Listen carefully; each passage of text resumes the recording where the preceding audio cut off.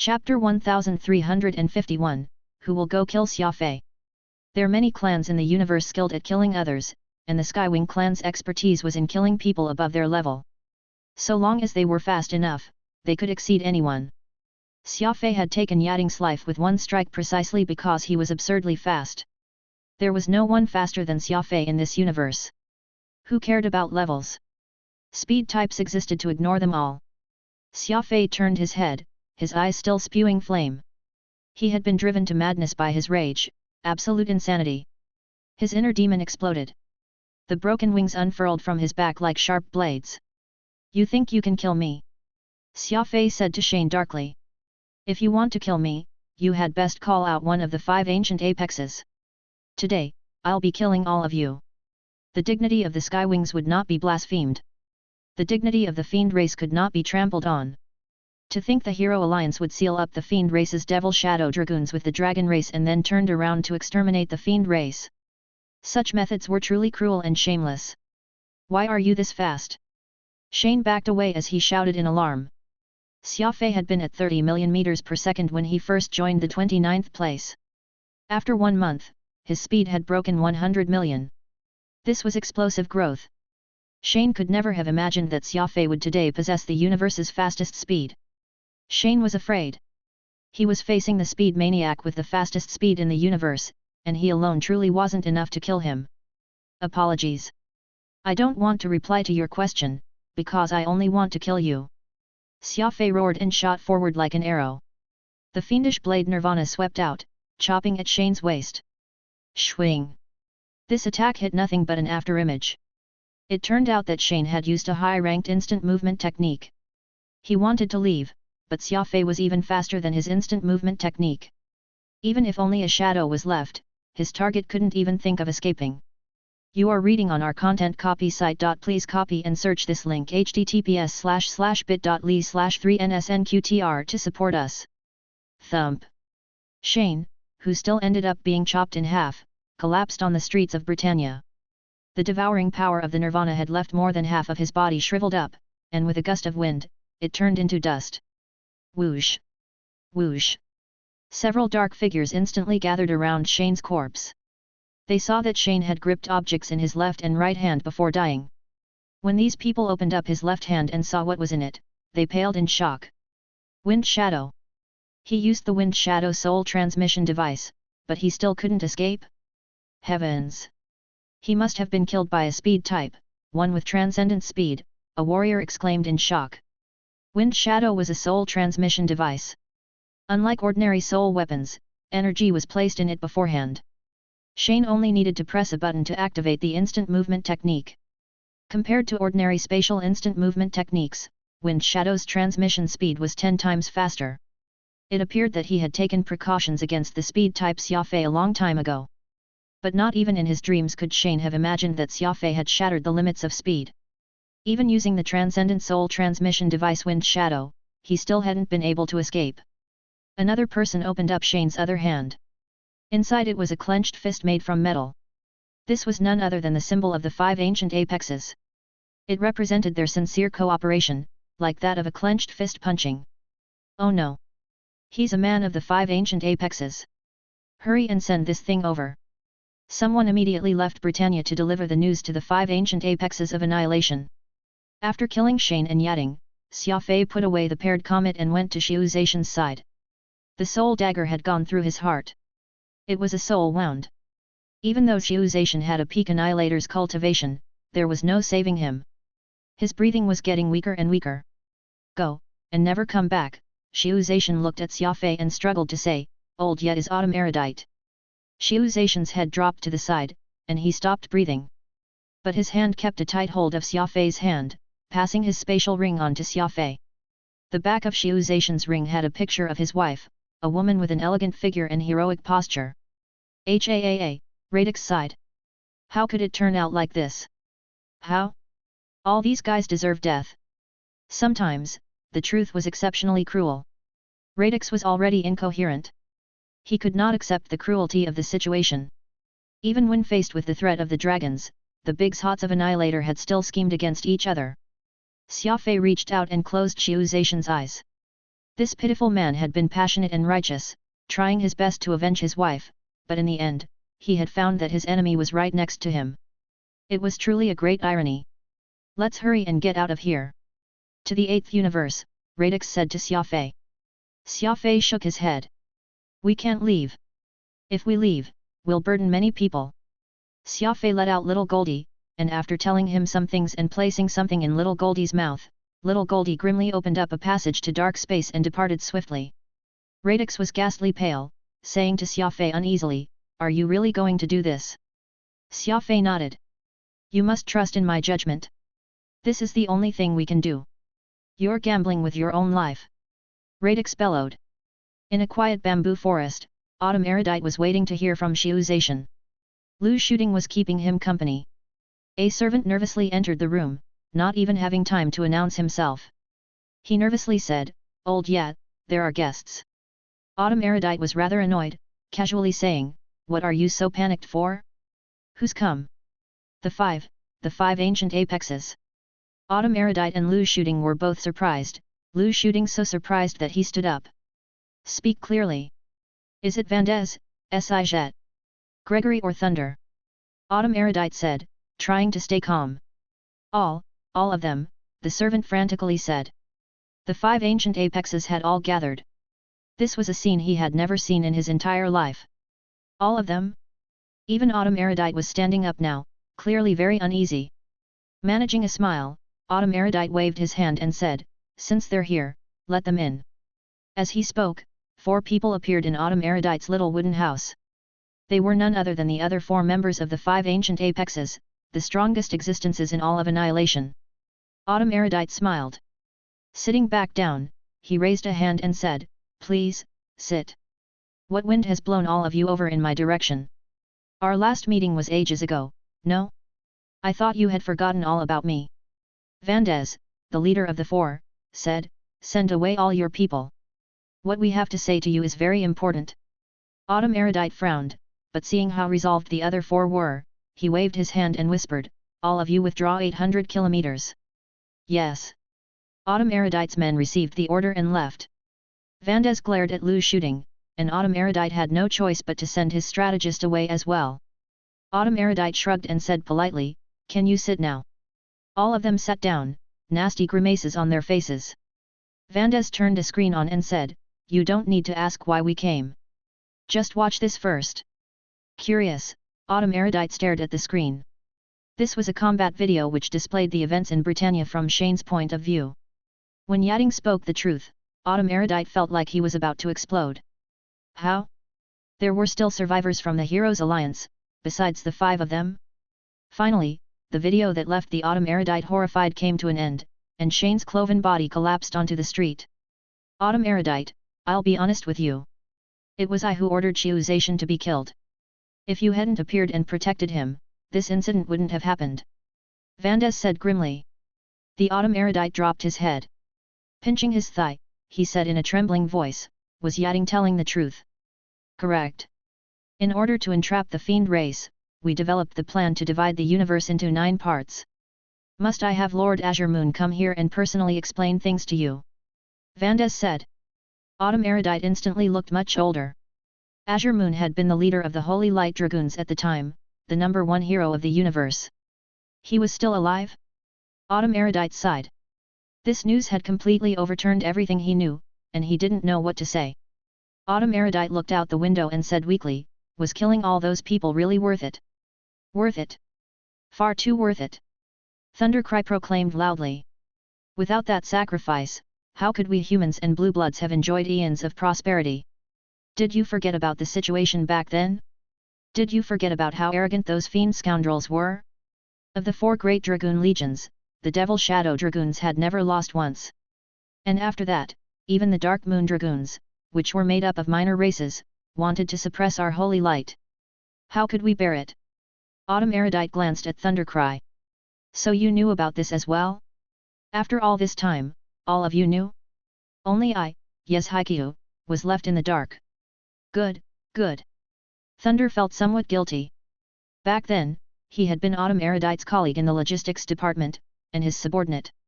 You can't blame us for this. No one made you such a do-gooder.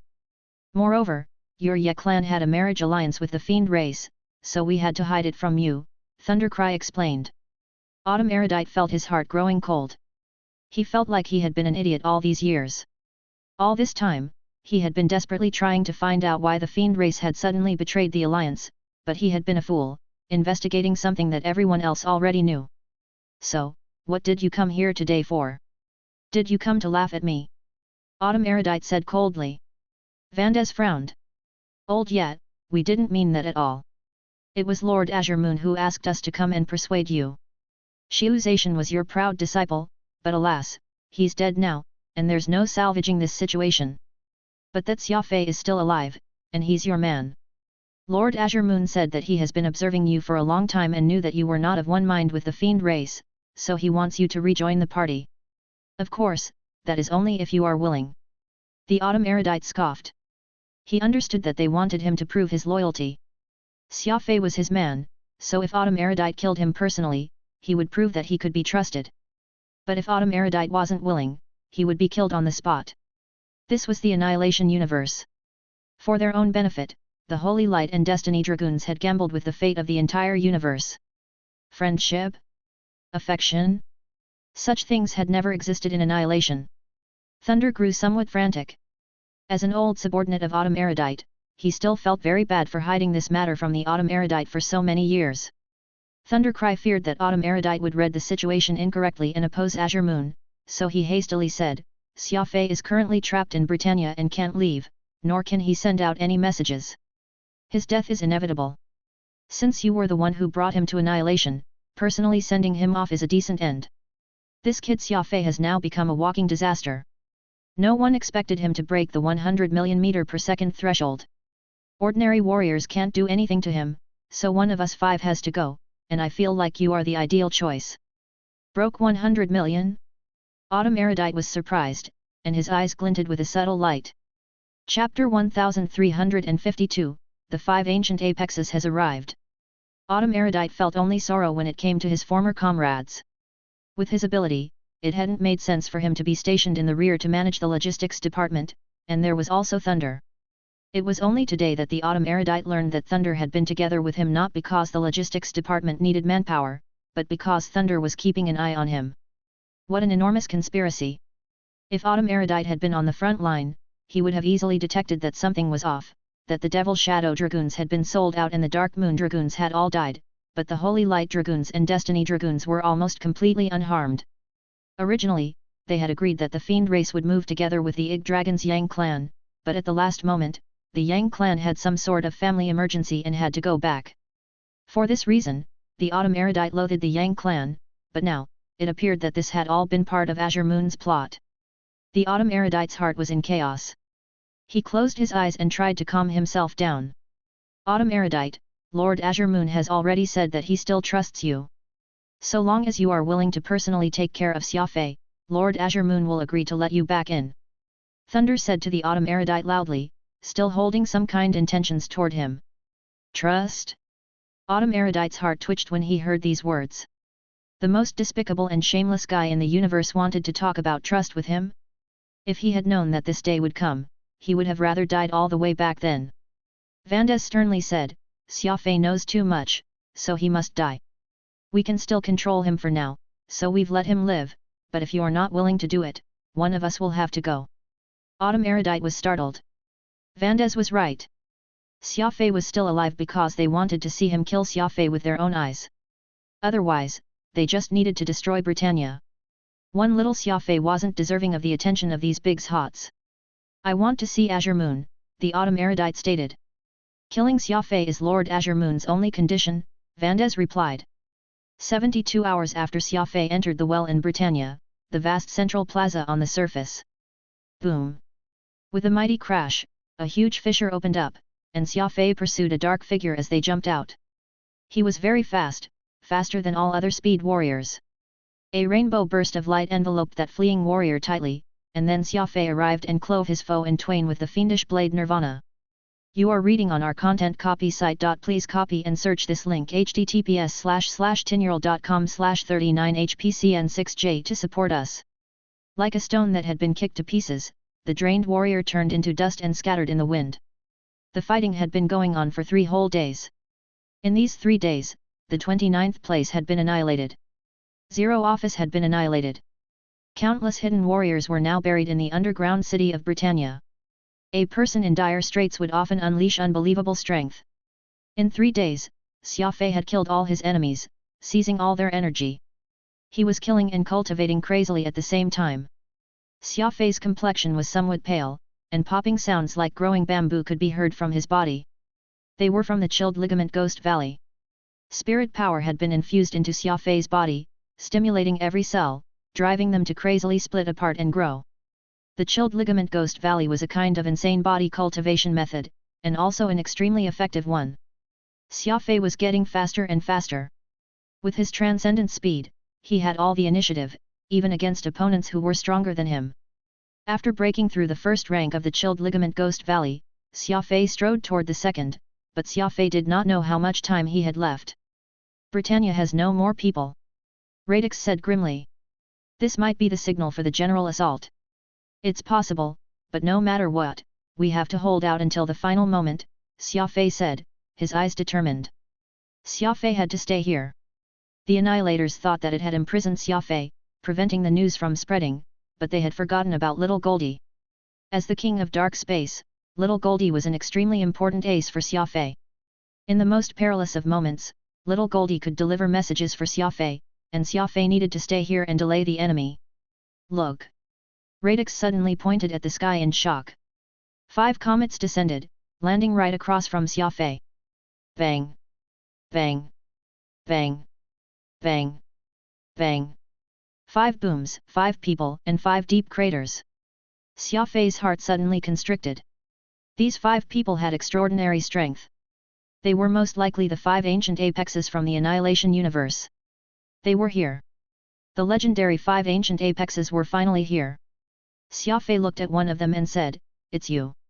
Coughing resounded through the empty plaza. Autumn Erudite was hunched over.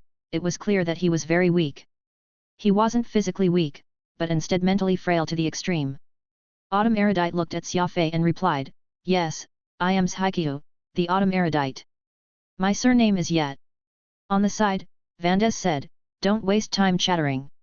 Kill him. Lord Azure Moon is waiting." Autumn Erudite glared at Vandes, his gaze sharpening. "I don't need you to tell me what to do." Vandes was furious and prepared to argue with Autumn Erudite, but Thunder pulled him back. "Old Ye has already agreed. We just need to watch." Vandes grunted and turned away. Xia Fei couldn't help but shake his head and chuckle. He lit a cigarette for himself, took a deep drag from it, and blew a smoke ring. "What are you chuckling about?" Autumn Erudite asked. "I'm laughing at this idiot Xiuzation and how he trusted you. I might as well report to you that the 29th place and 0 office of the Black Ops Division battled in the underground city, and they've both been wiped out. I'm the only one who knows what's going on. If you kill me, no one will know." 5 ancient apexes? More like the 5 scoundrels. Xialashi said callously, his tone harsh.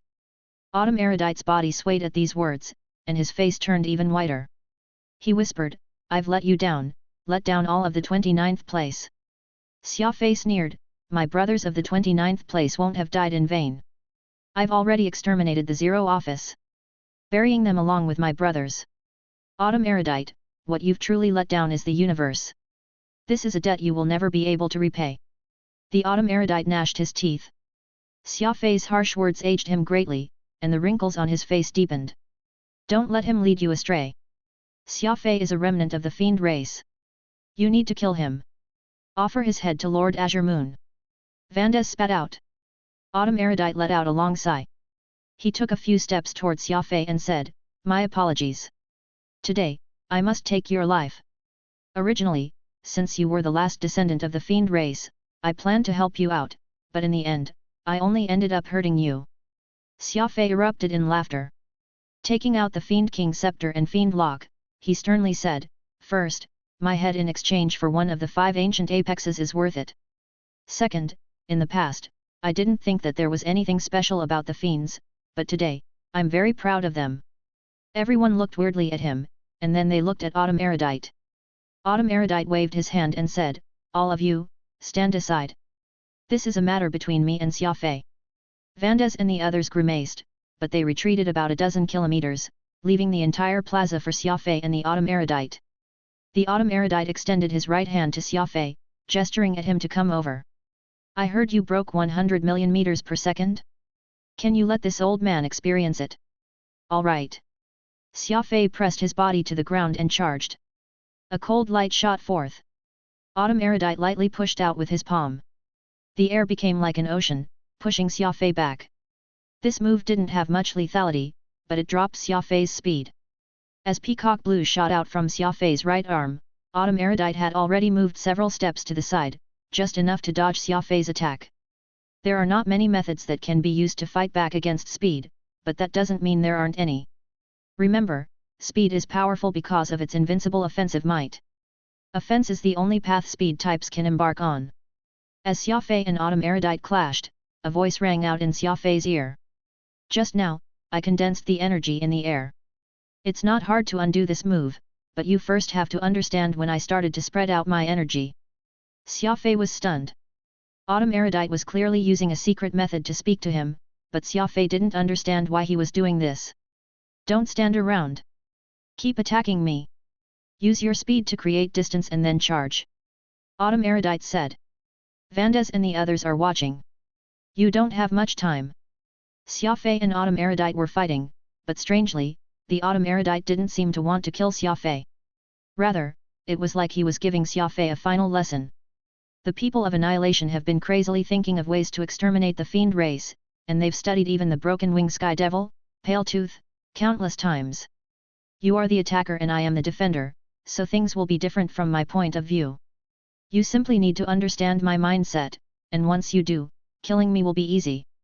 I don't know what you're planning, but from studying the data, I know that if this was Pale Tooth, if he encountered this sort of spatial condensation ability, he would first cut away at the perimeter of the air that I control.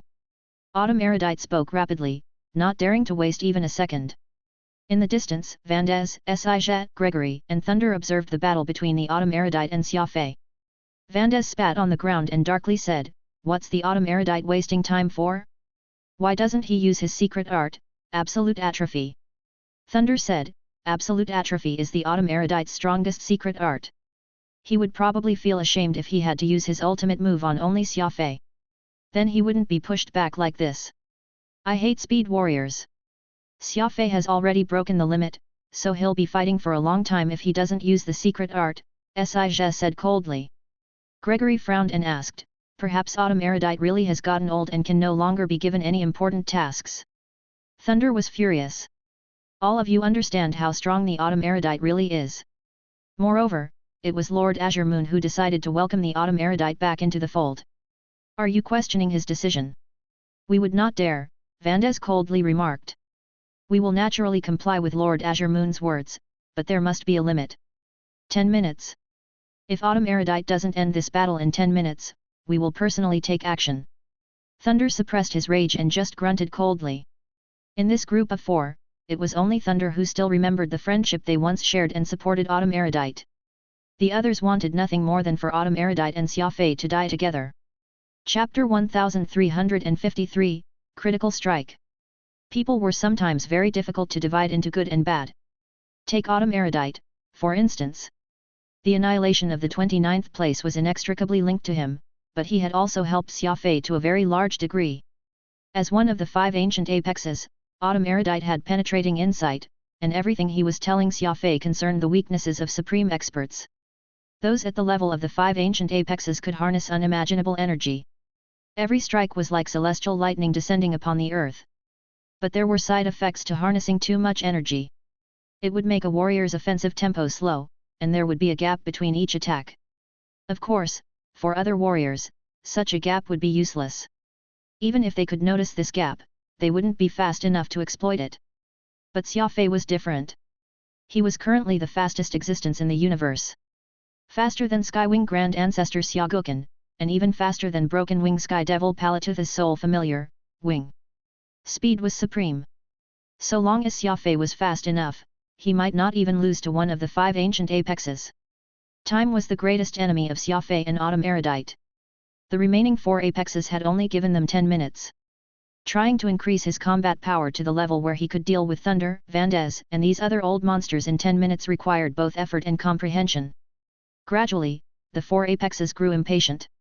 Autumn Erudite and Xia Fei had exchanged several thousand blows, but there was still no result. They hadn't even injured each other. This was like a play, and while what was happening on the stage was very exciting, it was all fake. No, this is all wrong. Vandez darkly said. Even if the Autumn Erudite has been away from the battlefield for too long, he shouldn't be wasting this much time on Xia Fei. The other 3 all expressed confusion. Even Thunder, who had been protecting the Autumn Erudite, had a gloomy face. It was clear that he also noticed that the Autumn Erudite's motives were not entirely pure. No, I have to go over and take a look. Vandez shouted. The 4 apexes began to approach slowly, their faces grim as they stared at Xia Fei and the Autumn Erudite. There's no time, the Autumn Erudite sternly said. Use your speed to send me back. Autumn Erudite intentionally revealed a weakness to Xia Fei. As for Xia Fei, whether it was physically or mentally, he possessed heaven-defying speed. He suddenly exploded forward. Bang! A punch slammed into Autumn Erudite's belly, sending him flying. Whoosh! Thunder immediately jumped out and grabbed Autumn Erudite out of the air, placing him on the ground. Old Yat, what happened? Thunder said in shock. At this level of cultivation, everyone had extremely sharp eyes. Autumn Erudite had clearly been distracted there, allowing Xia Fei to seize the weakness and get in a punch to the belly. Secretly, the other apexes had thoughts of killing Autumn Erudite. It was clear that they felt that Autumn Erudite was intentionally losing to Xia Fei. Autumn Erudite was ready for this. He struggled to his feet and looked up helplessly at the sky. All these events have had far too great of an impact on me. Even now, I still can't believe that my brothers would deceive me for so many years. Thunder went red in the face, and the killing intent from the other 3 lessened. Battle, especially against speed warriors, required focus, and Autumn Erudite's excuse was quite believable. Of course, if he had said that he was no match for Xia Fei, the others would have immediately turned on him. After saying this, Autumn Erudite inwardly grew anxious. There had been a very obvious opening just now. If Xia Fei had seized this chance where the 4 apexes were distracted to attack, they could have worked together to kill one of them. But Xia Fei didn't do such a thing. He was staring in disbelief at his fist, as if he had comprehended him something. At that moment, Xia Fei had received some sort of enlightenment. Autumn Erudite had been passing on a single concept to Xia Fei this entire time: he had to strike quickly, faster than ever before. Everyone knew that speed couldn't hit its maximum limit from the very start. There was a process of acceleration before that. This was why Xia Fei preferred oblique acceleration. Sprinting in a curved line allowed him to accelerate very quickly. Fruitnovel.com. But at that moment, Xia Fei felt something very different. These changes came from the chilled ligament Ghost Valley. After what could be called a freakish physical stimulation and reinforcement, Xia Geng's body was tougher than before, able to endure greater pressures. And crucially, it seemed like spirit energy was acting as an accelerator. Speed relied on physical cultivation, and spirit energy was mental energy, so the two should have been unrelated. But Xia Fei had just discovered that when his body was brimming with spirit energy and then he accelerated, his entire body felt like it had ignited. Xia Fei, what are you doing? Radix called out. Xia Fei raised his head, his eyes inconceivably bright. I think I've discovered a secret. What secret? The chilled ligament Ghost Valley doesn't strengthen only the body. At this moment, the 5 ancient apexes had already surrounded Xia Fei. The Autumn Erudite was secretly very concerned. He and Xia Fei were far weaker than their foes, and they had just missed out on an excellent opportunity. This made the battle very difficult. Vandez looked at Xia Fei in disdain. The fiends have no right to continue living in this universe. Today, my old brothers and I will send you on your way. Xia Fei, you should feel fortunate to die at our hands. You have to understand that your ancestors died under the demonic talons of the Mega Dragon race. Not only were their bodies pulverized, even their souls were violated. The dragon race has the ability to make puppets from the bodies of sapient life forms. Alas, the fiend race are not among them. I speculate that the fiends must have been used by the dragon race in experiments and were violated over and over. Ha ha ha ha. There was an explosion of laughter. They seemed to be very proud of the fact that they had sold out the fiend race. Thunder glanced at the Autumn Erudite and said, out of respect for the autumn erudite, I will leave your corpse intact. Die. He had barely finished speaking when Xia Fei suddenly attacked. He wasn't going to wait for death, instead rushing at Gregory, the weakest of the 5 ancient apexes. It was a fierce charge, as if Xia Fei had been set aflame. In addition to the fiend energy and the broken wings, he also began to unleash a ghostly green flame. As if he was riding a lightning bolt, Xia Fei shot forward. Bang! Gregory hadn't expected Xia Fei's attack to come that fast. He extended his fists to block, and instantly clashed with Xia Fei's fist, which was infused with the power of the law of primal chaos. There was a burst of crackling. Whoosh! The others reacted rather quickly, immediately accelerating so that they could surround Xia Fei. But after making this attack, Xia Fei had already retreated back to his original position. It was the exact same position, as if he had never even moved. Everyone was stunned. Xia Fei had attacked and returned with absurd speed. Like a bouncy ball, he had shot out and came back. Gregory howled. Being taken by surprise by Xia Fei was utterly humiliating. Ode to Heaven. The White Horse's King. The twin deer tread upon green snow. Vandes took out a scroll and began to read loudly from it. With a whoosh of energy, the scroll unfurled. Vandes's right hand brushed lightly across the scroll, and 3 streams of energy emerged and transformed into 3 monsters. This was the ultimate technique that Vandes was so proud of, applying his will and control to energy.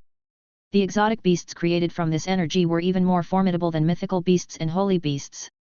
At Vandes's cultivation, he could control 3 energy beasts at once. One was a white horse, and the other 2 were one-horned deers with green hides. Just as the energy beasts were about to take form, Xia Fei suddenly attacked again. He was traveling at more than 100 million meters per second. Even more frightening was that Xia Fei didn't need to accelerate. He was at maximum speed from the first step. Just like before, Xia Fei's body blazed with a crackling green flame. It pushed forward like a rocket, providing him with extra propulsion. Critical strike. Xia Fei had even given this short-distance rocket attack a name. Bang! This punch slammed into Vandes's scroll, instantly obliterating it. After thwarting his enemy, Xia Fei fell back. His critical strike was fast enough, an insane speed. And it wasn't because Xia Fei was unwilling to use this combat technique to kill his enemies. Rather, it was because Xia Fei had only just discovered the secret of the chilled ligament Ghost Valley, so each strike was very light and couldn't deal lethal damage. Vandes was flabbergasted. As was everyone else. Vandes threw down the destroyed scroll and roared, "With me!" In truth, the scroll was just an act Vandes put on. By taking out the scroll and then creating the energy beasts, others would be mystified and awed. Alas, Xia Fei didn't give him the chance to flaunt his power. With one punch, he had destroyed Vandes's important prop. The 5 ancient apexes had surrounded Xia Fei, and so their power was many times greater than if they had been fighting individually. Autumn Erudite saw how bad the situation was, so he turned and lunged at the Jet. Autumn Erudite understood the special attributes of each of them. Jet was also known as the Lurker of the Dark Night. He would normally not say anything, but his methods were the most insidious. He was skilled at sneaking around and striking from the shadows. In open battle, speed types had the advantage, but masters of stealth like the Jet could ambush their targets at any time.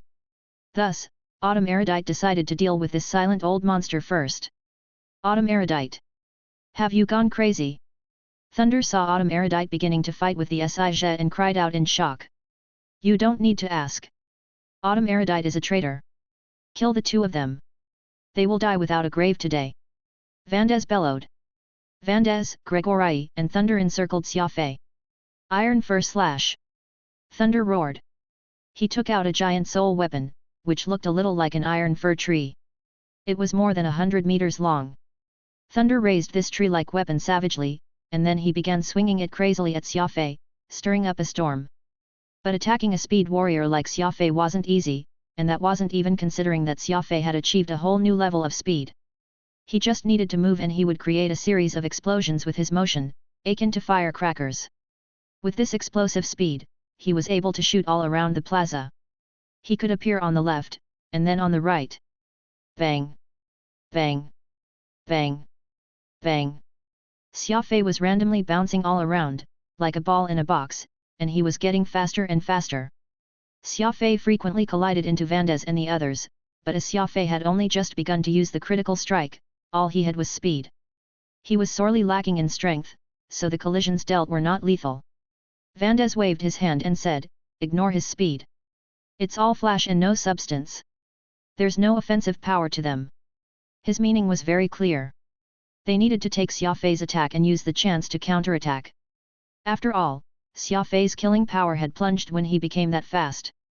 That was exactly what Xia Fei wanted to see. Upon hearing Vandes's words, Xia Fei took out the Fiendish Blade Nirvana and Fiend King Scepter from his spatial ring. Chapter 1354, A Grandiose Battle, the Destruction of an Entire Star System. The air began to howl as, Fiendish Blade Nirvana and Fiend King Scepter in hand, Xia Fei began to accelerate again. The enemy was no longer dealing with his fist, but with the lethal Fiend Blade and the Fiend Lock. Rumble. Xia Fei locked onto Vandes, the strongest of the 5 ancient apexes, and also the hardliner with the loudest voice. Vandes could vaguely make out 2 dark objects in Xia Fei's hands. While Vandes had been the most brazen with his words, he did not dare to underestimate Xia Fei. In actuality, no one had ever dared to underestimate a speed warrior. The 29th place had been annihilated, but Xia Fei was still alive. That was proof of just how powerful speed types were. Even against the 5 ancient apexes, Xia Fei showed no fear. With his transcendent speed, nobody could stop him. Vandes thrust his hands out with a bang, a white ball, like a cloud, gathering in his palms. Vandes's ultimate skill was energy control. He could make energy do anything he commanded. If he had no weapon, he could make one from energy.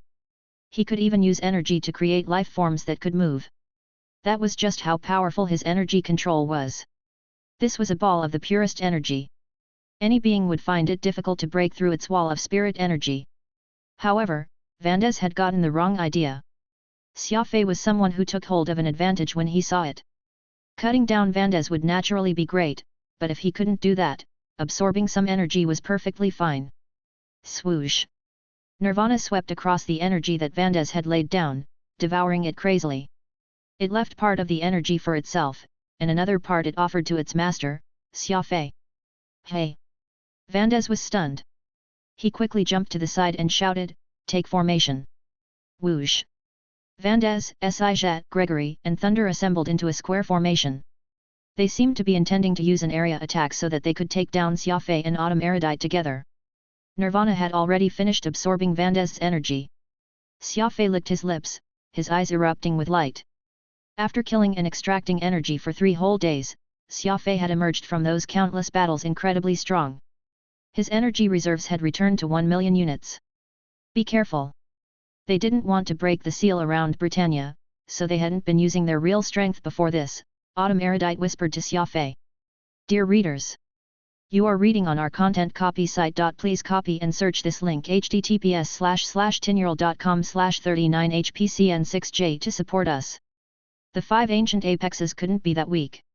It was just that Vandes and company were worried that Xia Fei would run off if the seal was broken. At their level of power, a slight overexertion could sunder the earth. There was no way that seal could hold against the attacks of the 5 ancient apexes. Take them down in one blow. Vandes shouted.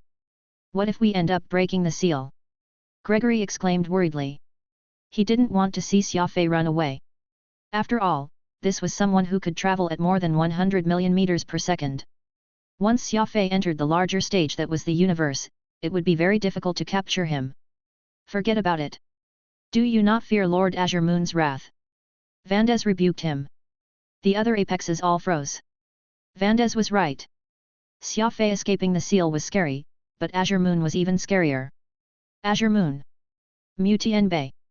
These two were respectively the commanders of the human race's Holy Light Dragoons and the Blue Blood race's Destiny Dragoons. In terms of ruthlessness, who was more ruthless than those two?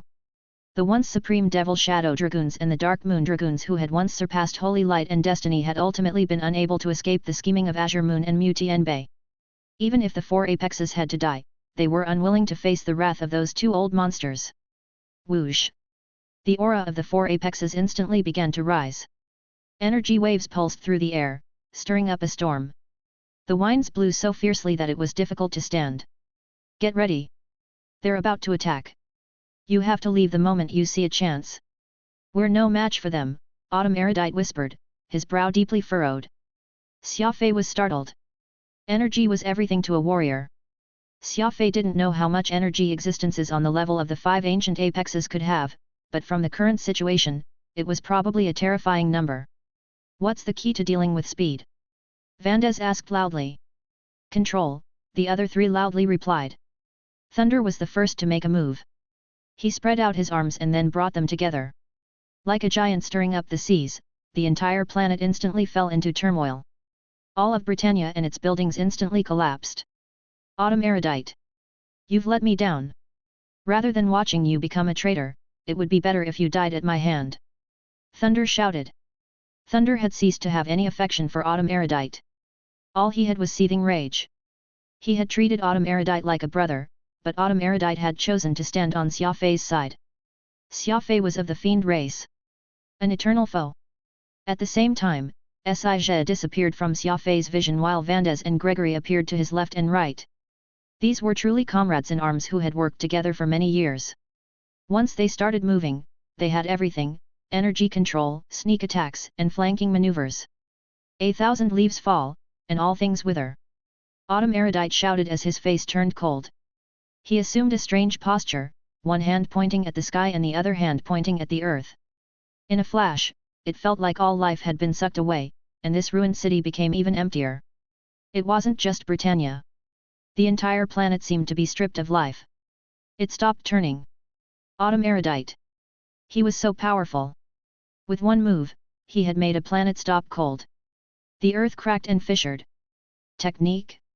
When it came to this level of attack, what did technique matter? These were all moves that could massacre lives. One move could take tens of thousands of lives. Take an entire star system's life. Experts who had no inhibitions were true devils, a nightmare for the entire universe. Such vast power, incomparably vast power rumbling all around them. As Autumn Erudite's face turned paler and paler, Thunder's face grew darker and darker, and the entire planet began to crack apart. The legends said that the strong were said to be able to destroy stars with one strike, but that was to demean their existence, for this contest was only just beginning. Britannia was finished, as was the entire planet. Countless pieces of stone flew into the air as the entire planet shattered, becoming a meteor shower that blotted out the sky. Whoosh! As the world collapsed, Xia Fei's body erupted with fiendish flames.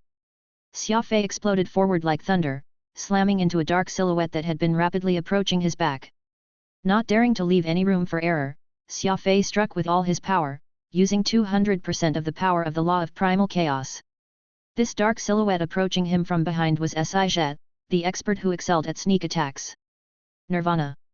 Peacock Blue, the Fiend King Scepter, Furball, the law of primal chaos. Xia Fei used everything at his disposal. Everything was thrown at Xia. Bang! Bang! Bang! Bang! The clamor of battle was deafening, but this all-out battle was completely drowned out by the clashing energies of Autumn Erudite and Thunder. Autumn Erudite knew how powerful his opponent was, so he used everything he had. Not only did he have to hold out against Thunder, but also Vandes and Gregory. Black Snake, dance! Lightning Slash! Vandes and Gregory moved to Autumn Erudite's sides and attacked in unison. Vandes' skill lay in energy creations and energy control. In his hands, formidable spirit energy became like modeling clay. He could shape it into anything he wanted. As for Gregory, his ultimate technique was much simpler. He could release an energy blade, a void blade that was even larger than a planet. Whoosh!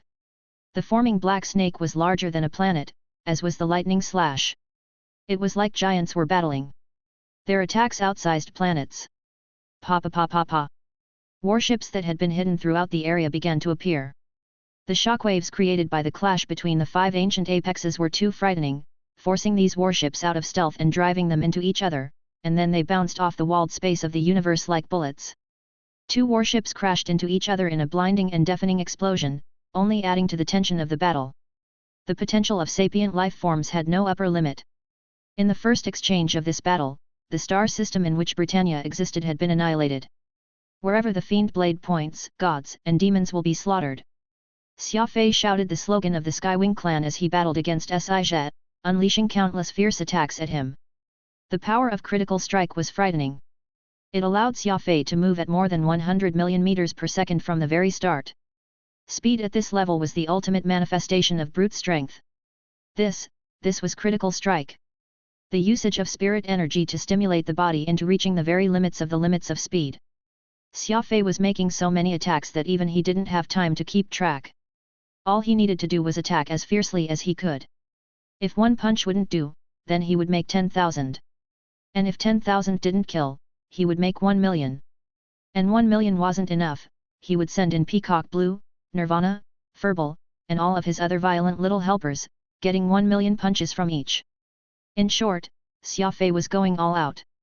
He was showing no mercy, relying on his faster speed to take Sige's life. Behind him, Autumn Erudite was engaged in a grandiose battle, but Xia Fei didn't care. His target was only the man in front of him.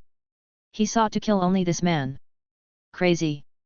The 5 ancient apexes had gone crazy. Xia Fei had also gone mad. Drain it all. Autumn Erudite snarled fiercely. His ability was to drain life. The fiendish blade Nirvana also drained life, taking the lives of others to strengthen itself. The more it drained, the stronger it became. But Autumn Erudite's technique was one of frenzied cancellation. He used his own energy to cancel out the energy of others. The more he cancelled out, the weaker he became. Vandez's black snake withered while Gregory's space-shattering blade of energy weakened. The Autumn Erudite was using his own life force to cancel out this energy. At the same time, he was cancelling out the energy of 3 super experts.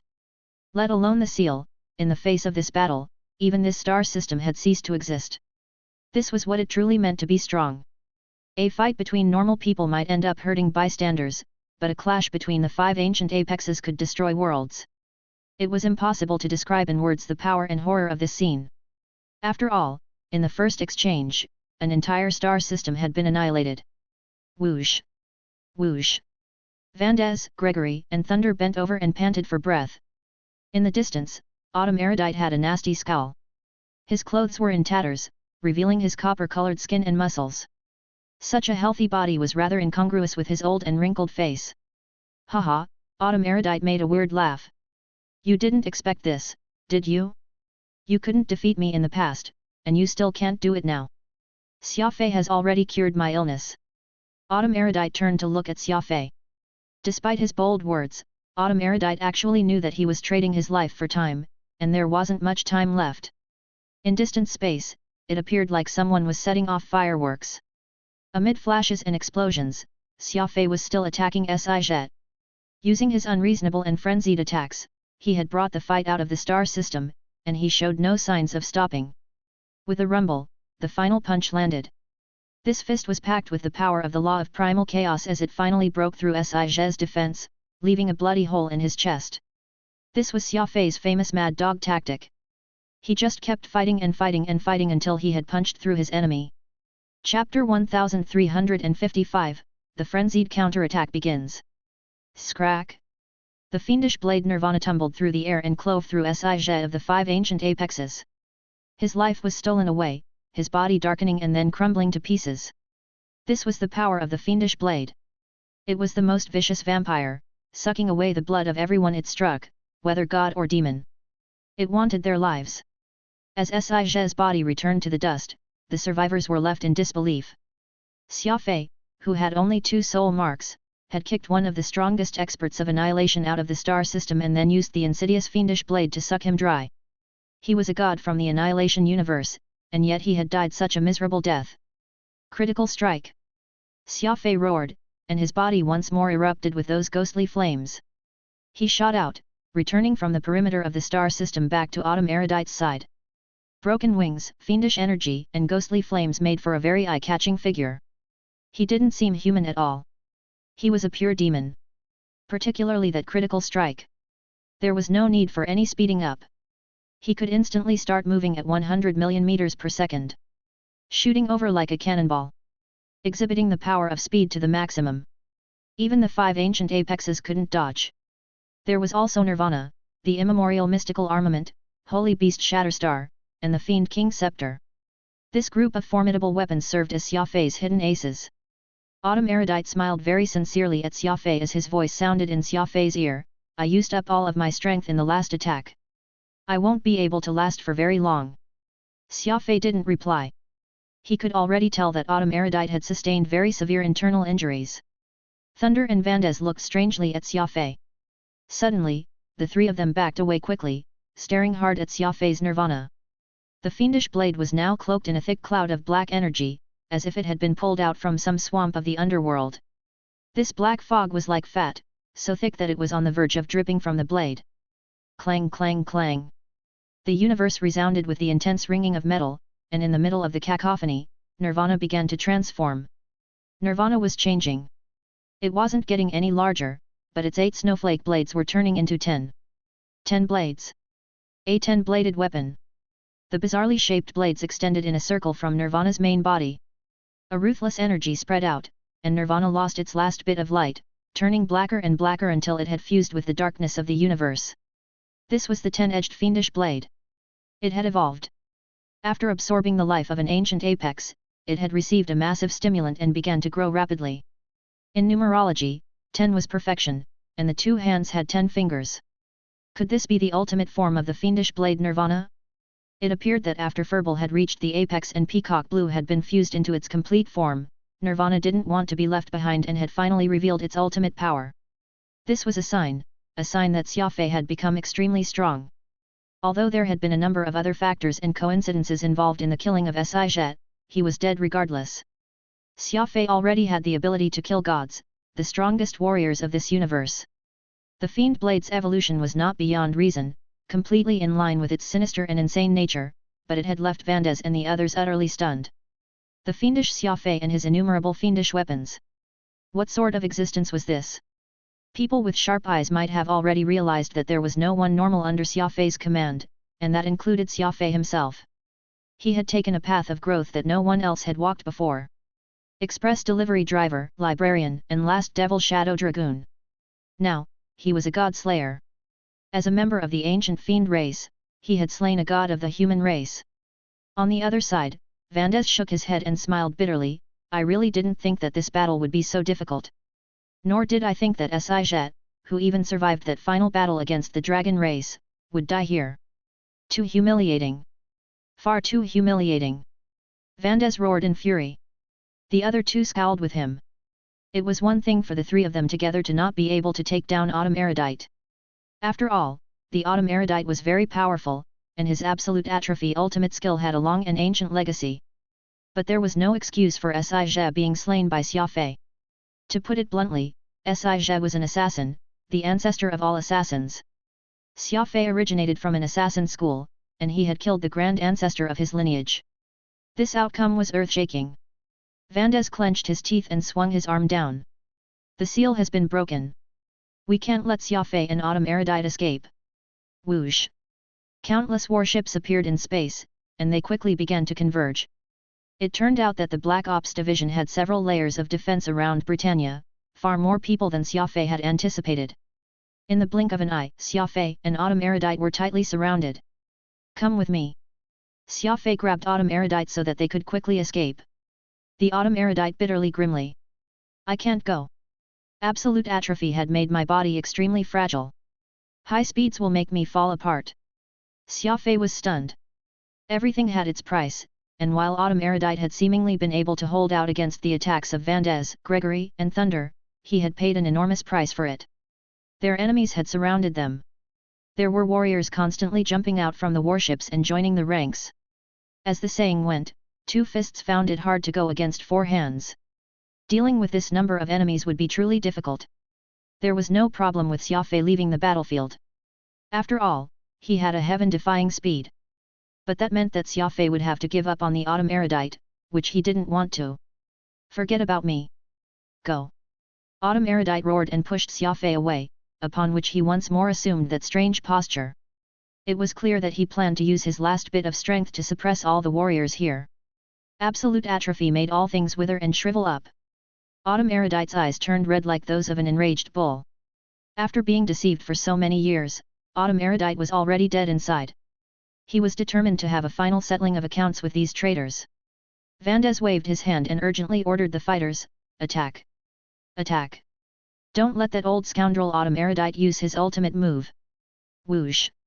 Countless lights flashed, all of them lethal long-range attacks. Xia Fei clenched his teeth and unleashed his Fiend King scepter. Infused with 1 million units of energy, the scepter flailed wildly in the air, neutralizing all those long-range attacks and creating constant explosions in space. Alas, Xia Fei's defense was not exactly watertight, and it was impossible for him to stop the simultaneous attacks of so many people. There was no time. Xia Fei had to make a choice, stay or leave. Suddenly, a passage to dark space opened, and a mighty dragon flew out with a roar. Its wings unfurled to a span of 800 kilometers. Its roar sundered the heavens. Yang Guang, king of the Ig dragons, had arrived.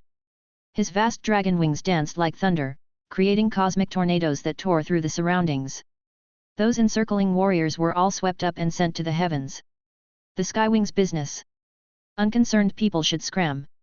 The second wave emerged from dark space, the Skywing Wolf Pack. The speed maniacs instantly joined the fray, slaying everyone they met. At times, they moved separately, and at times, they joined together. Any warrior the wolf pack surrounded, no matter how high their rank was, would die. Such a high-speed formation's every attack had peerless strength. And there was a third wave, myriad beasts thundered into the sea of stars. Under Yang Guang's leadership, the innumerable mythical beasts of the 8th universe had entered the battlefield. Numbers? No one could compare to the numbers of beast kind. They were like a sea, boundless and endless. In the space of a few seconds, Vandez's forces had gone from holding the initiative to being on the defensive. The combined power of the Ig Dragons, the Skywings, and the mythical beasts was just too fierce, and too brutal. Too numerous. Crunch crunch. Several mythical beasts circled around and opened their mouths wide, instantly tearing a warrior into chunks. Similar incidents took place all across the system. An enormous rhino even overturned an enemy warship. Withdraw. Retreat. Vandez's face was dark as he gave out the orders. Alas, his forces were in a complete rout. They were facing the unreasonable Ig Dragons, the unreasonable Skywing clan, and an unreasonable mythical beast horde. Only a minority of them were able to escape. The vast majority were ruthlessly torn apart. In the chaos, Little Goldie and Su Luanbu appeared next to Xia Fei with a whoosh. Little Goldie rushed into Xia Fei's embrace, panting for breath. During the last 3 days, Little Goldie had been running around for all he was worth. Finally, at the very last moment, he had brought the reinforcements from the 8th universe. Xia Fei petted Little Goldie. This little guy didn't know how to talk, and he only dumbly stared at Xia Fei, not willing to move in the slightest. It was clear that Little Goldie had used up all his strength in order to deliver the message to Yang Guang. Su Luanbu grabbed Autumn Erudite and threw him on his shoulder, saying, "Let's go. God's Eden is ready to leave at any time. Your precious wife is waiting for you there." Xia Fei nodded, asking, "What about your master?" Pointing at the sea of stars, his eyes twinkling, Su Luanbu said, "He's carrying out the second phase of your plan, together with Lady Hangxiao and the 4 soul familiars. The Annihilation Universe, the planet Gufran." Very few people knew of Gufran's existence, and even fewer knew that this was where the 3 great warehouses of the fiend race were located. At this moment, this peaceful and mostly unknown planet was being turned upside down. Chu Jingfeng, Hangxiao, and the 4 fiend race soul familiars were massacring their way through the planet. Lady Hangxiao waved her hand and ordered coldly, "Kill them all. No survivors."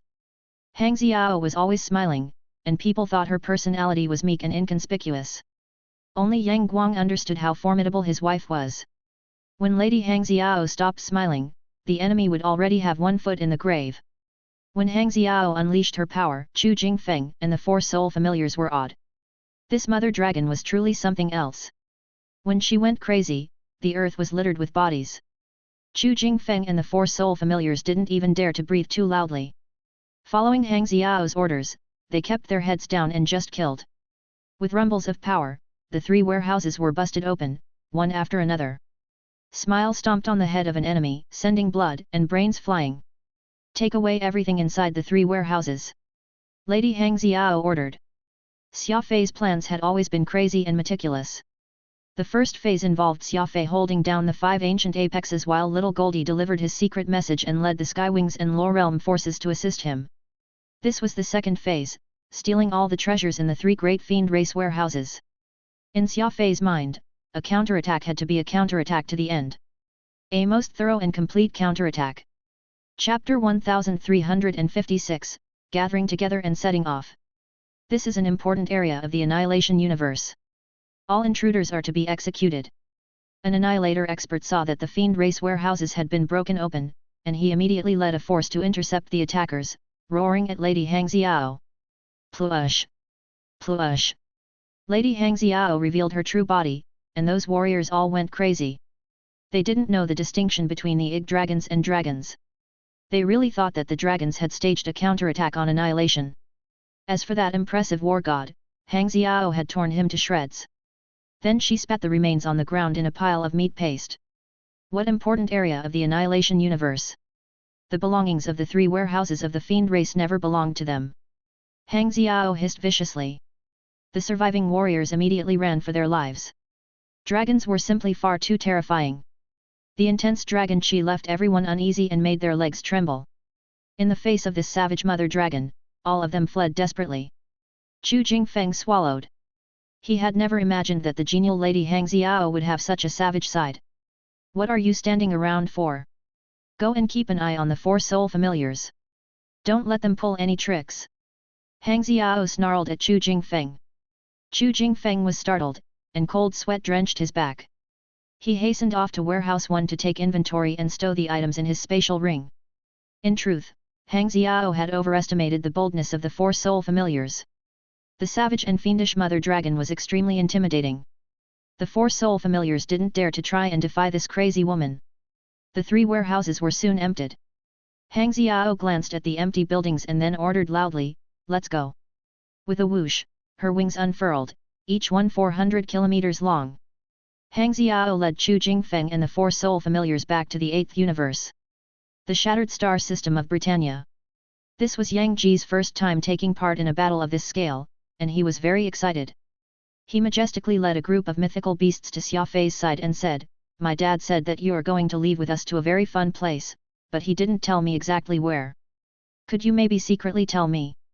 Dear readers, you are reading on our content copy site. Please copy and search this link https://bomb.so/jamia to support us. Xia Fei smiled. "I don't think it's a fun place at all. Clean up the battlefield. Let's get ready to withdraw." Yang Ji nodded. "It's fine if you don't say anything. It keeps the excitement of adventure. In any case, I'll find out soon enough." "Haha, I'm finally going on an adventure." Yang Ji happily shouted, and then he let out a roar. Although it wasn't as deep and majestic as his father's roar, it was enough to intimidate the other mythical beasts. The beasts began to shuffle back and enter dark space. Xia Guoqin led the Skywings to Xia Fei's side. The Grand Ancestor said nothing, only patting Xia Fei on the shoulder before departing. "Ha," Xia Guanghai smiled at Xia Fei and said. "The Grand Ancestor has it hard. After holding that secret for so many years, it was finally exposed. Let him be alone for a while." "Right, it's a good thing you drafted that retreat plan ahead of time. All of your people have been evacuated." Xia Fei joined everyone in entering dark space. Inside was a whole row of giant mythical beast eagles, lined up like battleships, each with a wingspan greater than 100 kilometers. "Such majesty! We were able to get here so quickly entirely because of these great pengs under Yang Guang's command," Su Luanbu told Xia Fei. Fiend race, mythical beasts, Ig dragons, humans, the bizarre army rumbled off into dark space, their destination, the 8th universe. The 2 groups returned to the 8th universe at almost the same time. They had encountered few obstructions on the journey back. Lady Hang Xiao had her usual smile as she led Xia Fei to see the treasures stolen from the 3 great warehouses. On the side, Chu Jingfeng was pestering Yang Guang with questions about how Yang Guang had managed to survive having such a fierce wife. "Very good. Keep all these things here. They will be very useful." Xia Fei and Lady Hang Xiao turned to go back to the main hall, but the 4 soul familiars barred Xia Fei's path. "We've done as we agreed, but you must give us the Iron Book," Wing said sternly. Xia Fei replied, "I've always kept my word." "As if," Gale retorted.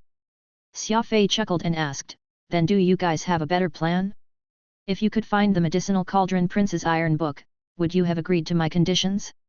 Moreover, even if you have the Iron Book, it's useless without the Jade Dragon Frost. Thus, I advise all of you to quietly wait here. I will fulfill your desires. The four soul familiars were rendered speechless. The reality was very clear, they had neither the Iron Book nor the Jade Dragon Frost. They really didn't have any option except working with Xia Fei. In the main hall of Yang Guang's palace, many people had gathered, the Skywings, the Ororenes, the Low Realm leaders, the four soul familiars, Chu Jingfeng, the mythical beasts, and so on. It was a very chaotic scene. Xia Fei told Yang Guang to organize his own subordinates, asked Chu Jingfeng to treat Autumn Erudite, and then he went off alone to God's Eden. Avril was looking curiously around the mystical garden, little Yu at her side. The two of them were seated on a rock underneath a tree when Xia Fei arrived. Little Yu tactfully chose to leave. My apologies. I really couldn't leave you at home, that would leave me very uneasy. But it will also be very dangerous if you follow me to my next destination. Xia Fei lit a cigarette as he spoke. Avril smiled casually. There's no need to apologize. I will go wherever you go. Xia Fei asked, how are Charlie and the others doing? Avril replied, according to the shelter plan, they've gone to the mech race's hidden dimension. They shouldn't run into any problems. The shelter plan was a contingency that Xia Fei had drafted many years ago so that his people could withdraw if any sort of major incident were to occur. But Xia Fei hadn't expected a day that the shelter plan would need to be implemented would actually come. It had to be understood that this plan involved countless people, with even the Earth being pulled into the mech race's hidden space. Chendong, Moonsong, Charlie, Wulong, and everyone else related to Xia Fei had disappeared from the universe, and would stay that way until Xia Fei announced that the alert had been lifted. So long as the alert remained in place, they would not leave the hidden space until they died of old age. At this time, Yang Guang began to arrange for people to board God's Eden. God's Eden was enormous, and only a small portion of it was being used. There was still a large region that could be used to station troops. Avril was stunned at the grandiose sight of a vast horde of mythical beasts flooding into God's Eden. Then there were the Ig dragons. Although they could take human form like Yang Guang, they were very clumsy, like giants. Chu Jingfeng and Su Luanbu kept a close eye on them for fear that they would trample the plants. The eighth universe was home to an enormous number of beasts, far more than God's Eden could hold. Thus, Yang Guang only brought his people and his most powerful and highest-ranked mythical beasts. Those savage fellows all gathered together were truly quite intimidating. Avril couldn't help but make a face at Xia Fei, whispering, it seems like you're up to something pretty big. Xia Fei nodded. If I succeed, I'll turn the entire universe upside down. Avril's eyes brightened, for Xia Fei was once more exuding his extremely serious aura. Whenever Xia Fei got serious, his aura would undergo a massive change, which Avril loved about him. She looked at Xia Fei with a burning gaze, her heart beating faster and faster. Turn the universe upside down, Avril nervously thought to herself. She knew that she had married an unusual fellow who often did unconventional things, but he was being absurdly unconventional this time. A man who said something as treasonous as turning the universe upside down might not be a good man, but he was definitely a crazy man. Xia Fei left Avril and little Yu in the garden and ran over to help Yang Guang and the others organize the troops. Fortunately, while Yang Guang's subordinates were beasts, they were very obedient. If they were given a designated location, they would remain there and not mess around. Oro, the Skywings, and the Ororenes were stationed in another region. Temporary buildings were quickly erected for them to live in. Xia Fei's sudden move to call out everyone he trusted had drawn no objections from these people, only more trust. They believed that Xia Fei would not do such a thing for no reason, but all of them speculated as to their destination and discussed why Xia Fei had gathered such a great force. After some thought, Xia Fei walked up to Oro and said, the Skywings and Ororenes are my family.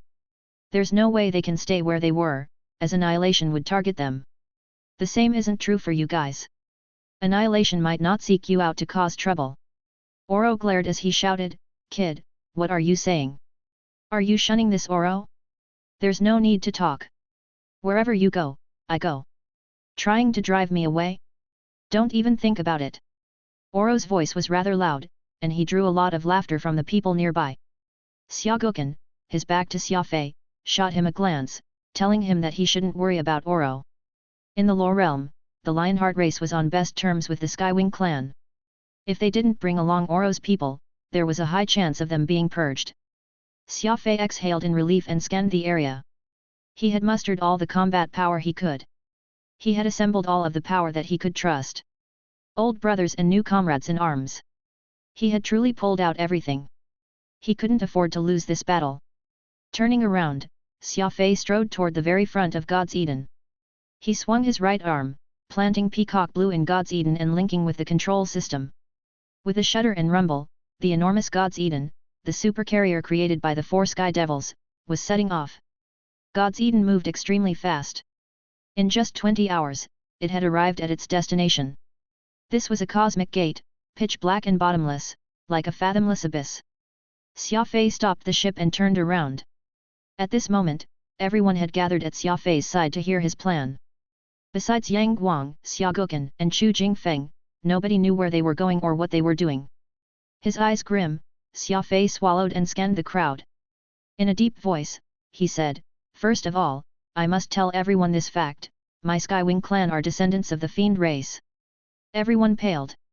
No one had expected Xia Fei's opening words to be so provocative. Chapter 1357, The Ninth Universe.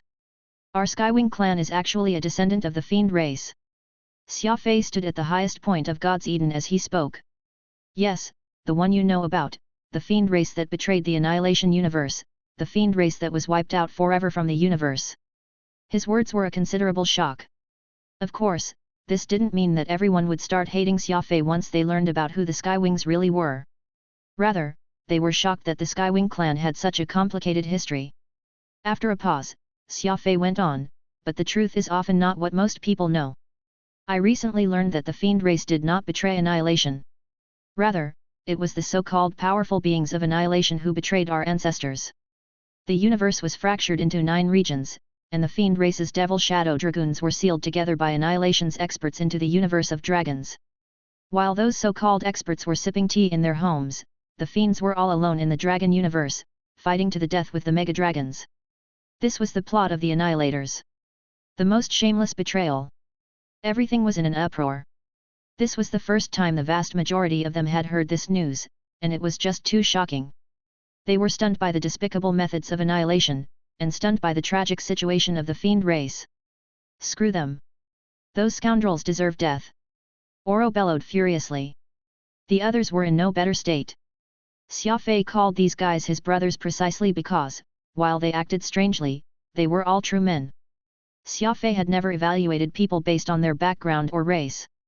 Little Goldie and Furble were beasts, but Xia Fei still considered them his brothers.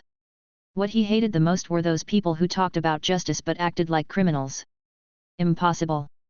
Xia Fei, you're lying, a girl suddenly shouted, her voice filled with rage. Everyone looked up.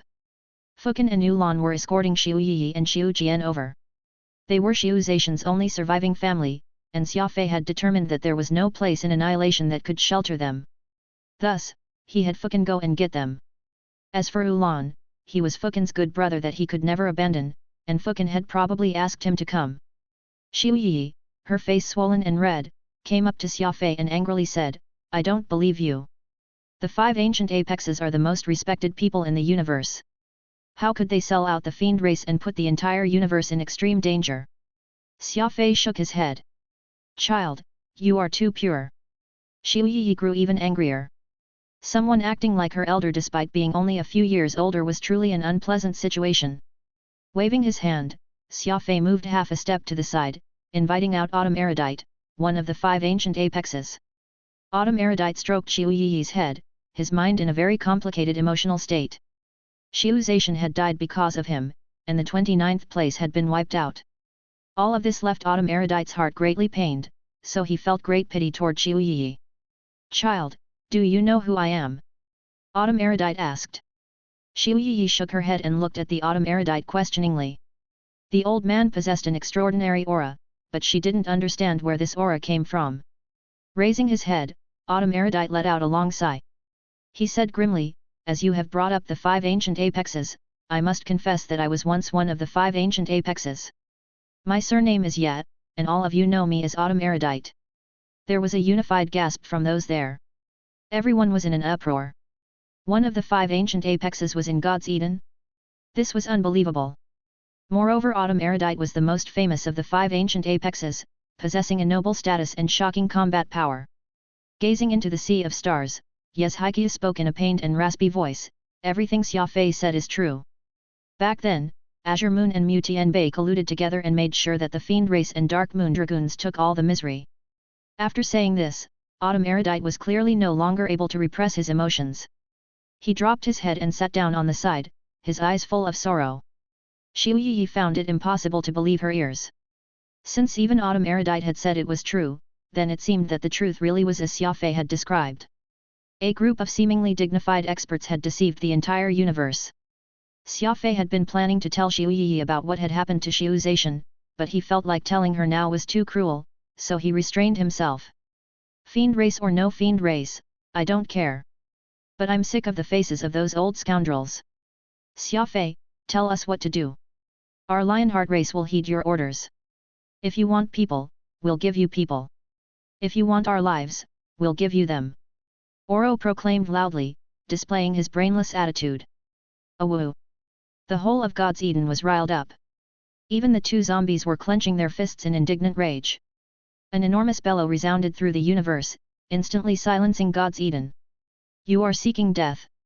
The voice was like a thunderclap, causing everyone to raise their heads in shock. Autumn Erudite immediately stood up when he heard this voice, his face turning pale. Two divine armies appeared. One was made of humans, and the other was made of blue bloods. Giant banners waved in the universe. These were none other than the Stormcloud banner of the Destiny Dragoons and the Rising Sun banner of the Holy Light Dragoons. The Dragoons. They were the ancient Dragoon armies.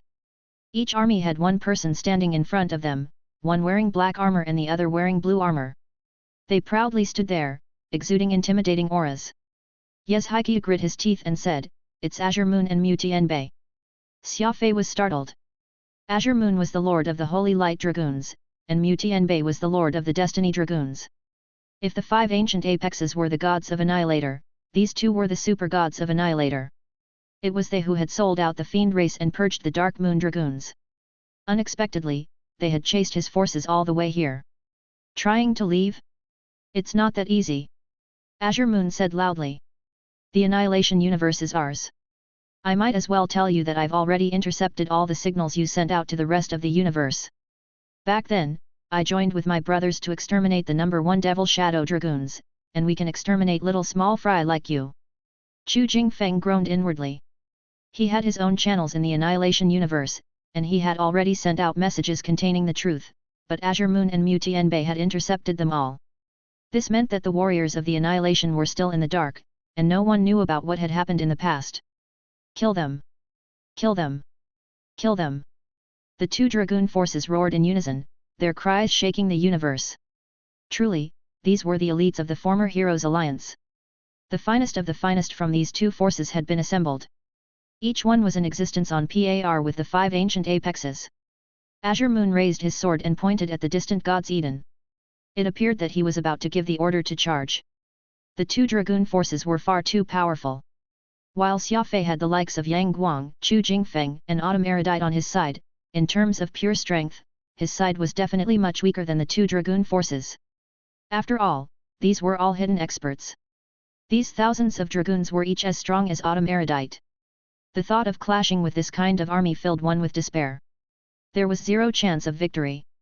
Grief and sorrow filled God's Eden, particularly among the mythical beasts with their innate senses. They dropped their heads and wailed in despair. At this moment, Xia Fei stepped forward and let out a strange laugh, mixed with cunning and madness. It was as if Xia Fei had anticipated this situation. Peacock Blue trembled, and then God's Eden began to accelerate toward the abyss below. While the garden was vast, it was incredibly fast, the round saucer plunging rapidly. Whoosh! Azure Moon and Mu Tianbei moved in unison, accelerating toward the God's Eden while long-range attacks streaked out like comets. Goodbye! Xia Fei's furious roar resounded through the universe. The abyss below was a cosmic gate. Normally, a cosmic gate had a boundary, a seal, but for some reason, God's Eden passed through the gate like a stone sinking into water, leaving its pursuers far behind. The mystical garden made by the 4 sky devils had saved them all at this crucial moment. The boundary essentially didn't exist to God's Eden. The two Dragoon forces had no choice but to stop, and could only helplessly watch as Xia Fei and the others disappeared. Whoosh! God's Eden entered an unfamiliar region of space. Xia Fei's group had left Annihilator and entered a whole new universe's space. In the distance, a giant eye dominated space, looking over all beings. It was simply impossible to describe the eeriness and grandeur of that eye in words. This single eye occupied more than half of the star region. Everyone was stunned by the sight, and the mythical beasts wailed bitterly, unwilling to look directly at the penetrating eye. Xia Fei, what is this place? Xia Guocan asked in wonder. Yang Guang answered grimly, the ninth universe, the smallest and most mysterious of the 9 great universes. That eye is called the Eye of Primal Chaos. Everyone naturally trusted in Sunlight's words, but nobody understood what the Eye of Primal Chaos was or why it was there. Xia Fei had God's Eden advance, his expression brimming with excitement and tension. He loudly said, now that we're here, I can tell everyone the plan. We're heading to the 7th universe, the universe of dragons, where the mega-dragons live. The territory of dragons? Xia Fei, you've really gone crazy. Oro bellowed. Even though he was used to Xia Fei's unconventional manner, this was far crazier than Oro had expected. Going to the universe of dragons was simply unimaginable. No, I haven't gone crazy. Xia Fei grimly said. I've already received word that the fiends did not perish in the 7th universe, and they are still battling with the mega-dragons. Their battle has persisted for countless eons. The battle is still red hot. Su Luanbu said in shock, is that why you had Lady Smile plunder the fiend race's 3 warehouses? Correct. This is my plan. Xia Fei declared loudly. We'll deliver the weapons we plundered to the universe of dragons. We'll join up with the last of the Devil Shadow Dragoons and then come back from the universe of dragons to annihilation. And then, everyone said, utterly shocked. Revenge. A frenzied revenge. I want those scoundrels to know what it means to avenge every wrong. Xia Fei proclaimed coldly, an icy light in his eyes. Chapter 1358, Joining with the Dragoons. The fiend race had not perished. The Devil Shadow Dragoons still stubbornly lived on. Even while they were jailed in the universe of dragons and had battled with the mega-dragons for eons, the banner of the Devil Shadow Dragoons still stood tall. The Devil Shadow Dragoons were really something else. What sort of formidable existence were they? Hurrah! Hurrah! After Xia Fei had announced that fact, God's Eden resounded with frenzied cheers. Even the unreasoning beasts were infected by the air of excitement and roared lustily. Guts and power. As expected of the Devil Shadow Dragoons. As expected of the strongest force in the universe. Even the normally irreverent Su Luanbu praised them as he clenched his fists. I'd rather die with those true men that hold up the world rather than live together with those hypocrites. Oro bellowed excitedly. How refreshing! I definitely have to see such fierce people. Fighting alongside them will be the greatest honor of the Lionheart race. To battle. Let's battle to our heart's content. Whether it's the mega-dragons or annihilators. Anyone who stands in our way dies, whether gods or demons. The former patriarch of the Aurora clan, Wistful Clotho, the old monster who had been in seclusion for many years, felt the blood pumping through his veins. Ever since he had learned the truth, Xia Fei understood why that commander of the Hell Brigade had such a loathing for the fiend race, and also why he had said that he had seen the fiend race's army 2 years ago. The reason was the Devil Shadow Dragoons. These heaven-defying warriors were like unkillable cockroaches, possessing unyielding and lofty characters. The schemes of Azure Moon had put the Devil Shadow Dragoons and the Mega-Dragon race together in the 7th universe for countless years, and the Devil Shadow Dragoons had battled against the Mega-Dragons for just as long. These crazy warriors knew nothing about despair, knew nothing about concession. In desperate straits, they stubbornly fought on. Everyone roared crazily, even when they knew that they were heading for the universe of dragons and were about to face the wrath of these terrifying beings. It still couldn't change their original intentions. This would be a historic battle. A battle for glory. Freeopenville.com. In the universe of dragons, an old man and a youth were waiting at the cosmic gate.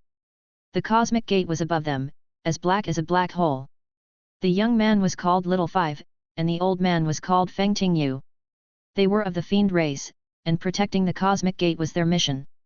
Little Wu looked up at the cosmic gate and whispered, Grandpa Feng, do you really think someone will come in through the cosmic gate? This is the universe of dragons, the nest of the mega-dragons. Isn't coming in here suicidal? Feng Tingyu had no eyes, as they had been injured by Dragon Qi in battle with the dragons and were unhealable. A bright red scar crossed his old face. But Feng Tingyu still raised his head and glanced upward. They will, so long as someone knows that the Devil Shadow Dragoons still exist. Little Five said, then, will there be people who know about us? Feng Tingyu replied, perhaps so, or perhaps not. Young man, what's the point in thinking about so much? Watching the cosmic gate is our mission. Whether someone comes here or not, we have to carefully watch for any activity here. Little Five nodded sullenly. They continued to sit at the base of a lonely black mountain, looking around at the bleak region of space around them. Woo! Suddenly, a giant round plate silently dropped out of the black hole, God's Eden. The garden made by the four sky devils had the most advanced plant cultivation system in existence, and it was also an extremely fast supership. The warship was very bizarre, capable of silently passing through the cosmic gate and all of its boundaries. Like a ghost, it didn't make a single sound. Little Five excitedly jumped up and shouted, Grandpa Feng! Someone really came through the cosmic gate to the universe of dragons. Feng Tingyu was a devil shadow dragoon, and when he wasn't blind, he had been a very powerful devil shadow dragoon. Thus, he had been able to sense exactly when God's Eden had arrived. Standing up, Feng Tingyu stepped up to the peak of the mountain in a few steps and said in a majestic voice, this is a devil shadow dragoon outpost. State your name and purpose. The mountain shuddered, as did all of space. A blind old man was able to shout with such power. It really made one re-evaluate him. As Xia Fei and the others entered the universe of dragons, they were stunned by the universe's darkness and gloom. It was as if this universe had been through countless calamities and had been deprived of its life force long ago. Space was black and the planets were black. All was dead and still. Suddenly, a person shouted through the stillness, making everyone tremble. Upon closer inspection, they saw two people standing upon a tall black mountain on the planet closest to the cosmic gate. One old and one young, tall and short, both of them wearing tattered combat armor. Despite his shabby appearance, the old man had an impressive aura, one that he seemed to be born with. As he called out the name of the Devil Shadow Dragoons, his voice carried a supreme pride. Dragoons! Devil Shadow Dragoons! Our ancestors! Whoosh! Whoosh! Whoosh! Several people shot out of God's Eden. They were Xia Fei, Xia Gukan, Chu Jingfeng, and Yang Guang. When they saw the faces of these two dragoons, they almost broke into tears. The old man had worn his suit of combat armor for many eons, and it was shabby as shabby could be. As for the youth, he was wearing an adult suit of armor that had barely been mended up. For countless eons, the Devil Shadow Dragoon had been without reinforcements or resupply and had to battle against the wicked dragons in the seventh universe. Their equipment was in the worst condition possible, no different from a beggar's. Even so, they still had their pride. That old man had no eyes, but he exuded an aura that made him too intimidating to directly look at. This was a legendary Devil Shadow Dragoon. A warrior of steel who would never fall. Grand Ancestor Xia Gukan saw Little Five's extremely unfitting suit of armor and wailed. This child had been born in the dangerous universe of dragons, born on the battlefield, and had grown up on the battlefield. From the first second he had been born, death had been his companion. When other children were throwing tantrums, the descendants of the Devil Shadow Dragoons were struggling with death. Prosperity, playgrounds, snacks, love talks, watching movies, little Wu had experienced none of what a young man should have experienced. All he had was this shabby suit of ill-fitting armor and endless battle. Sobbing instantly filled the air. The Devil Shadow Dragoons had once been the most glorious army of the universe. It was impossible to imagine what they had been through, impossible to imagine how they had managed to keep fighting in these circumstances. Yang Guang hugged the old man and then pounded his chest while tears ran down his face. I should be blamed. It's all my fault. I shouldn't have believed Azure Moon's words. I deserve death. I should have been coordinating my movements with you. Lady Hang Xiao wept silently alongside him. The young Yang Ji didn't understand what was going on, but he was in disbelief that these two beggar-like people were actually legendary Devil Shadow Dragoons. There was also Chu Jingfeng. He was embracing his disciple Su Luanbu, and the two of them were having a good cry. There was also the Skywings.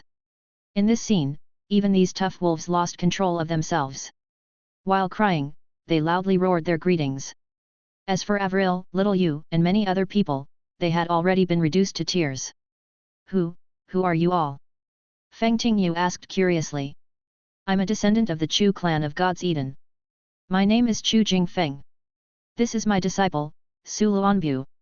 Chu Jingfeng said hastily. The Chu clan? The caretakers of God's Eden appointed by the Sky Devils? You're really from the Chu clan? Feng Tingyu was stunned and reached out a hand, feeling Chu Jingfeng's face. I am Yang Guang, the king of the Ig Dragons. Yang Guang wiped his tears and spoke in his draconic voice. King Yang Guang. It's really you. Feng Tingyu was given another shock, grabbing Yang Guang's hand as he spoke. Yang Guang replied, it's me, it's really me. I'm here and all of the Ig Dragons have come with me. Feng Tingyu could hardly believe his ears. For so many years now, the Devil Shadow Dragoons had been facing everything alone, but now, reinforcements had finally arrived. And from the look of it, it was a powerful force. Feng Tingyu grabbed Xia Fei's hand and asked him, and what about you? You feel very familiar to me. I am the Annihilation Universe's last Devil Shadow Dragoon and a descendant of the Fiend race. My name is Xia Fei. Xia Fei spoke in a serious voice, and while he hadn't cried, his eyes were already red. The last Devil Shadow Dragoon? How could you be the last one? Could it be? Feng Tingyu still thought of the universe as being in the era where the Fiend race dominated and the Devil Shadow Dragoons trampled over all. He had no idea that the Fiend race had been completely purged from the universe. The Skywings were the last remnants of the Fiend race. Everyone didn't know what to say, their heads dropping in sadness as they found themselves unwilling to be the bearers of bad news. It's okay. So long as you're here, it's okay. The Devil Shadow Dragoons will never fall. Even less so now that we have such mighty reinforcements. We'll teach those wicked Mega Dragons what real power is. Feng Tingyu said loudly. Xia Fei clenched his fists and whispered, not just the dragons. All our enemies will pay. Lady Hang Xiao took out 2 new sets of armor and passed them to Feng Tingyu and Little Five. Little Five had never worn anything new in his life, so he compulsively stroked the suit of well-fitting armor with his dirty hands. The battles had been too intense. The dragoons suffered casualties every day and needed new suits of armor every day. A young man like him could only wear armor that had been refused by others. A suit of armor that was nothing much in the Annihilation Universe became the most precious gift Little Five had received in his entire life. No wonder you were able to get through the 1.28 million boundaries on the Cosmic Gate.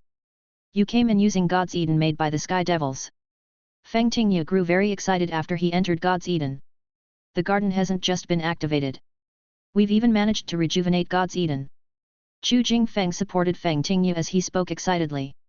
Stunned, Feng Tingyu gasped excitedly, how did you manage to do it? God's Eden fell into ruin ever since the Sky Devils left. How did you manage to get this far? Chu Jingfeng pointed at Xia Fei. It's all because of Xia Fei, this last descendant of the Fiend race. He repaired God's Eden, and he also brought all of us here. He is our leader. To call him their leader was somewhat exaggerated, but nobody refuted the claim, not even Ig Dragon King Yang Guang or Skywing Patriarch Xia Gukan. After some thought, Xia Fei said, we can discuss the matter of God's Eden later. We should first join up with the main force of dragoons first. Okay. Okay. Okay. Feng Tingyu said. I will take you to the 7 Stars Steel. The last base of the Devil Shadow Dragoons is there. Woo. God's Eden set off, loaded with reinforcements and ready for battle. Chapter 1359, The 7 Stars Steel. The 7th universe was still the universe of dragons, where the Mega Dragons lived. Guided by Feng Tingyu, Xia Fei carefully moved God's Eden, avoiding areas dragons were known to frequent. This warship made by the 4 Sky Devils was rather strange, moving across space like a shark. No matter how fast it was moving, it made no sound, as if it was one with the sea of stars. The warriors in the garden were brimming with energy. Although the Mega Dragons were cruel and powerful foes, nothing could get a warrior's blood pumping more than a fierce battle. Everyone knew that this would be a battle to the death. If the Mega Dragons were able to get out of the 7th universe, their families would all be doomed. Moreover, the news that the Devil Shadow Dragoons had held fast against the Mega Dragons for eons indicated that the strongest army of the universe was still there. Now that they had reinforcements, everyone felt like they might have a chance against the Mega Dragons. Of course, there were still some people who weren't that happy, like the 4 Soul Familiars. They obeyed the Sky Devils, but as they didn't like being commanded by others, they had a very stiff relationship with the Fiend race. When they arrived at the 7 Stars Steel, they might even get into an argument with the Devil Shadow Dragoons there, a thought which gave Xia Fei a headache. We have to be careful starting now. We're around 30 minutes away from the 7 Stars Steel. In order to keep an eye on us, the Megadragons have placed many spies nearby, Feng Tingyu said grimly. Xia Fei nodded. He asked curiously, Elder, you can't see with your eyes, so how can you know everything so clearly? You have a precise grasp on everything from the coordinates to flight speed. Before Feng Tingyu could reply, Little Wu piped up, Grandpa Feng is a formidable searcher. He's like a super radar. Even if he can't see, he can clearly observe his surroundings. That's why the Dragoons gave the two of us the mission of keeping an eye on the cosmic gate. Xia Fei was taken aback. If Little Five was telling the truth, Feng Tingyu had to be capable of using the law of search to an absurd level. This was truly the most fiendish Dragoon force, home to all sorts of monsters. Xia Fei suddenly had an idea and called over Xia Geng. He said to the best searcher of the Skywing clan, Xia Geng, this grand ancestor is a searching master. If you have the time, you should go and learn something from Grandpa Feng. Xia Geng quickly nodded in agreement, and Feng Tingyu patted Xia Geng on the shoulder in satisfaction. To speak frankly, for Xia Geng to have reached this level at his young age indicated that he was very talented. Suddenly, Feng Tingyu froze, and then he frowned as he looked into the distance and called out quickly, not good. A night owl. The beast noticed us. Where? Xia Fei asked urgently. 11 degrees in front of us. But it's too far. Have someone skilled in long-range attacks come out. See if they can strike it down. Feng Tingyu replied quickly. Xia Geng was startled and hastened to find the ancestors of the Aurora clan. Those old fellows were experts in long-range, wide-area attacks. But then there was a bang, and Xia Fei shot off in a blast of ghostly flame. Closing the distance. Distance had never been a problem for speed warriors. This was the first time many people saw Xia Fei's critical strike. The powerful technique could instantly push Xia Fei to his maximum speed of over 100 million meters per second. With his strange broken wings, black fiend energy, and green ghostly fire, Xia Fei became the strangest comet in the universe, dazzling to behold. Xia Geng slapped his head and said awkwardly, I forgot that Xia Fei could travel at more than 100 million meters per second. A small matter like this doesn't need anyone else. Clap. Two powerful hands gripped Xia Geng's shoulder. Feng Tingyu's disheveled hair had exploded. He demanded loudly, say that again? Xia Fei can travel faster than 100 million meters per second. Yes, Xia Fei's maximum speed really does exceed 100 million. We Skywings are all speedsters, but none of us is as fast as Xia Fei. Grand Ancestor Xia Guoken has mastered the law of speed, but he's still not even half as fast as Xia Fei. Xia Fei is the fastest of the Skywings, perhaps the fastest in the universe. Xia Geng declared proudly. A speedster. One who can travel faster than 100 million meters per second, at maximum rank. Feng Tingyu was on the verge of madness, leaning back and laughing loudly, the heavens have not forsaken me. A speed warrior. These are truly formidable reinforcements. The Devil Shadow Dragoons have held the 7 stars steel for countless epochs, and the truly powerful reinforcements have finally arrived. Feng Tingyu asked excitedly, since their peak rank, those two should both be fiend wings, right? Am I right, am I right? Xia Geng sighed. Grand Ancestor Xia Guoken has a pair of fiend wing, but Xia Fei is very unfortunate, for his fiend wings are broken. He's a broken wing. Feng Tingyu cried out in joy, and then he fainted. By that point, Xia Fei had already caught up to that monster known as a night owl. It was a dark creature with an appearance like that of a dragon, though much smaller than a mega dragon, and it was extremely fast. Whoosh! The 5-colored peacock blue erupted out like the hand of a sky devil, seizing the night owl. The night owl was a savage creature, turning its head to Xia Fei and roaring, revealing a mouth full of sharp white teeth. Quite the fierce fellow. Xia Fei remarked angrily as he frowned. Sprack! The Nirvana fiend blade chopped the night owl to bits and sucked its essence blood, turning it to dust. With origin of heaven, Xia Fei looked around and determined that there were no other threats. In a flash of motion, he returned to God's Eden. All of this had taken place in the span of only a few seconds. By this time, Chu Jingfeng had already revived Feng Tingyu. He grabbed Xia Fei's hand and said nothing, so excited that he was on the verge of tears. What's going on? Xia Fei asked. Xia Geng replied, I said that your fiend wings were broken. Old Feng might have been so saddened that he fainted. Xia Fei was speechless. It wasn't like he could do anything about his broken fiend wings. Moreover, while his fiend wings were broken, his speed hadn't been reduced, so it was no big deal. Why was this old man so heartbroken about it? The night owl is dead. Feng Tingyu asked first. I killed it, Xia Fei confirmed. Very good. The night owls are a draconid variant. They are spies for the dragons and most wicked. Killing one will reduce the threat to 7 stars steel. Make a turn up in front and enter the nebula. There, you will find 7 stars steel. Feng Tingyu directed him. Whoosh! As God's Eden broke through the nebula, it came up on a large planet. Upon this planet stood several enormous stone steels. There were 7 steels. The first was the shortest, standing at around 100 kilometers. The 7th was the tallest, exceeding 1,000 kilometers. The round steels were lined up as if they were a stairway to heaven. Each steel had an image of a star carved in it, the lines simple and harsh, exuding an ancient majesty. This is the 7 stars steel, an important node of the universe and the last fortress of the Devil Shadow Dragoons. Feng Tingyu proclaimed sternly. Many bunkers had been built up around the 7 star steels. The Devil Shadow Dragoons had always set up bases, both for areas they were garrisoned in and even when they were on the march. Countless bunkers ringed the planet, making the defense watertight, and surrounding space had even more defenses, many hidden with the dark nebula. God's Eden floated in the air as Xia Fei and the others disembarked. The dragoons of 7 stars steel had heard the news, and many resting dragoons were already waiting to see Xia Fei and the others. They cheered and embraced the newcomers. It was clear that the dragoons had had a very hard time. Their faces were weathered, and their armor and weapons all showed signs of being repaired many times. It had been too long. The Devil Shadow Dragoons had been holding the 7th universe for too long. Even though they had brought a vast amount of supplies with them, over the many years, they had all run out. Xia Fei's group's arrival was like a delivery of coal in the middle of a blizzard, propping up the faltering dragoons and injecting them with a stimulant. Yang Guang. It's really King Yang Guang. And someone from the Chu clan. The Chu clan that protects God's Eden. Old Yang Guang and Chu Jingfeng had deep connections to the Fiend race and the Devil Shadow Dragoons, and the Devil Shadow Dragoons quickly warmed up to them.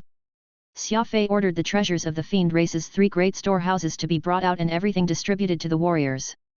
Xia Fei had plundered those storehouses precisely because he had predicted that the Devil Shadow Dragoons would be lacking equipment. The Fiend race's warriors were naturally most comfortable when using the weapons of the Fiend race. Isn't this your clan's symbol? I remember that you left this armor for your son before setting out. You even bragged about it to me, saying that it was forged from 1,000 kilos of cold iron and that it was priceless. Why is it here? A warrior had spotted a familiar suit of armor and asked his comrade about it. The bearded Fiend race warrior was stunned, and then he hugged the armor while calling out his son's name. Everyone was speechless. From the moment the Devil Shadow Dragoons were locked up in the 7th universe, Annihilation had executed a cruel genocidal plan. They had purged the remaining fiends from the universe. The treasures of the 3 great storehouses had been collected from all the various clans, and the owners of those items had naturally suffered tragic fates. Yang Guang and Xia Fei looked at each other and sighed. With no other choice, Yang Guang told the living dragoons everything he knew. Upon learning of the fates of their loved ones, the last Devil Shadow Dragoons all became crazed demons. Their eyes turned red. While the warriors had been struggling valiantly at the front line, Azure Moon and his pack of scoundrels were stabbing them in the back. How could one endure this? How could one endure it? The armor and weapons were cleaned, and then they were laid out on the ground while the surviving dragoons wept bitterly over their loved ones. Each piece of equipment was a life. An innocent life. At this moment, that bearded warrior, his eyes red, equipped the suit of armor that had belonged to his son. "Captain, what are you doing?" someone asked. "What's the point of grieving? I will wear my son's armor and kill all my enemies. Exterminate those annoying dragons. Even if I have to destroy this universe. I won't be stopping. This will be the best way to remember my loved ones. Let our enemies pay in blood," the weatherman spoke savagely. "Yes. Blood for blood. Blood for blood. Blood for blood." Murderous intent erupted. Waves of sound swept through the world. It was like the unstoppable fiend army from eons ago had reappeared.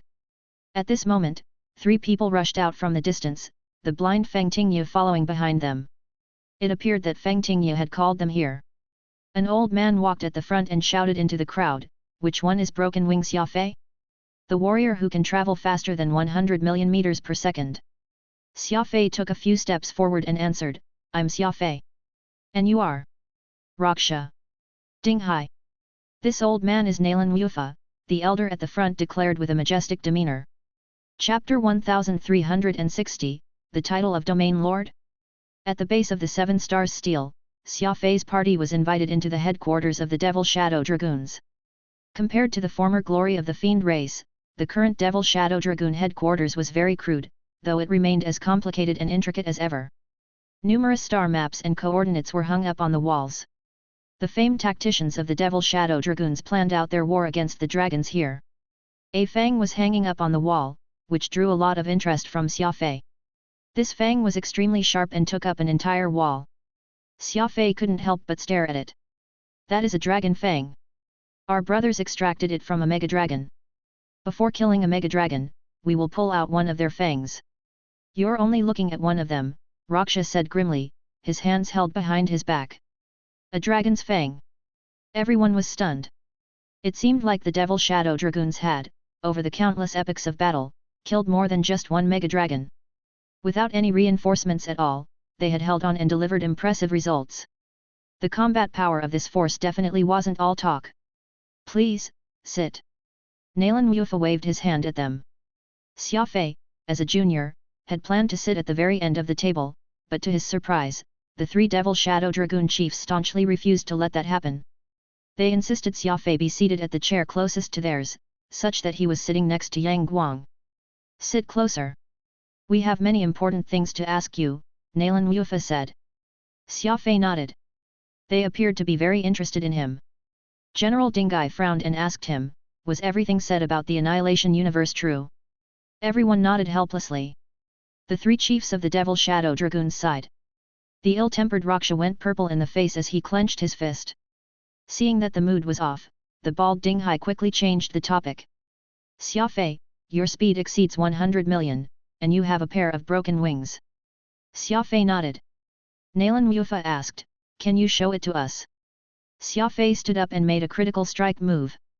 He instantly shot over to the door and then returned to his seat. This was naturally a very short process, but it was enough for the three big bosses to see Xia Fei's speed and the two broken wings on his back. Nalan Wufa exclaimed in shock, it really is speed that surpasses 100 million meters per second. Do you know exactly how much it is?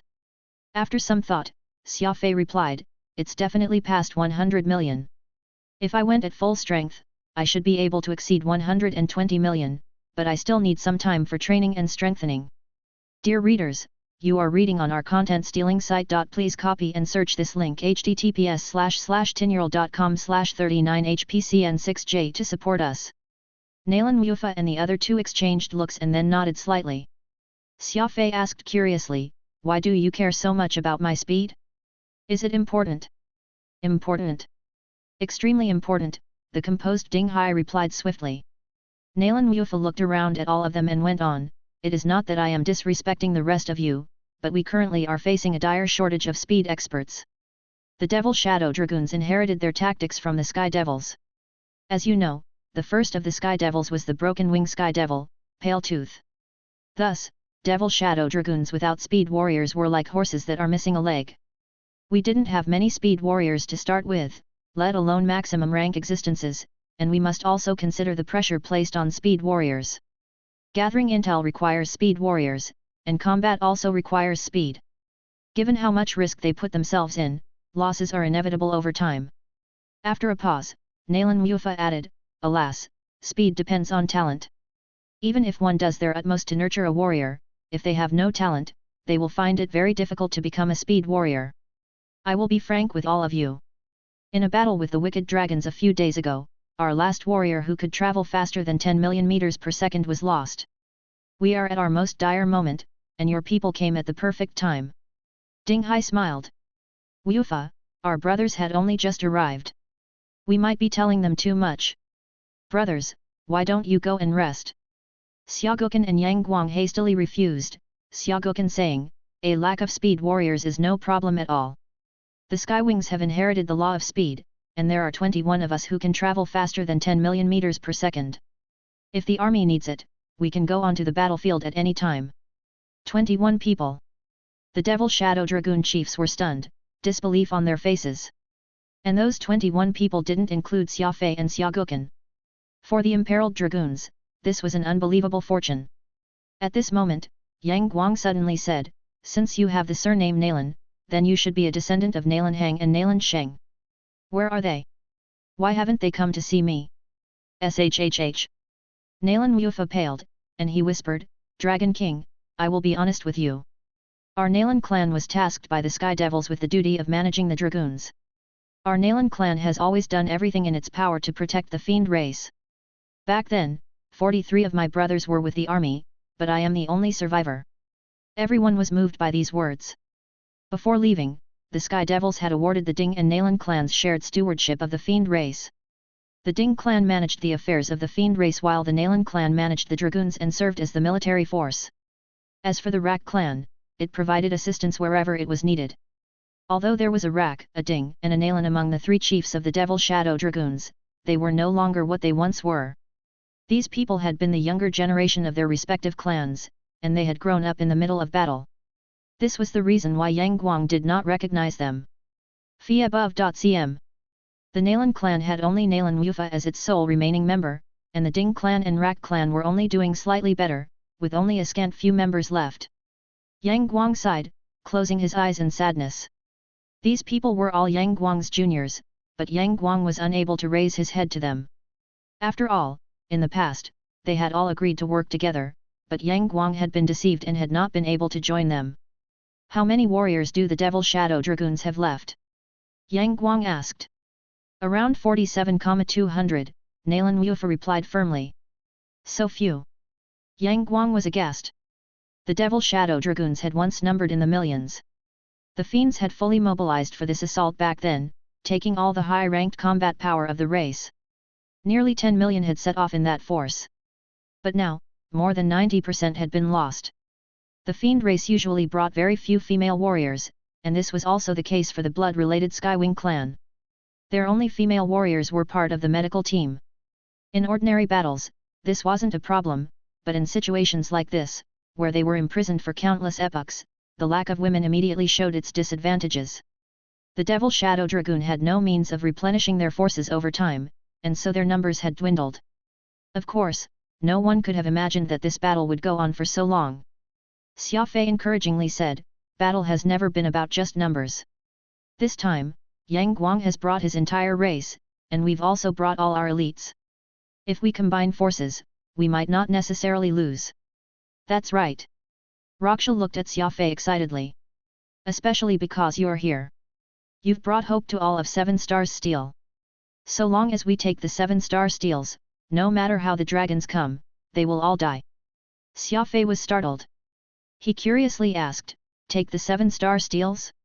You mean those 7 huge stones? What are they for?" Yang Guang, Chu Jingfeng and Xia Guoken all became curious, not understanding what was going on here. Nalan Mufa stood up and opened the door.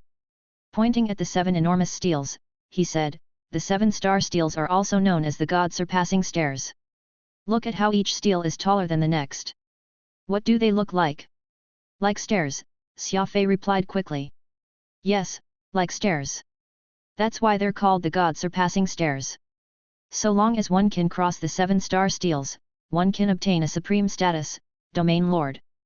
Nalan Mufa told them. "Domain Lord?" Everyone was shocked. "Yes, the hegemon of a world. We are holding 7 star steel precisely because of the importance of the God-surpassing stairs. Once we cross these stairs, we will cease to be sapient life forms, but gods. Gods of an entire world. Alas, despite the passing of generations of dragoons, none of us has ever been able to divine the mysteries of the 7 star steels, nor has anyone been able to cross them to become master of the universe," Nalan Mufa went on. "The mysterious 7 star steels. The mysterious God-surpassing stairs. By crossing these 7 steels, one could possess a world, an entire universe?" Xia Fei curiously asked, "So a warrior above Annihilator is called a Domain Lord? I presume that the 5 ancient apexes of annihilation and all of you are Domain Lords." Nalan Mufa shook his head. "Domain Lord has nothing to do with cultivation. It is a title. The Sky Devils once told us that someone who received this title had been acknowledged as someone who could own an entire world. Xia Fei frowned. I see. But what does that have to do with this war? Nalan Mufa shook his head. I'm not sure. I only know that the dragons want to take the 7-star steels.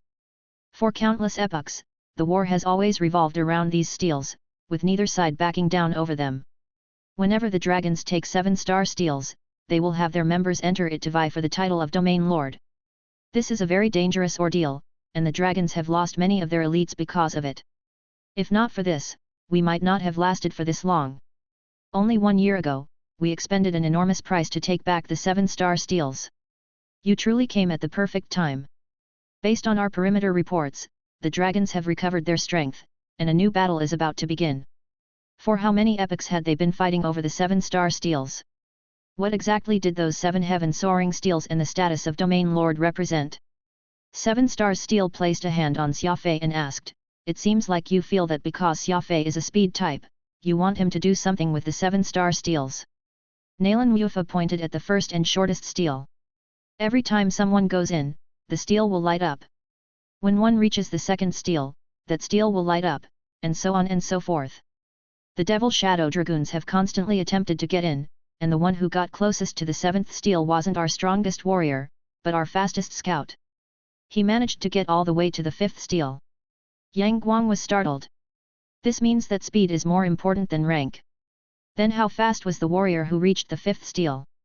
Maximum rank speed, 60 million. Nalan Mufa said grimly. Chapter 1361, the second tier of the Chilled Ligament Ghost Valley. Maximum rank speed, 60 million. Everyone was taken aback. It was no wonder they valued Xia Fei so highly.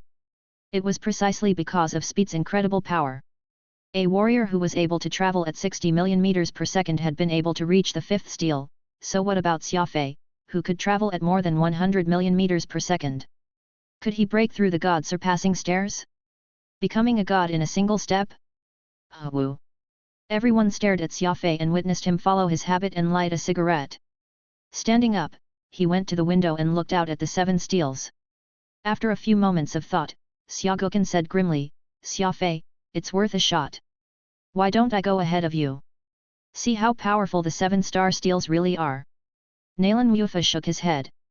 There's no going ahead. Nobody can come back from the steels once they go in. We can discuss making an attempt at the god-surpassing stairs later. We have only considered Xia Fei making an attempt primarily because of what the Sky Devils once said. What did the 4 Sky Devils say? Chu Jingfeng asked promptly. The Sky Devils were all domain lords.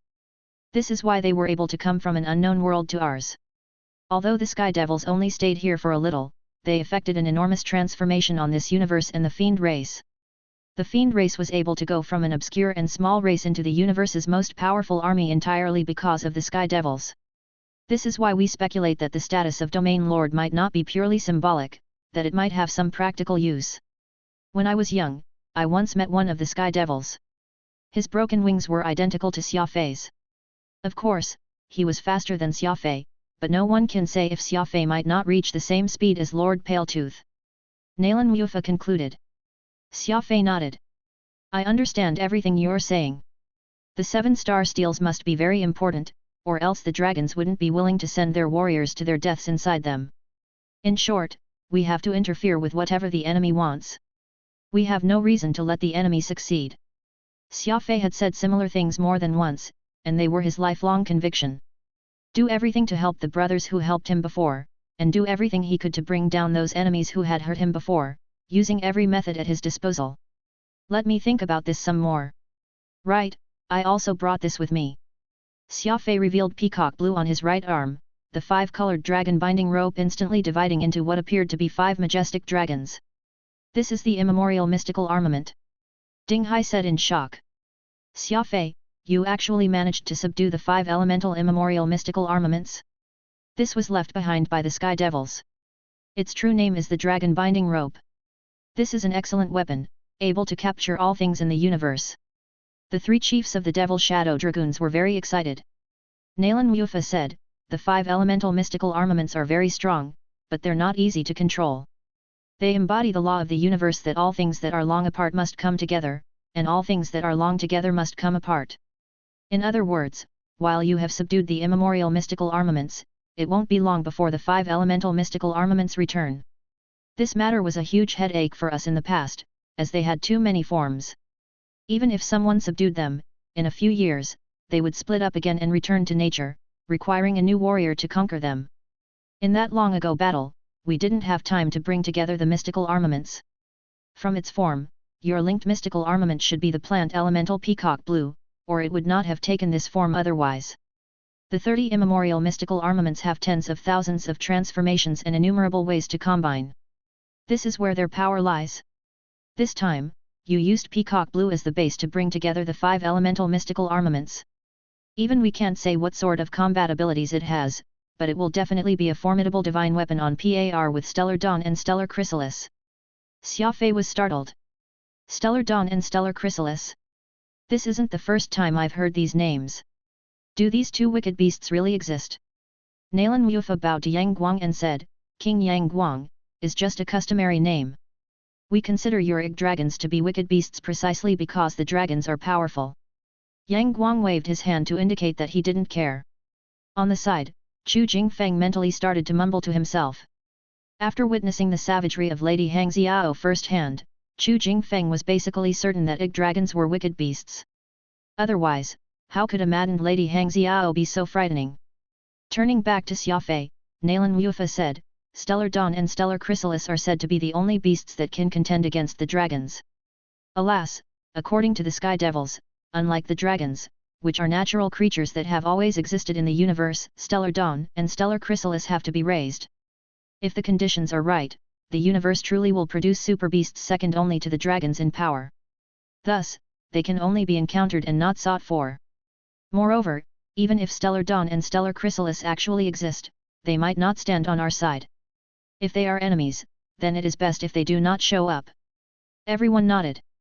As the 3 great beasts at the top of the food chain, the dragons alone were giving sapient life forms a hard time. 2 more of these mighty stellar beasts popping up wouldn't be a good thing. The talk went on for a very long time, and included news from Annihilation, the situation of the Devil Shadow Dragoons, and the combat state of the dragons. But the mysterious 7-star steels still occupied an important place in everyone's minds. There was no doubt that these were mysterious objects. A warrior that passed through the 7 steels could obtain the title of Domain Lord, becoming master of a universe? It seemed unbelievable. There was also the dragon race's desire for the 7-star steels. If the dragons became masters of this universe, it was easy to understand that this wouldn't be a good thing for the universe. Xia Fei wanted to foil anything his enemies wanted to do. Xia Fei had already made up his mind to test his luck at the 7-star steels when the time was right, seizing the title of Domain Lord for himself.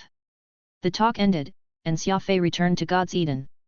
Yang Guang, Chu Jingfeng and Xia Guocan stayed at the Devil Shadow Dragoon Command Center.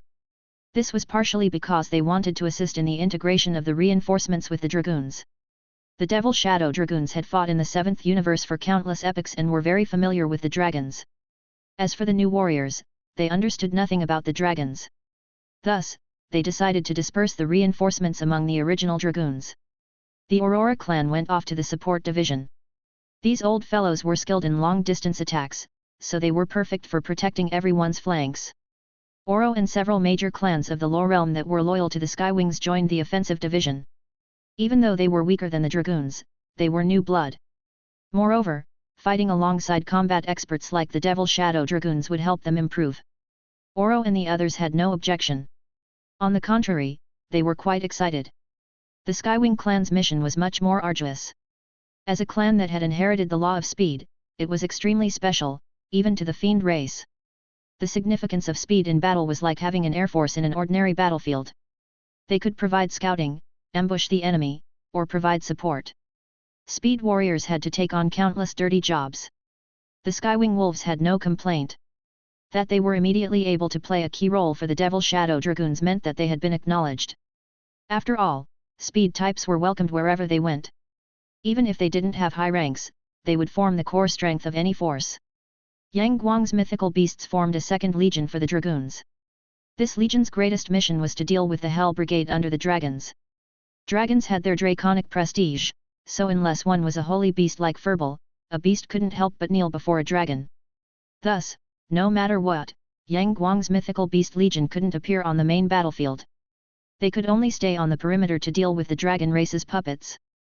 As for Yang Guang's family and the Ig dragons, they were sent to the elite squadron.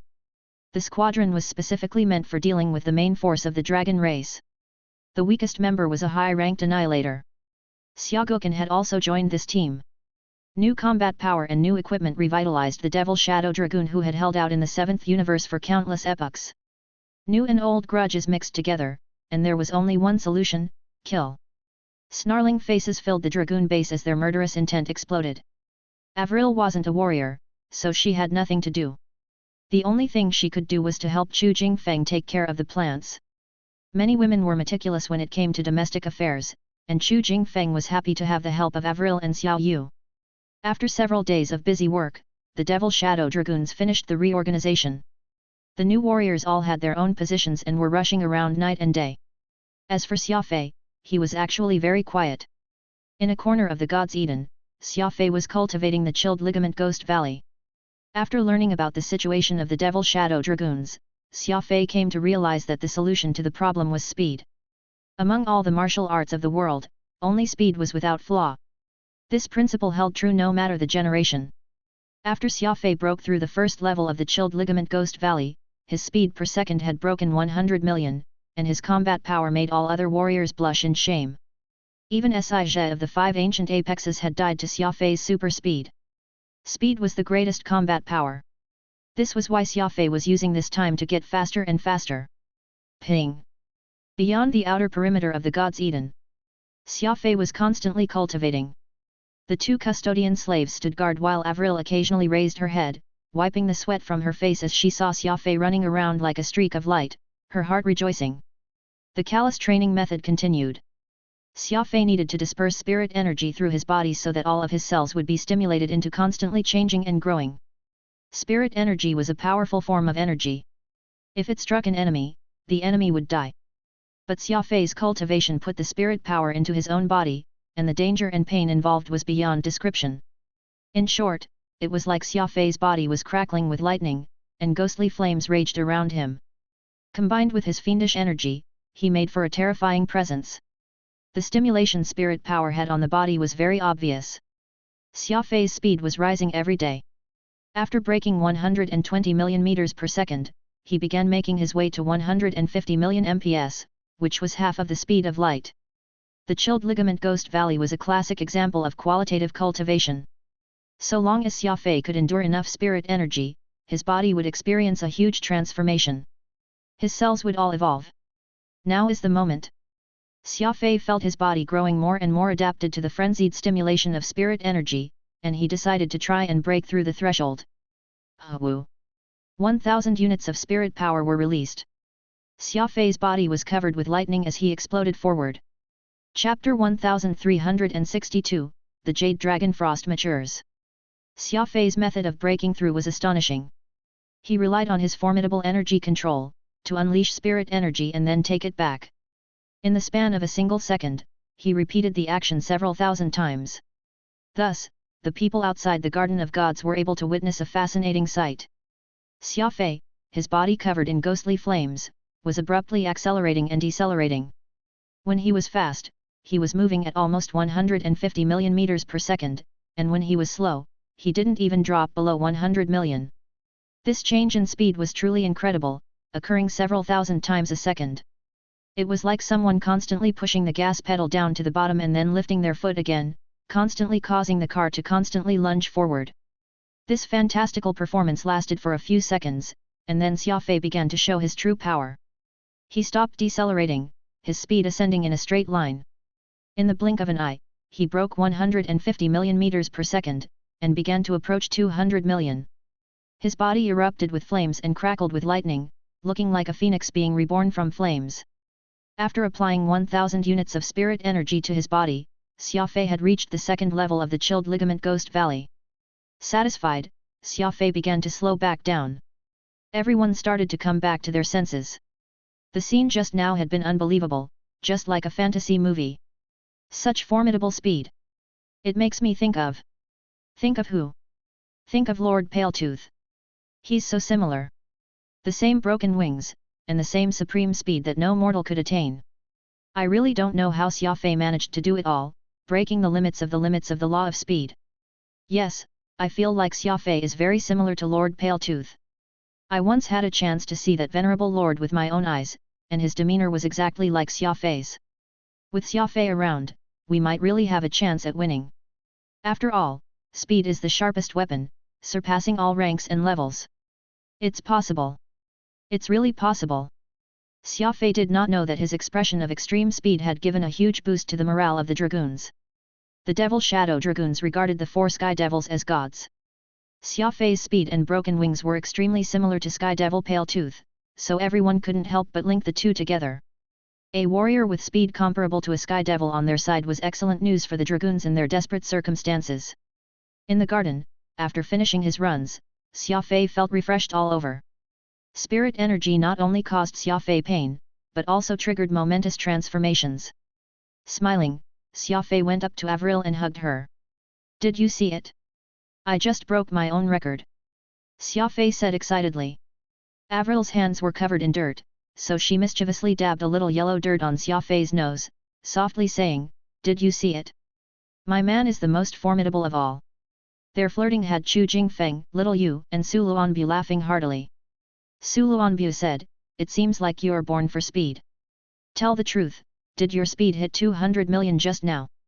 Xia Fei replied, "At my absolute limit, I might be able to reach 200 million, but the pressure on my body is too great. I only tried a little." Chu Jingfeng nodded. "There's no rush. Take things slowly. Your current speed must have set a new record. Even the broken wing Sky Devil's soul familiar might not be able to catch up to you. You're the undisputed fastest in the universe." Chu Jingfeng suddenly remembered something and asked, "Where did Wing, Gale, Sea, and Calamity run off to?" Xia Fei replied, "Those 4 have strange personalities and said that staying here was awkward, so they went out for a walk. I didn't stop them." You saw how Nalan Wufa looked at the 4 soul familiars. There was clearly anger in his eyes. If they're together, they might actually start fighting. Chu Jingfeng sighed. That's true. The 4 soul familiars are arrogant and unruly, and the fiend race has its own pride. While you can't say that the 2 of them get along like water and fire, they're both still very temperamental. Xia Fei said, "There's no way to resolve these old and new grudges. We can only hope that they'll keep the overall situation in mind and not cause any trouble at this critical moment." Chu Jingfeng said, "Since we're on the subject of the 4 soul familiars, how do you plan to deal with them? After all, you don't have the medicinal cauldron Prince's Iron Book." Xia Fei shrugged. "I'll think about it as I go along. I don't have the Iron Book, but I do have the Jade Dragon Frost. No matter what, we have to tie the 4 soul familiars to our side. They are powerful in battle, and there are plenty of places that they could be useful at." "Right, how is the Jade Dragon Frost doing?" Chu Jingfeng waved his hand and led Xia Fei to the garden where the Jade Dragon Frost had been planted. "Look. Ever since we got here, the Jade Dragon Frost has been growing much more quickly, and its resistance is getting stronger. I estimate that it will be 10 days to half a month at most until the first batch of Jade Dragon Frost bears fruit." Xia Fei was stunned. The Jade Dragon Frost bearing fruit was far too important to him. The mystical plant left behind by the 4 Sky Devils had to have unusual properties. If it was a treasure that could increase his rank, it might be able to give a huge boost to the dragoons. How did this sort of thing happen? Xia Fei asked in surprise. freeluinovlo.co. Chu Jingfeng replied, "The environment, the change in environment is the reason. The Jade Dragon Frost was a mystical plant that was completely unsuited for the previous environment, which was why the Sky Devils weren't able to make the Jade Dragon Frost bear fruit despite their many years of effort. But after many epochs, the Jade Dragon Frost has changed. It was able to adapt to the environment, and there's no reversing this change. Back in the 8th universe, I noticed that the Jade Dragon Frost was absorbing the energy of the Ig Dragons. Here, it's begun to absorb the power of the 7-star steels." Xia Fei looked up at the 7 stone steels in wonder. These steels weren't just mysterious, but also packed with some sort of frenzied energy. That power protected the steels from the erosion of time, ensuring that they weren't destroyed. As Xia Fei was thinking, Chu Jingfeng smiled mysteriously. Actually, the biggest change did not occur to the Jade Dragon Frost, but to that weird cactus. "Come with me. Chu Jingfeng led Xia Fei to the garden where the cactus had been planted. This cactus that Yes Haiqiu had gotten from who knows where had absorbed a jade dragon frost and had become the most mystical existence in God's Eden. The cactus had already grown to a large size, standing over 10 meters tall, and its tiny little pearl flowers covered it like stars. It's already this tall. Xia Fei hadn't paid much attention to it these last 2 days, so its growth spurt left him amazed. This thing really isn't simple. Putting aside its absurd life force, it even absorbed a jade dragon frost, taking in those special genes to crazily mutate. Look here. Chu Jingfeng pointed at a bulging part of the cactus. A fruit is forming here. I estimate that it won't need 3 days for this fruit to ripen. Heavens! Xia Fei was stunned. He had never imagined that it would be this cactus that would come out ahead of the other plants of the God's Eden to deliver him a surprise. I can't wait to see what sort of fruit this unknown plant can produce. Chu Jingfeng muttered, a sense of achievement in his voice. After some thought, Xia Fei asked, "Did you tell anyone else about this?" Chu Jingfeng replied smoothly, "Relax, only the two of us know. This cactus is yours, so the fruit will naturally be yours, as well. But I'm getting ahead of myself. While this cactus has borne fruit, there's no telling what type of fruit it is. We have to investigate it first. Don't go eating it as soon as it ripens. That could easily cause problems." Xia Fei nodded, noting that he wasn't in the habit of randomly eating things. At that moment, Ding Hai suddenly arrived at the God's Eden with a group. The monkish Ding Hai was full of praise for Xia Fei breaking the limits of his speed. Changing the subject, Ding Hai said, "Our forward scouts have sent back word that Wing, Gale, Sea and Calamity have run off to a nearby dragon base. The dragons don't know that we have reinforcements, so it would be bad if we alarmed them." Xia Fei was startled. He said grimly, "I understand. I was the one who brought them, so I'll naturally take responsibility for them. Can you have someone show me the way? I'll call them back." Ding Hai pulled over a man with a scar on his face. "This is Mu Feng, the deputy squad leader of the reconnaissance team. Have him show you the way. And remember, be careful." The Devil Shadow Dragoons couldn't deal with the 4 soul familiars, so Ding Hai had no choice but to have Xia Fei to bring back the 4 disobedient fellows. Ding Hai returned to the Dragoon base.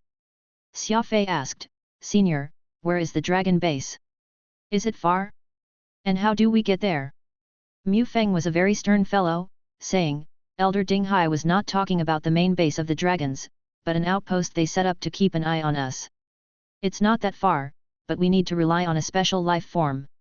In a little while, listen to my orders and don't make any reckless moves, and I will send you over safely." Xia Fei nodded.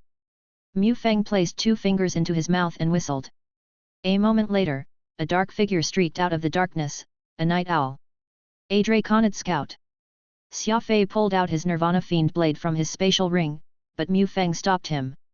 This wicked beast obediently went up to Mu Feng. It seemed to listen to his orders. "I dug out its eyes and sealed its mouth so that it can't resist. If we carelessly get close to the dragons, our scent alone will give us away. That's why we have to ride a night owl," Mu Feng explained. Xia Fei took a look and found that this black draconic being really did have its eyes and mouth sealed. This was truly an excellent application of using the enemy's tools against them. The dragoons were using the Draconid scouts as their mounts.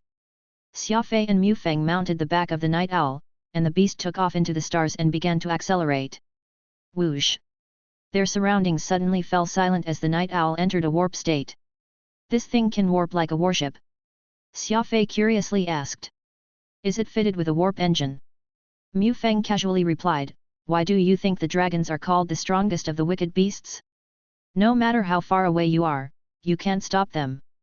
Some dragons can travel faster than even the fastest warships." Xia Fei was stunned. The universe was very large, and if one did not have some means of traveling at high speed, a dragon might fly for eons and cover only a little distance.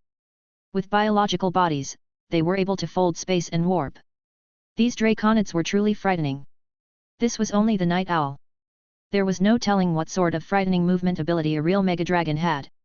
The night owl exited its warp state, traveling at tens of millions of meters per second as it brought Xia Fei and Mu Feng close to the dragon outpost.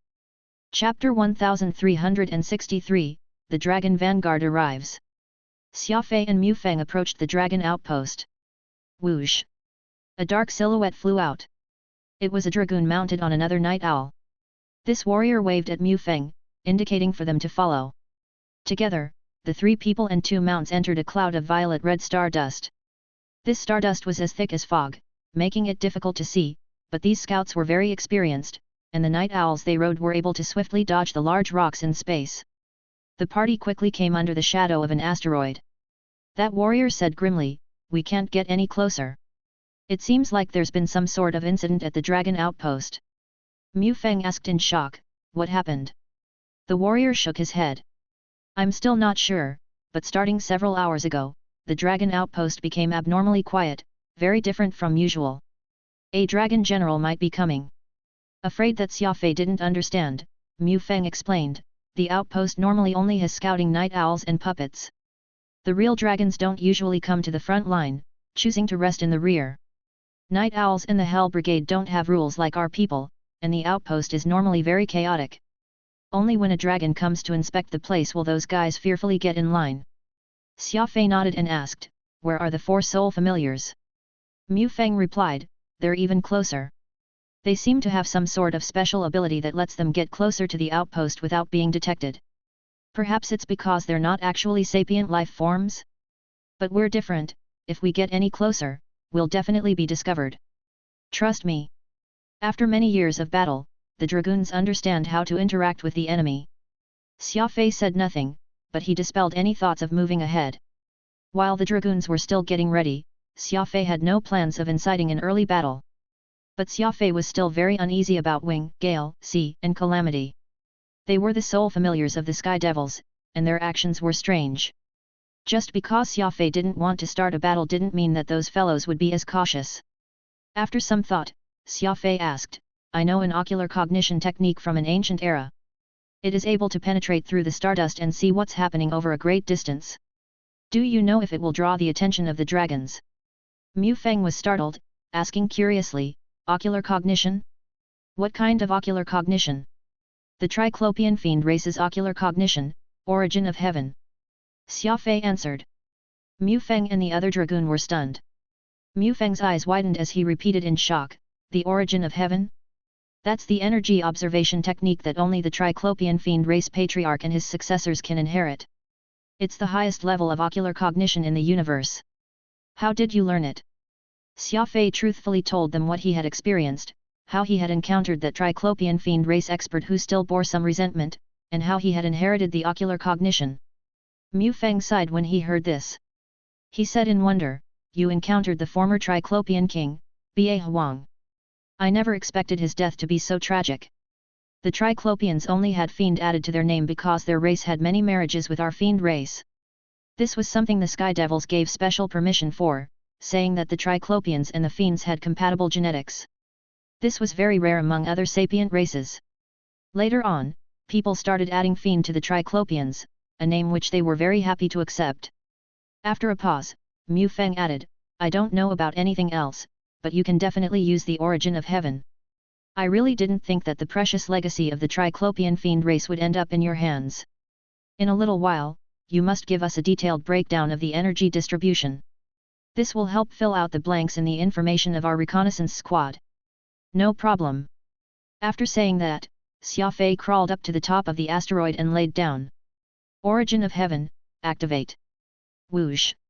Xia Fei's eyes became extremely bright, and his gaze became like that of an extremely long-range telescope, penetrating through the stardust and falling upon a small asteroid. This asteroid had been hollowed out, and its insides were full of tunnels and a massive barracks. Countless enemies were garrisoned here, and numerous night owls flew around the asteroid, howling constantly. Xia Fei used his ocular cognition to search for traces of the 4 soul familiars and also observe the activity in the dragon outpost. Fruboval.cm. How many enemies are present at the dragon outpost? Mu Feng asked. Xia Fei made a quick mental estimate and said, "If it's on the outside, there were not a lot, only around 100,000 Hell Legionnaires and several hundred night owls. But inside the base, there are many Hell Legionnaires who seem to be in hibernation, numbering at least 1 million. 1 million. Mu Feng was stunned, cursing, "Normally, we can only observe the perimeter of the base and can't see inside. So it turns out they were hiding most of their forces." The Devil Shadow Dragoons plus the warriors that Xia Fei had brought and Sunlight's beast army only had 100,000 men in total, but the dragon race's forward outpost alone had a garrison of more than 1 million. This was enormous pressure for the dragoons. Suddenly, Xia Fei exclaimed in shock, it seems that dragons are coming. The Hell Brigade has started lining up, and the Night Owls have widened their defensive perimeter. Mu Feng nodded, apparently unconcerned. The dragons aren't really in a much better state than us. Those guys have extremely low reproductive capabilities, and we've killed quite a few of them. Their total number can't be more than 2,000. At certain intervals, a dragon will come to inspect the outpost. This isn't some big deal. At most, it will be 2 or 3 of those wicked dragons. The key here is the 4 soul familiars. We can't let them reveal themselves, or else the dragons will find out that we have reinforcements. Xia Fei swallowed and spoke in a hoarse voice, it might not just be 2 or 3, but 2 or 300. Mu Feng paled. That was 100 times more than he had expected. Even a fool could tell that so many dragons coming to the forward base was bad news. Say that again. How many dragons? Mu Feng demanded, his eyes bulging. At least 200. I can't have counted wrong, Xia Fei said firmly. Their appearance. Tell me what these mega-dragons look like. Mu Feng asked nervously. Xia Fei replied, their appearance isn't too out there. They have wingspans of about 100 kilometers, and their skin is grey. My gods, Mu Feng couldn't help but mentally curse, and the dragoon next to him clenched his fists. Xia Fei turned his head and asked curiously, what? Is there a problem? My origin of heaven can observe changes in energy. The number can't be wrong. Mu Feng smashed his fist on the ground and said to the other dragoon, hurry and inform headquarters. The dragon vanguard has arrived at the frontline outpost. The warrior nodded hastily and flew off on his night owl to the 7-star steels. Swallowing hard, Mu Feng said to Xia Fei, there's not just one species of mega-dragons. They are divided according to color. The grey ones are the vanguard forces. They're considered weaker existences among the mega-dragons. During these years, they've always been used as cannon fodder, so there are only 300 some left. After them come the red mega-dragons. Those are the main force, their numbers exceeding 1,000, and after those are the black mega-dragons. They are the second echelon of the main force, and their numbers exceed 500. The final tier is the golden mega-dragon king. He is the only one, and unlike the other dragons, he has a name, Firmament. It's been more than a year since the last major battle, which is neither too long nor too short. Since the dragon vanguard has arrived at the outpost, it's highly likely that a new battle will be beginning anew. Xia Fei was stunned. War? Devil Shadow Dragoons versus the Mega Dragons. It came so quickly. Turning back around, Xia Fei continued to observe. Finally, he found the 4 soul familiars. When seen through his origin of heaven ocular cognition, the 4 soul familiars seemed very ethereal. That was because they were soul familiars, born from the souls of the sky devils and not actual sapient life forms. It made them very easy to identify. These 4 guys had gotten close to the dragon base and were lying behind a hill like sinister snakes. They had disguised themselves with sand, and it seemed like they were about to attack. Xia Fei couldn't help but start sweating. The 4 soul familiars were strong, but there was no way they could win against 300 grey mega dragons. Moreover, they would also end up exposing the fact that the dragoons had received reinforcements. But the 4 soul familiars, after hesitating for a long time, decided to give up on the crazy idea and silently headed back the way they had come. Once the 4 soul familiars had left the danger zone, Xia Fei and Mu Feng intercepted them, Xia Fei loudly questioning them over their actions. What in the world were the 4 of you doing? Why did you run off to the dragon base? Wing arrogantly folded his arms and said, we're not your people. Are you trying to control me? Gale waved his hand, indicating that his comrades should be silent. He frowned and said to Xia Fei, the 4 of us have killed before, but we have never killed a dragon, so we went over to the dragon forward outpost to take a look, and if we had a chance, we wanted to take a head or 2. And? Xia Fei asked grimly. Gale shook his head and sighed. We couldn't win. There were more than 300 of those wicked creatures there. We saw that the situation wasn't good and retreated. Xia Fei and Mu Feng looked at each other. They had seen the whole process very clearly, and from their words, they had once more confirmed that the dragon vanguard had arrived. This was an omen that a great battle was coming. Xia Fei and Mu Feng became nervous and didn't say anything. Gale asked curiously, "Did you not know that there were so many vicious dragons at the forward outpost?" "We knew, oh yes, we knew," Xia Fei coolly said. "Forget it. Let's go back. Your opportunity to kill dragons might come very soon." The four soul familiars were startled and surprised. Calamity, who had never been much of a talker, shook his head and said firmly, "Don't say we didn't warn you, but the dragons might be even stronger than we imagined. This might not be an easy battle." There was a suffocating silence as the four soul familiars, Xia Fei and Mu Feng, returned to the dragoon base. When they were still very far from the 7-star steels, Xia Fei noticed something strange. The shortest of the steels had lit up. Each steel had the images of stars on them, and these images were uselessly dark and gloomy. Only when a warrior entered would they light up. "Someone has entered the 7-star steels," Xia Fei said in shock. Mu Feng also found it weird, and he hastened his night owl to hurry back to headquarters. After turning off his communication device, Mu Feng turned to Xia Fei, his expression glum. "Someone really has gone into the 7-star steels, but it doesn't seem to be one of our people." Chapter 1364, A Torturous Night. Xia Fei was startled. "Not one of ours? Then who is it?" Mu Feng shook his head, indicating that he wasn't sure. The night owl landed with a boom. Countless dragoons had already gathered around the 7-star steels, speculating as to who the challenger might be. Nalan Yufa and Yang Guang were waiting for Xia Fei. Going to the conference room, Xia Fei first reported on the situation with the four soul familiars, which news caused everyone to sigh in relief. Those four monsters really knew how to mess around. They got bored, so they decided to kill a dragon? But it also showed off the personalities of these four, which were truly similar to the four sky devils. It was no wonder they refused to obey the fiend race. After all, they had a piece of the sky devil's soul. The sky devils had truly made a mistake when they decided to leave the defense of the fiend race to the four soul familiars. Changing the subject, Xia Fei quickly asked, "Why did the 7-star steels activate? And I heard it wasn't one of our people? Then who entered the 7-star steels?" Nalan Yufa shook his head. "Please hold on a moment. Raksha has already gone to investigate. At present, we cannot determine who entered the 7-star steels. A similar situation happened before. A dragon warrior took advantage of a gap in our defenses to infiltrate the 7-star steels. The dragons seemed to have an abnormal desire for the 7-star steels and the title of Domain Lord. Of course, the god-surpassing stairs cannot be overcome simply because one wants to. The dragons that have infiltrated the 7-star steels all ultimately died." Xia Fei nodded. He then reported how the dragons were assembling at the forward outpost, and the mood in the command center became oppressive.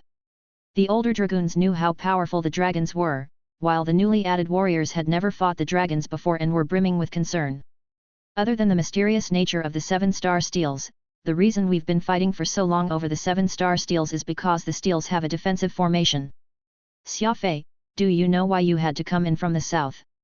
Nalan Yufa asked him. "Because you can only enter the area of the 7-star steels from the south," Xia Fei quickly conjectured. "Correct." Nalan Yufa looked at Xia Fei in satisfaction. Yang Guang had told him some time ago that Xia Fei had been the one doing all the analysis and planning, and that Xia Fei was a tactical genius. Nalan Yufa had barely asked the question when Xia Fei had come up with the answer, leaving Nalan Yufa amazed. The 7-star steels can only be entered from the south, but there is no limit on what direction you can exit from. Thus, anyone holding the 7-star steels will have the defensive advantage. We simply need to concentrate all our forces at that choke point. The dragons have the advantage in numbers, which is why we have to hold the 7-star steels at all costs. This is the only way to increase our chances of victory." Nalan Yufa explained. Xia Fei nodded.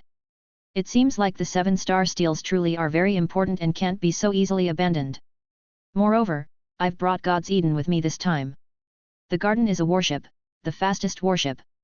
Whether it's retreating or transporting soldiers to the rear of the dragons for an ambush, the God's Eden can be very useful. In my view, we should be drafting a battle plan based around the 7-star steels, focusing primarily on defense, and drafting tactics for dealing with various different situations. Correct. Nalan Yufa said. You and I are on the same page. But God's Eden has far too many plants that are important to us, so it's best to not put it in danger. To readers. Our content is stolen. Please copy and search this link https://tinyurl.com/39hpcn6j to support us. As they were all talking, Raksha came in with a dour look. Slamming the table, he said, "It really wasn't one of ours. I've already done a full count, and we're not missing a single person. It was probably one of the accursed dragons. They caught us off guard and sneaked into the 7-star steels." Raksha sat down and seated, and at this moment, a great clamor came from outside. "No way! The second steel has lit up. Impossible! They reached the second level that quickly. Is it one of ours?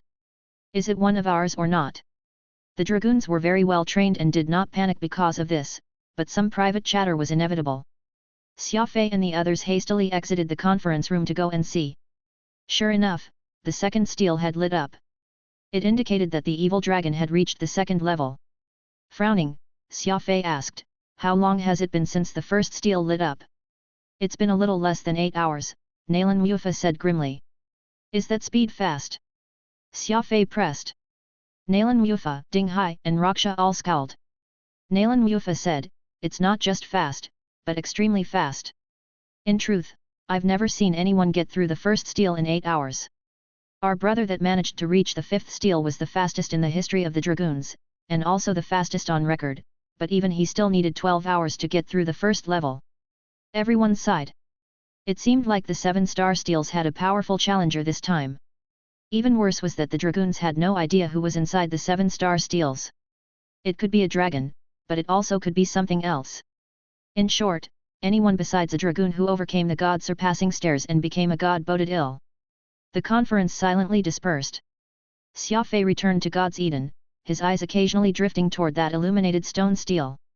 It was late at night, so the stars on the steels were particularly dazzling. Autumn Erudite was sitting in a corner of a garden, drinking by himself. Upon seeing Xia Fei, Autumn Erudite somewhat bitterly nodded at him. Over the course of this entire journey, Autumn Erudite had, barring times when Chu Jingfeng came to treat him, kept to himself, and had not taken one step out of the garden. Xia Fei suddenly felt some sympathy for Autumn Erudite. Although he was one of the 5 ancient apexes, none of this was what he had hoped to see, nor was it something he could control. He had not committed any grave crimes. Smiling, Xia Fei walked over. Taking the bottle from Autumn Erudite's hand, he took a swig from it. Wiping his mouth, Xia Fei said, "Not bad. High-quality jade sunset pearl grape wine. Don't you always drink tea? When did you suddenly start drinking wine?" Autumn Erudite sighed. "Tea and alcohol have no difference to a warrior of my level. It's just that tea leaves are too fragrant. I currently need something that stimulates my throat more." Xia Fei frowned. "No one actually blames you. You should understand that everyone treats you as a comrade in arms. With a great foe before us, we need an expert like you to step forward. You cannot let yourself sink to the bottom." Autumn Erudite nodded. "Relax. I've already thought everything through. Every person has something they should do, and I will step forward when the time comes for me to do what I need to do, using these old bones to redeem myself for the souls who were unjustly slain." Xia Fei was startled. Autumn Erudite sounded like he wanted to die. It was like he was tired from all the endless battle and found no meaning in life, wanting to use his death to prove himself. Why go through all that? Isn't it better to live as long as you can? Xia Fei said softly. He knew that a person's mind was not easily changed once it was set, particularly someone as strong and intelligent as Autumn Erudite. Autumn Erudite bitterly smiled. "This is the place I belong, my destiny. Trust me. The dead can't feel, but a living person like me enduring all the condemnation in my heart? Would you be able to stand to live in the shadows, never able to sleep again?" Xia Fei could say nothing. The most painful wounds of all weren't those of the flesh, but those of the mind. Autumn Erudite had been betrayed by his friends, and his most trusted subordinates had died because of him. Those were all unhealable wounds. His heart was already dead, so he only still lived because he still needed to settle some things. Patting Autumn Erudite on the shoulder, Xia Fei stood up and said, "No matter what other people think, you will always be old yet to me, my friend." Autumn Erudite's eyes teared up, and he hastily turned away so that Xia Fei wouldn't see his sorry appearance. Xia Fei pensively made his way to Avril's room. Lighting a cigarette, he muttered, "Every person has their place, every person has their place. Avril didn't know what Xia Fei meant, but lying on Xia Fei's shoulder, she said, "Yes, I understand. That's why I've always been quietly supporting you from the rear, being a good wife. What I should do is listen to your orders and not give you extra trouble." Xia Fei stroked Avril's golden hair and smiled. "I'm not talking about you. You've already done a lot. I'm just thinking about what my own place is. Wherever you're needed, like with me." Avril moved up to Xia Fei's ear and blew lightly into his earlobe, her face blushing. The bedroom was soon filled with the sounds of soft grunting as two figures intertwined. Dawn neared, but Xia Fei still couldn't get any sleep. He walked out of his room, a robe draped over him. Lighting a cigarette, he looked out at the 7-star steels. Avril put on her pajamas and walked out drowsily. Grabbing Xia Fei's arm, she asked, "Are you still thinking about that problem?"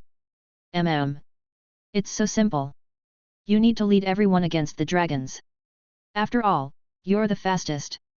In a real fight, there are many places where you'll be needed," Avril said softly. Xia Fei shuddered, and once more cast his gaze at the 7-star steels. Freeopenville.com. When an army that numbered in the millions arrives, no matter how fast my speed is, it might not be able to decide the battle. But there is one mission that needs me, and only I have a hope of completing it, Xia Fei replied firmly. Yesterday's conversation with Autumn Erudite had reminded Xia Fei that every person needed to find their place. Xia Fei had extraordinary speed, but in a melee involving millions, the advantage of speed was greatly reduced. After all, if there were too many enemies, he could keep killing and never reach an end to them. But the 7-star steels were different. Only the fastest speed could overcome this challenge, and Xia Fei was currently the fastest person in the universe. A ray of sunlight penetrated through the early morning fog. The sun was on the verge of rising. In the sky, black and white intertwined in a primordial muddle. For many people, this had been a torturous night. At that moment, the third stone steel silently lit up. That dragon had reached the 3rd level. It had taken 12 hours. A new record of only 12 hours. Chapter 1365, Two Heroes Vie for Domination. This morning was bound to be a restless one. Under countless watching eyes, Xia Fei brought Furball, Little Goldie and Radix with him as he strode toward the first of the 7-star steels. Avril bit her lip. Everyone knew that entering the 7-star steels was entering a different world. It was impossible to say if Xia Fei could overcome the god-surpassing stairs. Avril only knew that no one had ever overcome the celestial stairs before. "Xia Fei, have you really made up your mind?" Nalan Mufa asked grimly. "Yes," Xia Fei replied firmly, his voice determined. Nalan Mufa frowned, worry in his voice.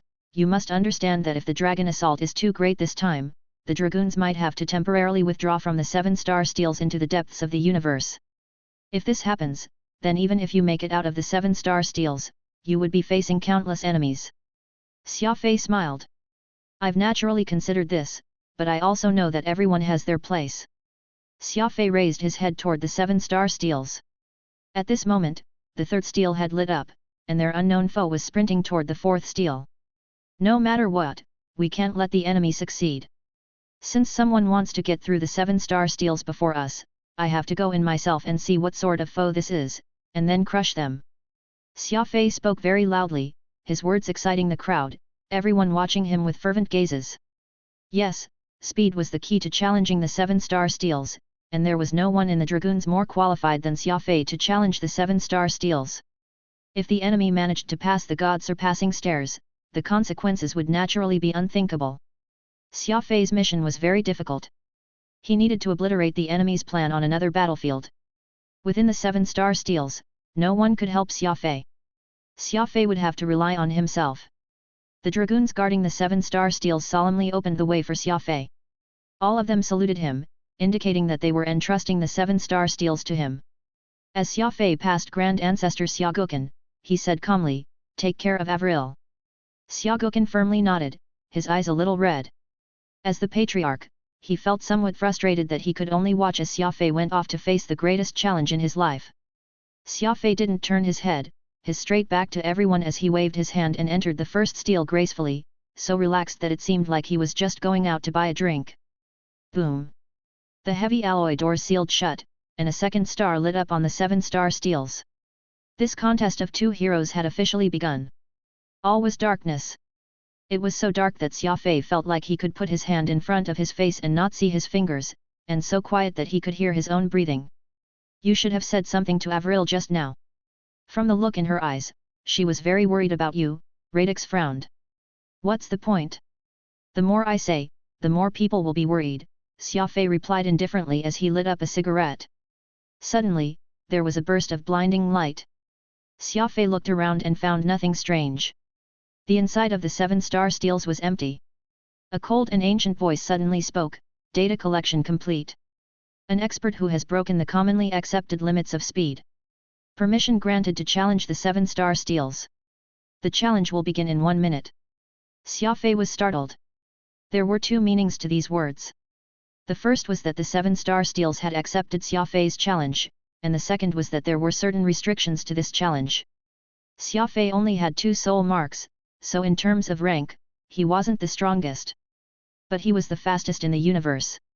That was what gave him the privilege of challenging it. From this, he could deduce that the unknown foe who had entered the 7-star steels was also someone with a special ability that transcended rank or defied common sense. Xia Fei smiled once he understood this, finally relaxing. His foe had to have extraordinary methods to be able to break the records for the first 2 steels. This was very normal. A screen appeared on Xia Fei's left side. On it was a little red dot. This was the enemy that had entered the 7-star steels before him. The screen indicated clearly that they were in the 3rd steel and were 8% of the way through, but their rate of progress was accelerating. Xia Fei swallowed. Xia Fei knew his enemy's situation, so his enemy was bound to know of their new pursuer.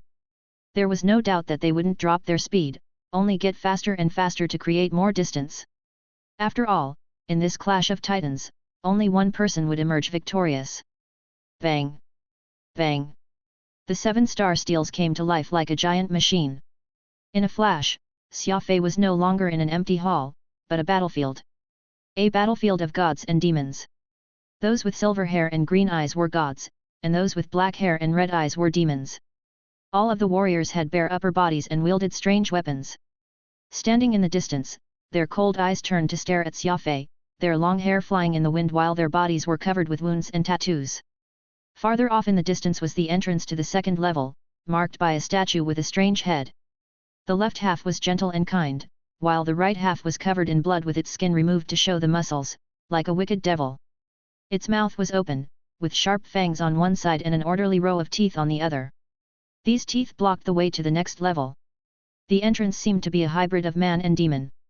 The elderly voice rang out, "First, choose a faction, and then help your faction with this battle to enter the 2nd floor of the 7-star steels." The conditions made sense, but at this moment, Xia Fei's eyes lit up as he used the origin of heaven. His eyes blazed like torches, piercing through the bodies of warriors and gazing upon the door of good and evil that led to the 2nd level. Xia Fei didn't seem to hear that elder's voice. He simply walked over and reached for the door. "Xia Fei, what are you doing? There's no time. We have to pass through the 7-star steels faster than that mysterious person." Radix shouted in Xia Fei's ear. Xia Fei was unmoved, continuing to use his ocular cognition to inspect the entrance as he thought about something. Suddenly, Xia Fei raised his right fist and gave those bizarre teeth a savage punch infused with the subversive power of the law of primal chaos. Rumble! The punch caused the white teeth to sway, but they refused to be moved. "All together now! Bring them down!" Xia Fei took several steps back and shouted, "I've seen it! This door can't stop us!" Radix was dumbfounded. Xia Fei was so unreasonable. He had discovered that the door to the 2nd level wasn't as strong as he had imagined, so he had decided to just smash it open. Radix was still in shock, but little Goldie and Furble had already started attacking. Those two were also extremely unreasonable, just like Xia Fei, never caring about any rules. Furble used energy attacks while little Goldie decided to just open a passage to dark space. Once the dark space passage activated, it would tear apart the gate that was blocking Xia Fei's path, and once the dark space passage closed, he could go through. Rumble! Little Goldie's move didn't seem to be very useful. All it did was put ugly black spots on those giant teeth while the sounds of spatial explosions resounded through the air. As for Xia Fei, he swiftly created distance and used critical strike to attack again and again. 1 strike. 2 strikes. 3 strikes. Xia Fei's critical strike was extremely impressive, allowing him to instantly reach 150 million meters per second. The power of speed delivered the subversive force of the law of primal chaos, slamming against the door and causing it to constantly shudder. Stones and dust showered down from the sky, and it felt like the 7-star steels were on the verge of collapse. Xia Fei! This is against the rules of the 7-star steels. Radix cried out in fear. He was very worried that going against the rules would have grave consequences. Screw the rules. I need to overcome the guy in front of me, so I don't plan to follow the rules. Xia Fei darkly said. What are you standing around for? Use the fiendish blade. Break open this door. Xia Fei had extraordinary calculation abilities.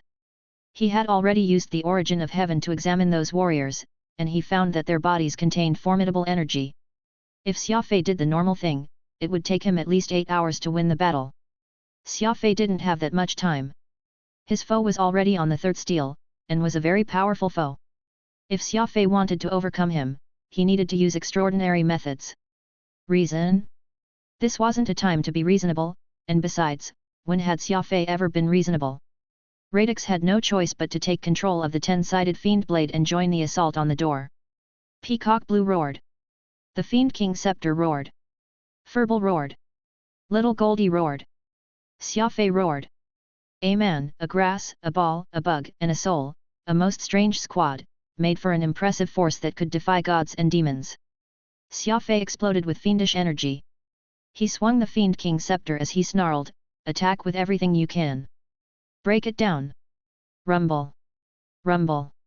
The people gathered at the 7-star steels and in the Dragoon base were all dumbfounded. Many people had entered the 7-star steels starting in the ancient times, but nobody had ever created as much of a stir as Xia Fei immediately after entering the 7-star steels. Xia Fei was a monster. With a pack of little monsters, he was using an unreasonable method to force open the door leading to the 2nd level. Thus, the people outside the 7-star steels saw a strange sight. As these monsters exerted their power, the shortest of the 7-star steels began to shudder. It was as if some huge explosion was taking place inside. The planet, no, the entire star system, resounding with a thundering akin to the pounding of war drums. What's going on? I'm not sure. It seems like the battle within the 7-star steels is so fierce that this steel is starting to shake. Is this a good sign or not? The steel was stable when everyone else went in, so why did it become like this after Xia Fei went in? I'm not sure, not sure. The warriors chattered while the steel continued to shudder and sway, the deafening booms leaving everyone uneasy. Could Xia Fei have started some trouble? That guy loves causing trouble, Xia Guanghai asked Grand Ancestor Xia Guoken, swallowing. Yang Guang, Hang Xiao, Nalan Mufa, Raksha, Ding Hai, and Chu Jingfeng were all outside. At a time like this, who could just sit around?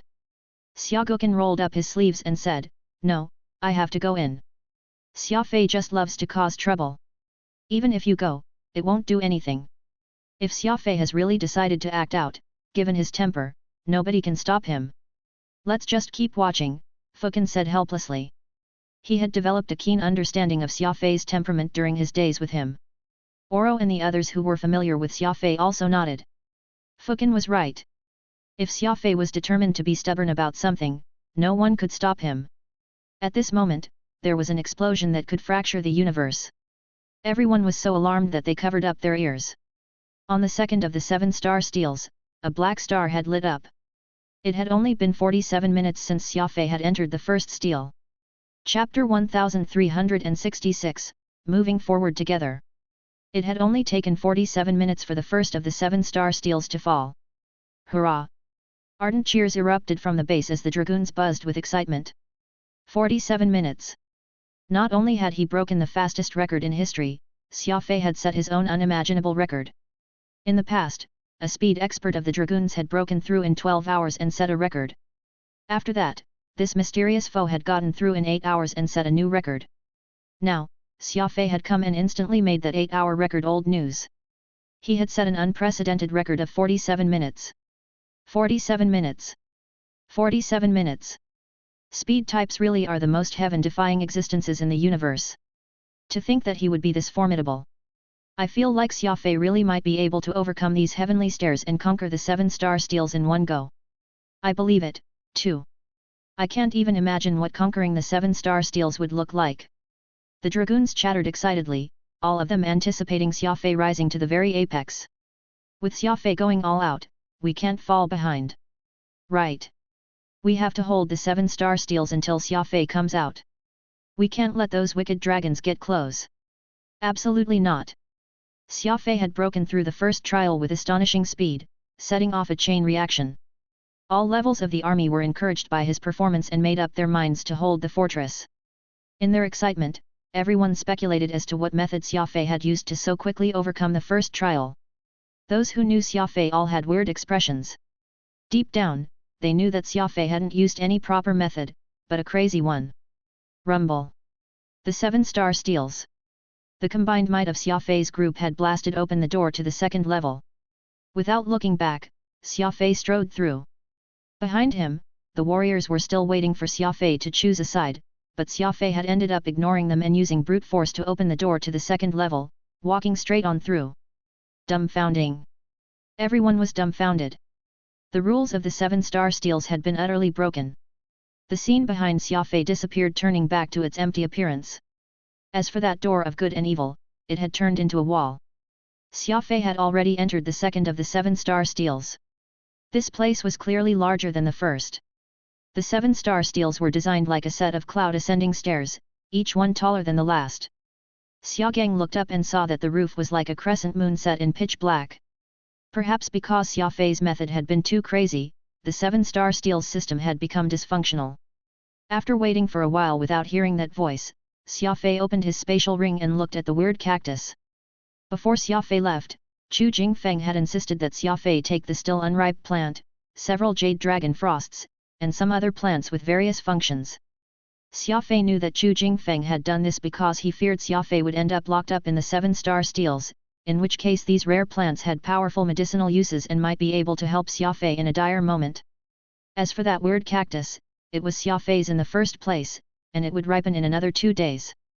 Xia Fei was looking forward to seeing what sort of fruit it would produce. That elderly voice finally spoke.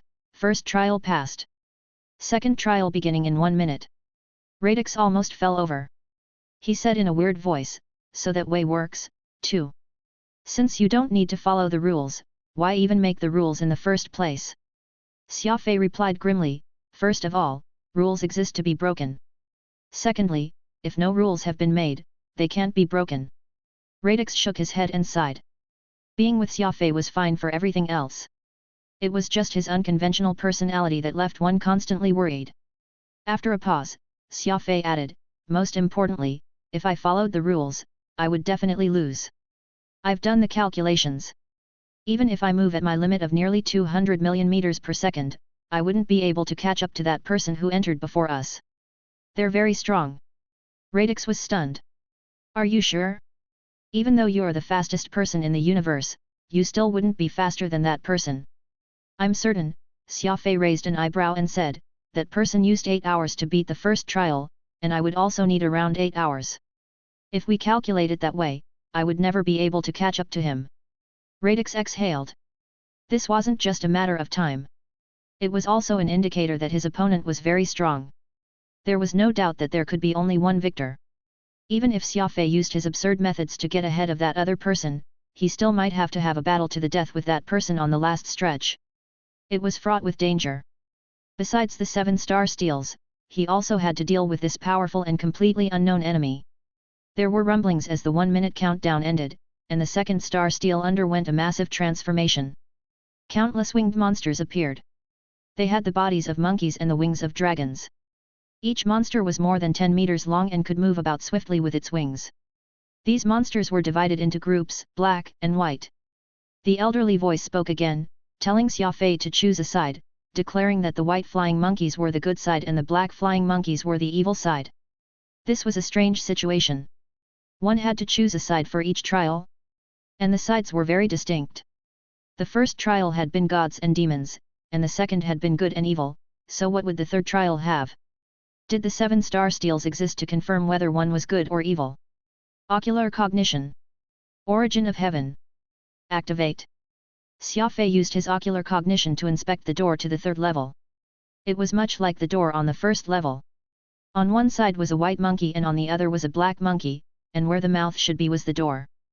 Pressing his hand against the white teeth, Xia Fei frowned and grunted, "Law of primal chaos." There was a boom as the law of primal chaos's unreasonable power erupted forth. One strike didn't do it, but it managed to create a small opening in the white teeth that were blocking Xia Fei's advance. Smiling wickedly, Xia Fei said, "Just as expected. This door can also be blasted open. It will just take a little more time and energy compared to the first level." Again. Radix slapped his forehead, inwardly worried. "What are you standing around for? Open it up already!" Xia Fei shouted at him. Xia Fei took out the Fiend King scepter, pouring in 2 million units of spirit power. 4 hours later. "Look there! Xia Fei has passed the second level of the 7-star steels." The thunderous voice drew everyone's attention. Everyone quickly turned their heads and saw that a black star had lit up on the third stone steel. Perhaps because Xia Fei wasn't using the normal methods to pass, Xia Fei had a black star, while the mysterious foe had a white star. But nobody noticed the difference between black and white. So long as one could pass the 7-star steels, who cared about the color? Currently, the third steel had 2 stars lit up at the same time. Xia Fei had entered the 7-star steels 20 hours later than his competition, but he had needed only 5 hours to catch up. Incredible! It's too incredible! Normally, speed is an invincible power, but even so, Xia Fei's trial-beating speed is still too fast. How is this possible? How could he catch up in 5 hours? What method is he using? Nalan Mufa cried out in shock. Everyone was flabbergasted by what they were seeing. Xia Guanghai laughed and said smugly, "That is the strongest fiend of our clan. I guarantee that Xia Fei is going crazy inside the 7-star steels. He's someone who can never be analyzed using common sense." The Skywing Wolves were all very excited. After all, Xia Fei was their brother. Suddenly, the white star went out, and at the same time, the fourth steel lit up. That guy is getting faster. He needed only 6 hours to pass the third trial. Xia Fei still hasn't caught up to him. What a pity. He was only a little behind. Everyone was fuming for Xia Fei's sake. He had been only a step away from catching up to his foe, but his foe had still managed to get 1 step ahead. There's no need to rush.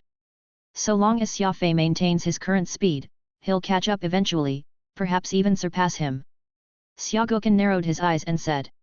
It seems the enemy knows that Xia Fei is chasing them, so they're going as fast as they can. But don't forget that this is also a form of immense psychological pressure. Knowing that someone is chasing them and then desperately sprinting will use up enormous amounts of energy and create a heavy mental burden. Oro exclaimed in agreement, "That's right. Xia Fei is so evil. He must have realized that his opponent would change his behavior, so he might have come up with some sort of wicked plan. Based on my experience, any enemy that Xia Fei has marked will have a gruesome end." Everyone laughed, showing that they were extremely confident in Xia Fei.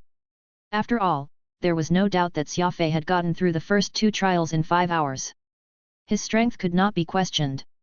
Chu Jingfeng, Sunlight and Nalan Mufa silently returned to the command center, but there was little excitement on their faces. "We can't damage the morale of the army.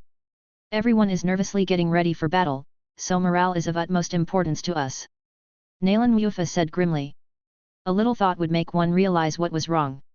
The enemy had overcome the second trial in 12 hours, but after noticing Xia Fei, they had needed only 6 hours to get through the third trial.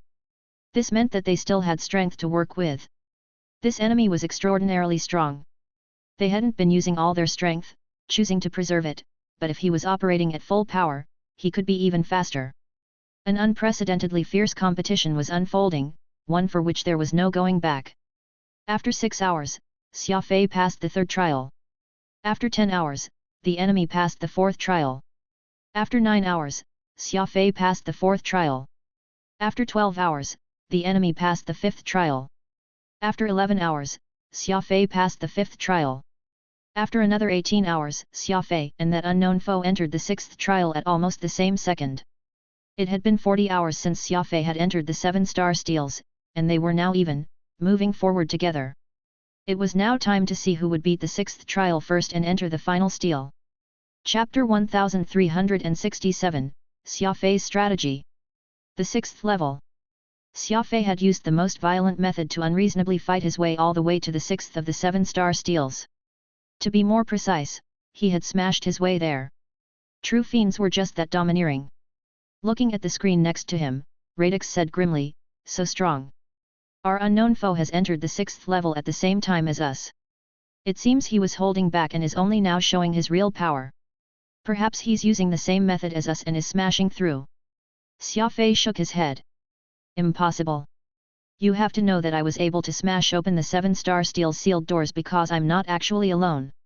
I have the law of primal chaos, Peacock Blue, Furbal's energy attacks, and Little Goldie's dark space attacks. These things are all unique in the universe, and only by combining all these powers was I able to break open the doors. Radix nodded. Xia Fei's weapons weren't there to just be pretty. From the round furball to the 10-sided fiendish blade, each one was a miraculous existence. Putting aside everything else, the law of primal chaos alone was heaven-defying, and that wasn't even considering Xia Fei's near light speed and his critical strike. The 6th trial will begin in 1 minute, the elderly voice spoke, starting a countdown once more. We're going to have to change the strategy this time, Xia Fei indifferently said. No matter what appears, we kill it. No choosing sides. Radix said in shock, why? Why not just blast open the sealed door like before? You were the one who proposed it first, and now you're telling us to stop? What's on your mind? Xia Fei smiled and pointed at his head. Trust me when I say that we can't smash our way through this trial. You had to realize that smashing open the doors used energy. Smashing open the 5th level's door used more than half of my energy, and the 6th level will only be more difficult. Never forget that energy is the foundation of everything. That's why we can no longer use energy in this trial, but must absorb as much energy as we can to prepare for the final battle. If my guess is right, we'll definitely run into that unknown foe on the 7th level. After all, only one person can pass the god-surpassing stairs. Radix was stunned. As expected of Xia Fei, he had already taken the final battle into account. He might have been considering it in his plans from the very start. The violent method was used to apply immense pressure to the foe so that they would go all out, and use everything they had. The more all out they went, the more severely they would drain their energy. On the 6th level, Xia Fei would stop using energy and shift to crazily absorbing energy. His opponent didn't know Xia Fei's strategy, so they would definitely attempt to break through as quickly as possible. In this way, one side would be strengthened while the other was weakened. One would use power while the other absorbed it. Winning once didn't count as winning. The victory Xia Fei wanted was the final victory. All of his madness and all of his rule-breaking had been for the sake of the sneak attack at the final phase. Bang! A light flashed, and a new world appeared before them. Mountains, rivers, oceans, forest, and innumerable warriors filled this world.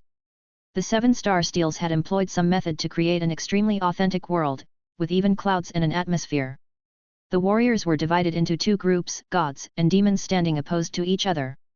Please choose a side and then help your side achieve victory, the elderly voice said to Xia Fei. I choose the gods. Xia Fei answered after some thought. Ding!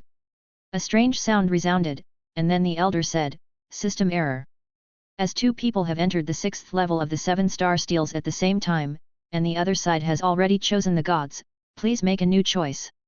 After a moment of shock, Xia Fei erupted in laughter. Fine. Since they want to be a god, I, Xia Fei, will choose to be a demon. Whoosh! The world fell into chaos. Xia Fei's enemies all turned red while his companions became white. Xia Fei waved his hand and led Furball, Peacock Blue, Little Goldie, and Radix in a charge. But this time, Xia Fei made no distinction between gods and demons, killing anyone he saw. The Nirvana Fiend blade flew around, following Xia Fei and the others. At their rate of killing, Radix had no choice but to use 120% of his focus in order to keep up. Energy flooded into Xia Fei's body, forming his trump card, certain to play a fundamental role in the last battle. As the saying went, wherever the fiend blade pointed, gods and demons would be slain. Corpses soon covered the landscape. It was a sight too miserable for words. The madman Xia Fei led his little pack of madmen on a slaughter. The battlefield was vast, which suited Xia Fei just fine. He was a speed type, the fastest killers in the entire universe. Outside the 7-star steels, Yang Guang looked up at the 6th steel as he muttered, it seems to have stopped. Earlier, Xia Fei had been using force to overcome the trials, causing the steels to shudder and tremble. But now, the 7-star steels had calmed down, which left everyone confused. Could something have happened? Chu Jingfeng asked worriedly. Nalan Mufa shook his head. No. If something had happened to Xia Fei, the steel would have gone out, but the light is still flashing, indicating that Xia Fei is still alive. Perhaps he changed his strategy. Nalan Mufa waved his hand and said firmly, "Come with me. There's a new report from the front." Startled, everyone followed Nalan Mufa into the conference room. A giant screen turned on, displaying the area between the Dragon Outpost and the 7-star steels. Nalan Mufa pointed at the Dragon Outpost and grimly said, "Our scouts have sent word that the Dragon Army has arrived." So quickly. Xiaogukan was shocked. He hastily asked, "How numerous is the enemy? How are they deployed?" Nalan Mufa scanned the room and said in a hoarse voice, "All of them. All of the dragon warriors have gathered near the outpost, their numbers close to 2,000. As for the Hell Brigade, their numbers are at almost 5 million. As for the low-level monster army made up of night owls, white owls, and the like, it numbers 30,000. It appears that the dragons are serious about taking the 7-star steels this time." Everyone fell silent. With the war imminent, a somber mood filled the conference room. Yang Guang raised an eyebrow and said, "If that's the case, then let's fight." They were very simple words, but they were very forceful, getting everyone's blood pumping. "Pa!" Nalan Mufa slapped the table and declared loudly, "Good. King Yang Guang is right. If the enemy wants to come, then let them. The dragoons fear no one. According to our plan, dispatch the skirmishers first. Have them make disruptive strikes against the enemy. Patriarch Xiaogukan, the skirmishers require 2 scouts who can travel at more than 10 million meters per second. Please select suitable candidates. After all, scouts need to be very daring and meticulous to forge into the enemy ranks alone, and they have to be very calm and composed." "No problem." Xiaogukan laughed. "We Skywings specialize in this. I will have Xiaya and Xiaxiang go. They can both travel faster than 10 million meters per second and have worked together for many years. I guarantee that they'll complete their mission." The first mission was swiftly arranged. After battling with the dragons for many years, the Devil Shadow Dragoons were very familiar with how their enemy worked. The base was soon at the highest level of defense, all of its divisions at work. In the 6th level of the 7-star steels, the slaughter continued. Energy was a warrior's foundation, and Xia Fei was in the middle of killing crazily in order to accumulate energy. After all, this was a high-ranked battlefield, so the enemies were like an ocean. Swing! Scrack! The 10-sided fiend blade cut across, cleaving 2 enemies in 2 and draining them. This was a contest of pure strength. From the very start, Xia Fei had been in a frenzied contest with his mysterious foe. When Xia Fei reached 5%, his enemy reached 6%. When Xia Fei reached 16%, his enemy reached 18%. When Xia Fei reached 30%, his enemy reached 31%. Neither party was backing down. This contest had entered a white-hot phase. But at this moment, a clear dividing line appeared. Xia Fei hit 40%. His enemy was at 38%. Xia Fei hit 45%. His enemy was at 41%. Xia Fei's tactic was working. The gap was growing larger and larger. After a long battle, his unknown foe was finally tiring, while Xia Fei was only getting stronger and stronger. This was the power of the fiendish blade Nirvana. Nirvana was truly the king of killing. The more people it killed, the stronger it became, and its master gained an insane amount of energy from it. After 12 hours, Xia Fei had killed an innumerable number of beings, but he didn't need to keep count. At this moment, his energy reserves had reached a record-breaking level, a historic 10 million. 10 million! Heavens! You really have 10 million units of spirit energy. Incredible! Radix cried out in surprise. I really don't know how your fiend brain is constructed such that it can hold so much energy. Xia Fei suddenly stopped. He sat down and called over Furball and Little Goldie. Radix's eyes were red with bloodlust, and the fiendish blade circled in the air under his control. Why are not killing anymore? Keep killing. There are still plenty of foes. We'll kill to our heart's fill today. Xia Fei smiled and said to Radix, there's no need to rush. I'm naturally gaining more energy the more people I kill, but Furball and Little Goldie are already tired. This really was the reason. While the 2 guys appeared energetic, it was clear that they had hit the limits of their energy and were panting for breath. After all, they couldn't absorb energy while fighting like Xia Fei could. Furball jumped into Xia Fei's chest. He was now a max-ranked holy beast, so he would no longer lick Xia Fei's arm like in the past, but his appearance remained cute. As for little Goldie, he was still dumb and silly. He was far too loyal and simple, but in battle, he was never one to conserve strength. The battle so far had left little Goldie much more tired than Furball. Smiling, Xia Fei extended his hands, spirit energy covering them. Furball and little Goldie began to absorb Xia Fei's energy. Furball knew to raise his head and act cute, but little Goldie just kept his head bowed and devoured away. It seemed like he was just too exhausted. A peaceful sight had appeared on this perilous battlefield. No matter how urgent the situation was, Xia Fei would never forget these two. They weren't just his left and right arm, but friends that he could trust. After some thought, Xia Fei suddenly remembered that strange cactus. It had been 2 days by now, so he wondered how it was doing now. Xia Fei stroked a finger across his spatial ring. Chapter 1368, The Dragons Arrive. The 7-star steals, the road to godhood, the 6th level. Xia Fei gave Furball and little Goldie energy while he inspected the strange cactus. Chu Jingfeng had needed a plant storage device 30 feet tall in order to store it. There was nothing to be done. After eating a jade dragon frost seed, this plant had grown crazily, growing almost half a meter on average every day. It was now a massive plant more than 20 meters tall. This giant cactus was majestic, while its white star-like flowers were still very strange. This guy can really grow. Perhaps it's because it was under the sea for too long? After all, the water pressure was so great that it might have started to grow frantically as soon as it reached land. Of course, this also might be due to the jade dragon frost. Radix muttered, examining the cactus. Nobody knew what the jade dragon frost really was, not even Chu Jingfeng. In any case, the 4 sky devils had tried with all their might to make the jade dragon fruit bear fruit, so it couldn't be something normal.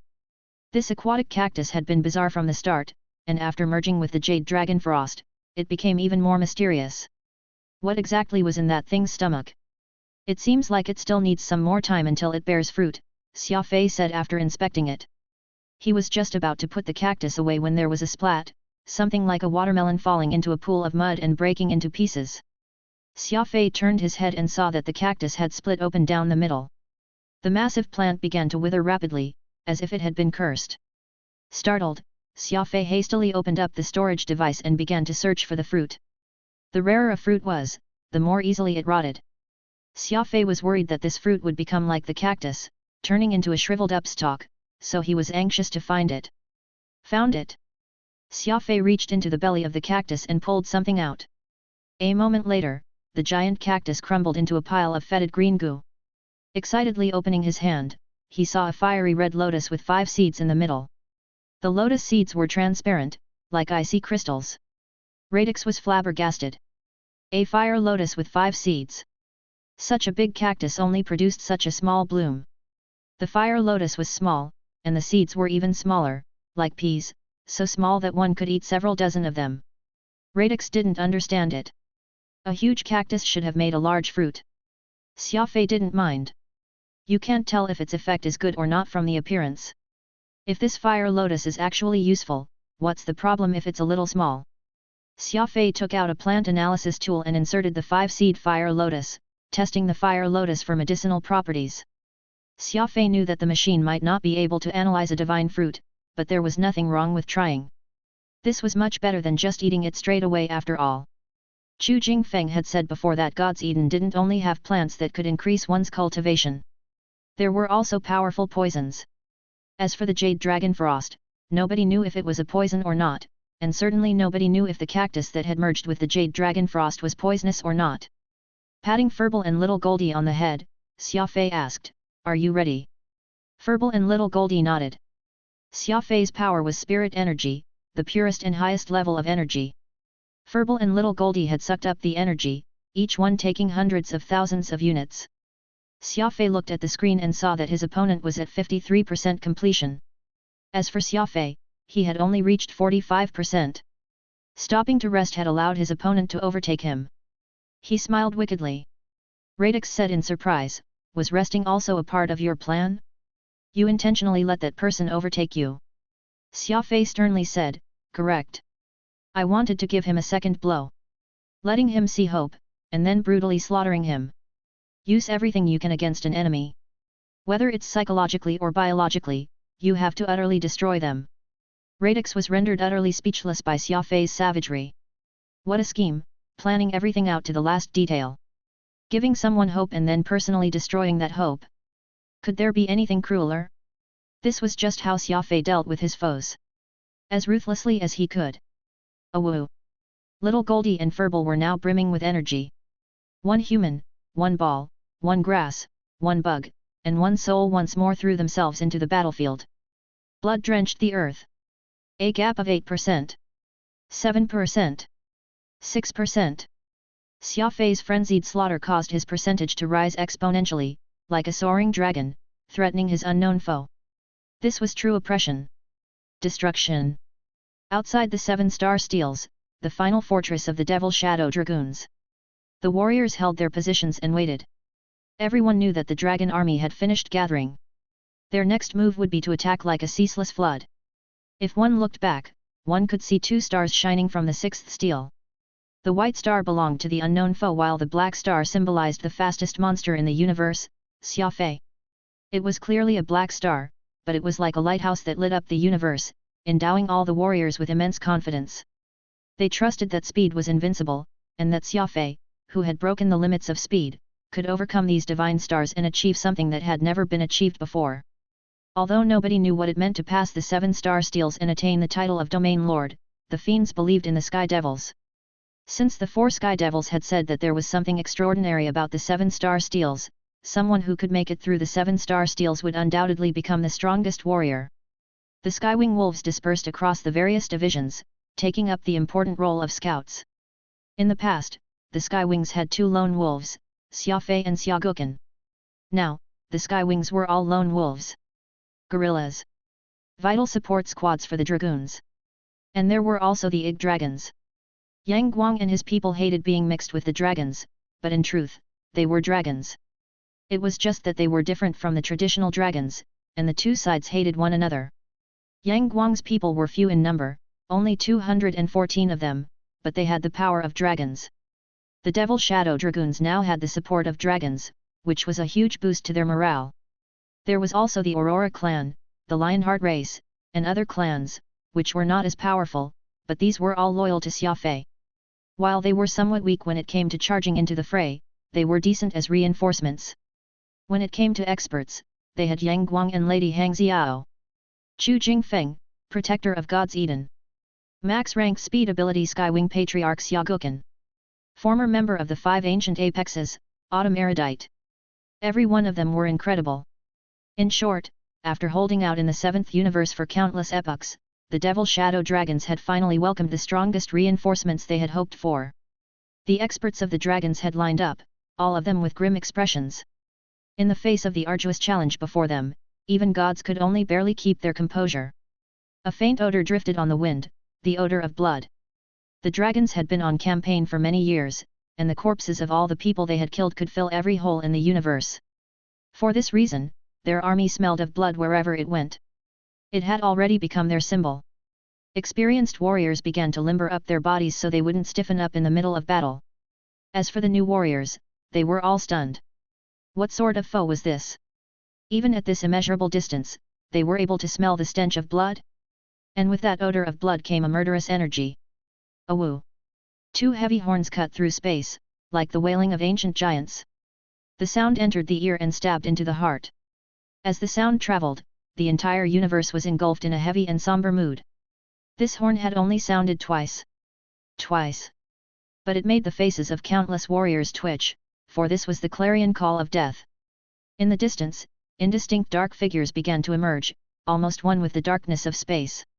In short, a dismal blackness occupied a horizontal line that cut across space. One could faintly make out enormous beings behind that black line. Those were dragons, the greatest of the 3 wicked beasts. Devils that stood at the top of the food chain, shoulder to shoulder with gods. Grey megadragons, with wingspans of 100 kilometers. Red megadragons, with wingspans of 800 kilometers. Black omega dragons, with wingspans of 1200 kilometers. And a single golden dragon. The unique golden dragon of the dragon race. The most wicked of the wicked beasts, standing at the apex of the food chain. His name was Firmament, and his wingspan was 5,000 kilometers. Blotting out the firmament, rendering the days sunless. His cruelty made demons blush in shame. His savagery had asuras prostrating on the ground. It wasn't just the dragons who submitted to him. All the world submitted to him. The mythical beasts in the rear of the dragoons started to get restless. These were domineering and unruly mythical beasts with savage reputations.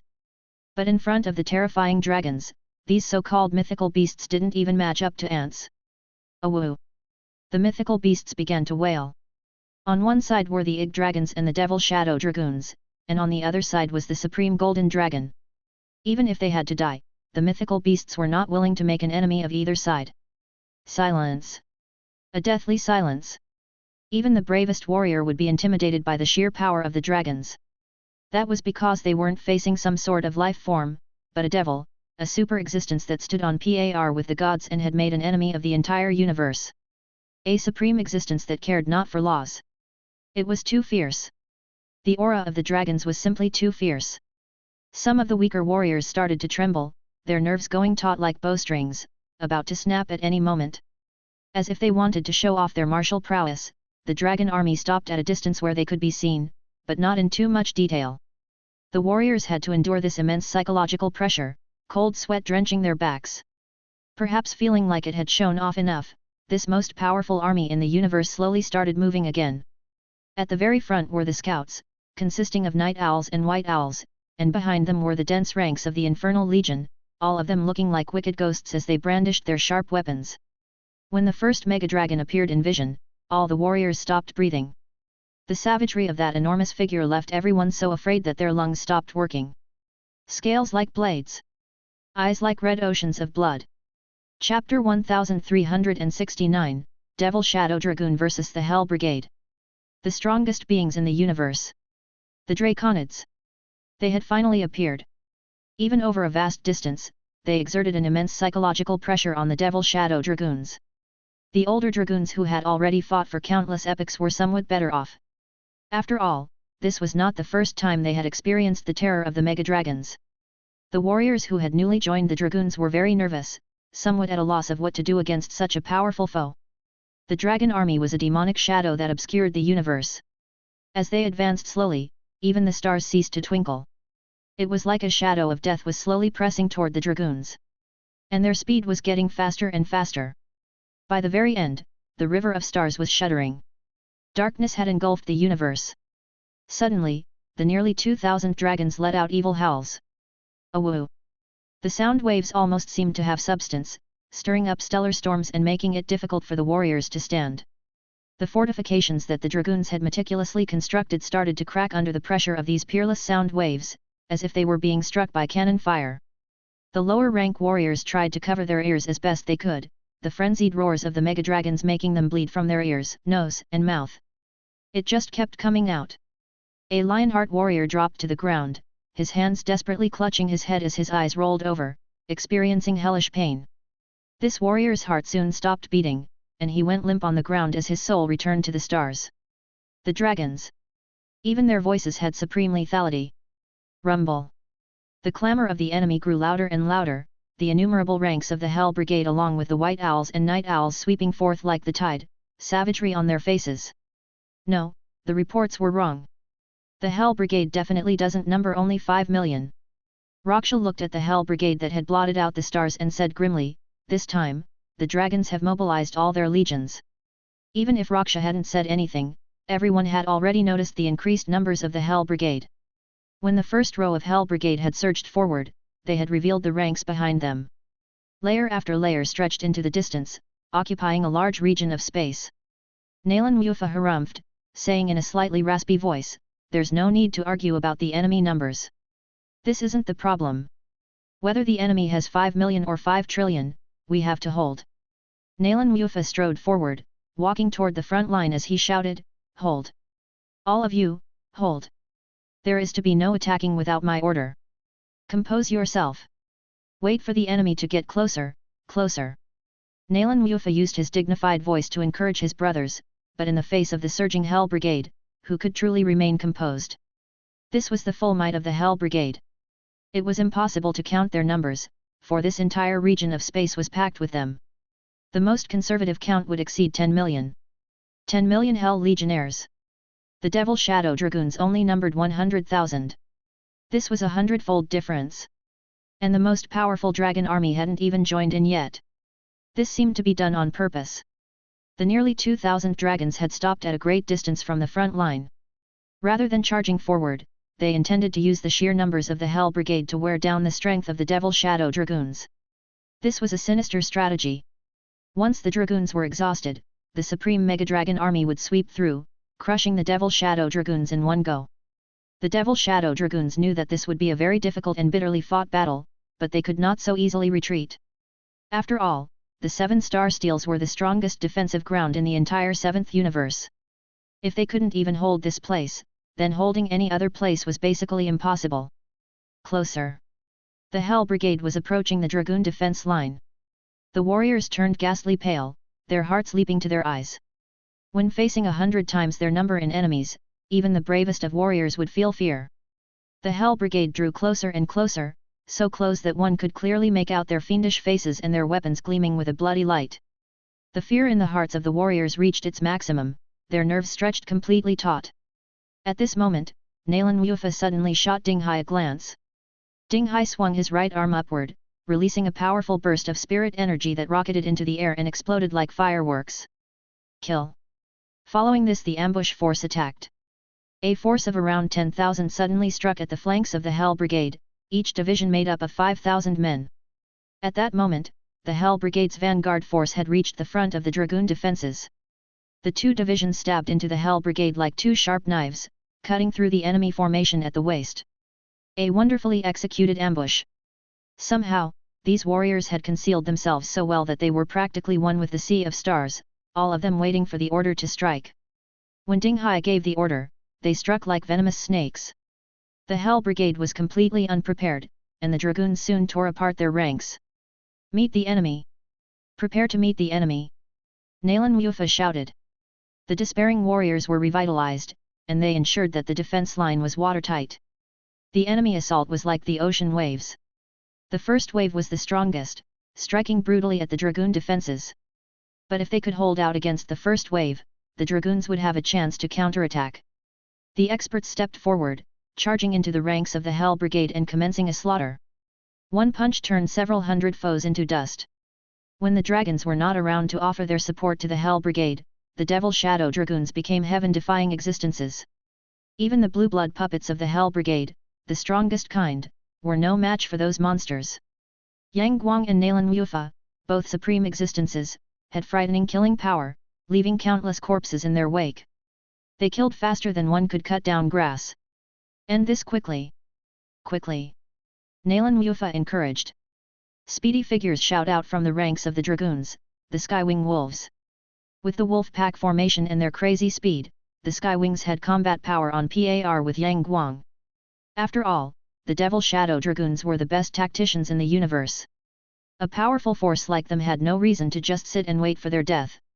The 2 divisions had come in from the side and cut the enemy front from the rest of the army. The main force held the line while the high-ranked experts charged into the enemy ranks, making them collapse from within. This was tactics. It was easier said than done. One had to both come up with the right tactics and then execute them. Crazy. They were all crazy. The crazy Devil Shadow Dragoons had been the best tacticians in history, and they had also been the most cold-blooded executors of those tactics. Even when they knew that those tactics might end in their deaths, the fiends executed them without hesitation. That was why the Devil Shadow Dragoons were known as master tacticians. Their methods were vicious, and their warriors didn't fear death. They were all iron-blooded men. Such a powerful force would become dominant in the universe, even if it didn't want to. Simple, powerful, crazy. The Devil Shadow Dragoons could be described with those 3 words. The battlefield was awash with law power, soul energy, long-range attacks, and melee attacks. Everyone had joined in. Fiend race. Humans. Dragons. Beasts. All the elites had been sent forth. This battle made all the light go out of the world. In the distance, the dragons seemed utterly indifferent, quietly watching as their Hell Brigade was slaughtered. Nearly 2,000 giant forms watched hungrily from the distance. They seemed able to potentially lunge out any moment, but they did no such thing. The pressure was greater than imagined. After all, this was an enemy force that exceeded 10 million. As the Hell Brigade was cut down, many dragoons were being lost. The disadvantage in numbers was making itself manifest. Sprack! Several hundred Hell Brigade warriors rushed up and surrounded a single Devil Shadow Dragoon, cutting him down. Similar sights were taking place all over the battlefield. This was a grinding battle that had no end. The Hell Brigade was just too numerous, and that wasn't even considering the Night Owls and White Owls, who were using their speed to move in and out of the battlefield. Kill those Night Owls! Xiaoguocan bellowed, and the Skywing Wolves shot forth. The high-rank Skywing warriors were fast enough to catch up to Night Owls. Xia Guanghai shot out like an arrow, jumping onto a White Owl. He grabbed its head with both arms and pulled, tearing the White Owl's head straight off. Splat! Blood spurted several dozen meters into the air. Even the searcher of the Skywing clan, Xia Geng, had joined the fray. He didn't have Xia Guanghai's speed, but he had brutal methods. Moving rapidly, he confronted a Night Owl and punched. Bang! Xia Geng blasted a giant hole through the abdomen of the Night Owl, obliterating its organs and sending guts and blood everywhere. All of you, die! Dragon King Yang Guang revealed his enormous form, his wings unfurling to a span of 800 kilometers. Yang Guang opened his mouth with a rumble and spat out a powerful dragon breath. The dragon's breath was like a solar storm, setting the sea of stars ablaze with hellish flames. Several hundred Night Owls and White Owls were instantly burned alive. Burned into dregs. Burned into ash. There was also Yang Guang's people, those dragons who called themselves Dragons. They revealed their enormous forms and rapidly traveled to and fro, opening their bloody maws. One bit down on a Night Owl, and blood spurted out everywhere, like someone had stomped on a water bag. As the minutes went by, the bitter battle continued. The flanking divisions had blocked the Hell Brigade's attack, but they were powerless to stop the advance of the forces from the rear. There were simply too many enemies. Kill 1 and 3 would take their place. Kill 3 and 300 would take their place. The dragoons started to gradually retreat, everyone's hearts wincing. It was because the truly powerful foes had yet to even enter the battlefield. They were still waiting in the distance, eyeing them hungrily. If they couldn't even hold against the Hell Brigade, how could they face the dragons? The atmosphere was oppressive. Suffocatingly oppressive. The battle needed a shot of energy. The morale of the warriors was waning, suppressed by the innumerable enemies. Suddenly, someone among the faltering dragoons shouted, "Look! The last of the 7-star steels has lit up. Black! It's the Black Star! Xia Fei has overtaken that powerful foe. He's reached the last level of the 7-star steels first. Hurrah!" The Devil Shadow Dragoons were revitalized. Chapter 1370, Xia Fei vs Mu Tianbei. The Devil Shadow Dragoons were revitalized. Xia Fei had lit up the 7th steel. The shining darkness was dazzling. He had entered the 7-star steels a whole 20 hours later than that unknown foe, but he had overtaken them, becoming the first to enter the 7-star steels. Xia Fei was terrifyingly strong. That was speed. The most difficult and most heaven-defying power in the universe. The Devil Shadow Dragoons were in an uproar. It was like they could see the hope of victory. Xia Fei had already reached the 7th level, meaning that Xia Fei had a high chance of taking the Domain Lord title. The Dragoons had a chance of winning this battle. Fight! Fight with all you've got! Xiaoguocan roared. The frenzied Skywing Wolves assembled into the wolf pack formation and made another charge at the Hell Brigade. The auras of the Devil Shadow Dragoons changed, and they howled as they threw themselves in the fray, killing as many of the evil creatures as they could. As the saying went, the soft feared the hard feared the domineering feared the unreasonable, and the unreasonable feared those who didn't care for their lives. When the warriors of the Dragoons all became suicidal maniacs, they erupted with unimaginable combat power. Even though they had a severe disadvantage in numbers, the Dragoons were able to use their vicious aura and attitude to turn the tables. Injured warriors bandaged their wounds, waved their weapons, and threw themselves into battle. Blood spilled out endlessly. All of space was dyed red. As the Devil Shadow Dragoons were having a mortal clash with the Hell Brigade, Xia Fei was striding into the last level of the 7-star steels. This steel was 1,000 kilometers tall. Like a road to the gods, it stood proudly in the universe, supreme and peerless. But the scenes within were completely different. A transparent wall cut down the middle, dividing the level into two different worlds. Xia Fei was in a world of ice and snow, the climate harsh enough so that birds couldn't fly and terrestrial animals couldn't survive. All there was visible was an endless and lifeless whiteness. The other side seemed to be in summer, the trees tall, the grass verdant, and the flowers blooming. Xia Fei was startled, not understanding why the last level of the 7-star steels was divided this way. There was another door on the other side. When would it open, and who would come out? After a while, when that elderly voice still did not speak, Xia Fei lit a cigarette. I wonder how the dragoons are doing? Have they started fighting with those wicked dragons yet? Radix asked worriedly. Xia Fei indifferently said, since we're here, we might as well make ourselves comfortable. Trust in the power of the Devil Shadow Dragoons. They're the most formidable force in the universe. There is no other. Xia Fei started to transfer energy to Furball and Little Goldie. The two guys were gluttons, particularly Furball, and they could eat as much energy as he could give them while still remaining so small, much to Xia Fei's frustration.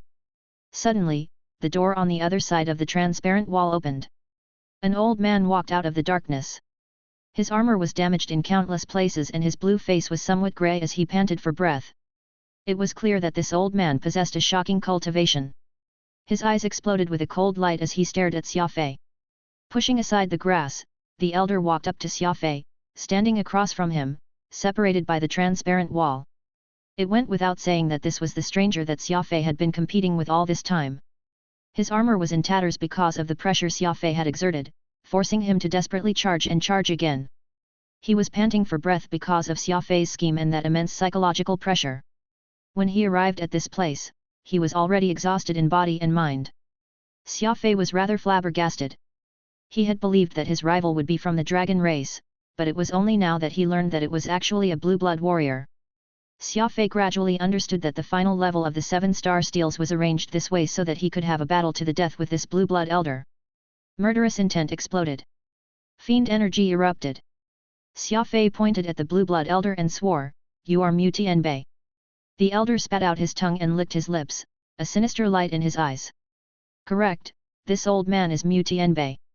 "Strange, we've never met, so how did you guess who I was?" Xia Fei shook his head. "It's very simple. Who else besides the Blue Blood race's King of Kings, Mu Tianbei, would be able to so quickly reach the final level of the 7-star steels? The moment I saw you, I immediately understood something else." "And what is that?" Mu Tianbei smirked.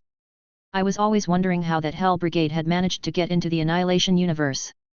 Logically, entering Annihilation would require going around the 7th universe, but there was no way they could get through there. But I now conjecture that you guys left a backdoor between Annihilation and the 7th universe. Hell Brigade can go through because they aren't dragons, but puppets made from the bodies of humans and blue bloods. In other words, it was you and Azure Moon who left behind that backdoor. You were afraid that the Devil Shadow Dragoons weren't dead." Mu Tianbei was startled, and then he loudly laughed. "Although you're just guessing, I have to confess that your deductive abilities are quite formidable and reliable. Alas, what does it matter if your guess is right? The Devil Shadow Dragoons will still die, and you are doomed to die at my hands." Mu Tianbei extended his hand, his movements dominating and majestic. After all, he was the King of Kings of the Blue Blood race. For many epochs, Mu Tianbei had been the strongest blue blood. He had striven for the apex of the universe against the human race's Azure Moon and the fiend race's Nalan clan. This opponent was very powerful. The most powerful foe Xia Fei could ever imagine. Furball bared his teeth, and even the silly little Goldie prepared for battle. The battle between Xia Fei and the Blue Blood King of Kings was inevitable, and it would clearly be very difficult. At this moment, that elderly voice spoke up, number of occupants exceeded. Beginning death match. The voice was emotionless, and the words simple, one of Xia Fei and Mu Tianbei had to die. Xia Fei stretched his arms while Mu Tianbei sighed softly. He then reached out a hand behind himself and pulled at his scalp. Blue blood spurted out. Mu Tianbei had torn off his biological shell, revealing a white soul gem. The blue bloods were a rare energy species, and they were famous for their azure soul gems. Their exteriors were there simply to make them more familiar to other sapient life forms. In reality, their true mode of existence was as crystals. Xia Fei didn't understand why Mu Tianbei had a white soul gem. He had never heard of a blue blood having this form. Snorting, Mu Tianbei said coldly, I forgot to tell you, I'm an aberration among the blue bloods. Seeing this means that you must die. Xia Fei was unmoved, smiling as he replied, don't try and scare me. Actually, I'd like to know what your old friend Azure Moon will feel when he finds out that you've challenged the 7-star steals all by yourself. Even if you get out of here alive, you will have to face Azure Moon's wrath. Xia Fei was employing his mastery of psychological attacks. Azure Moon and Mu Tianbei were allies. Whichever one of them challenged the 7-star steals and obtained the title of Domain Lord, the other would be envious. Xia Tian had brought this up on purpose in the hopes of disrupting Mu Tianbei's thought processes. One naturally needed to be devious and cunning when dealing with the enemy. But Mu Tianbei was unmoved, glancing coldly at Xia Fei before assuming a combat stance. At that moment, the 1-minute countdown ended, and the transparent wall separating the two disappeared. Critical strike. Bang! Xia Fei immediately charged, traveling at 200 million meters per second. This speed was just too shocking, giving no time for Mu Tianbei to react. Rumble. The power of the law of primal chaos. Xia Fei swung his right fist savagely at Mu Tianbei.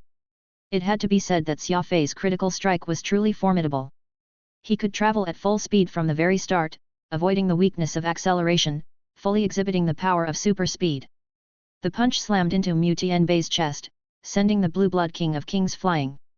Xia Fei's attacks were never alone. They were always in combos. As Mu Tianbei's snow-like energy soul gem flew into the air, Xia Fei, Little Goldie, Furball, Peacock Blue, and Radix controlling Nirvana surrounded Mu Tianbei and unleashed a frenzied barrage, leaving Mu Tianbei with simply no time to react.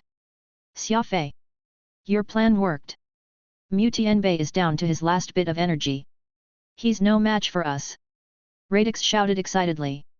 Xia Fei was truly cunning. He had plotted to empty Mu Tianbei of energy, and how powerful could a warrior without energy be? Even if he was Mu Tianbei, what could he do? Unimaginably, the battle was completely lopsided. The fiendish Xia Fei was leading his own pack of fiends and surrounding the Blue Blood King of Kings and blasting away at him. Fortunately for Mu Tianbei, his soul gem was very tough, so tough that Xia Fei's flurry of blows had failed to crack it. Stand aside! Xia Fei roared. Furball, Little Goldie, and Radix quickly left the battlefield. It was clear that Xia Fei had found Mu Tianbei's weakness and was preparing to make a lethal move. The Fiend King Scepter appeared with a whoosh. After combining with the Fiend Lock, Fiend Scar, and Fiend Tear, the Fiend King Scepter had become like a Thunder God's whip, a whip of energy. How powerful it was depended on the size of Xia Fei's energy reserve. It was a super weapon without an upper limit. Thunder rolled as he dumped energy into the Fiend Lock. In a flash, it had been pumped with 20 million units. Yes, 20 million. Xia Fei's insidious plan was to empty Mu Tianbei of energy while he himself accumulated an astronomical amount of energy. With 20 million units of energy, the Fiend King Scepter exploded with power. The whip snapped tightly around Mu Tianbei.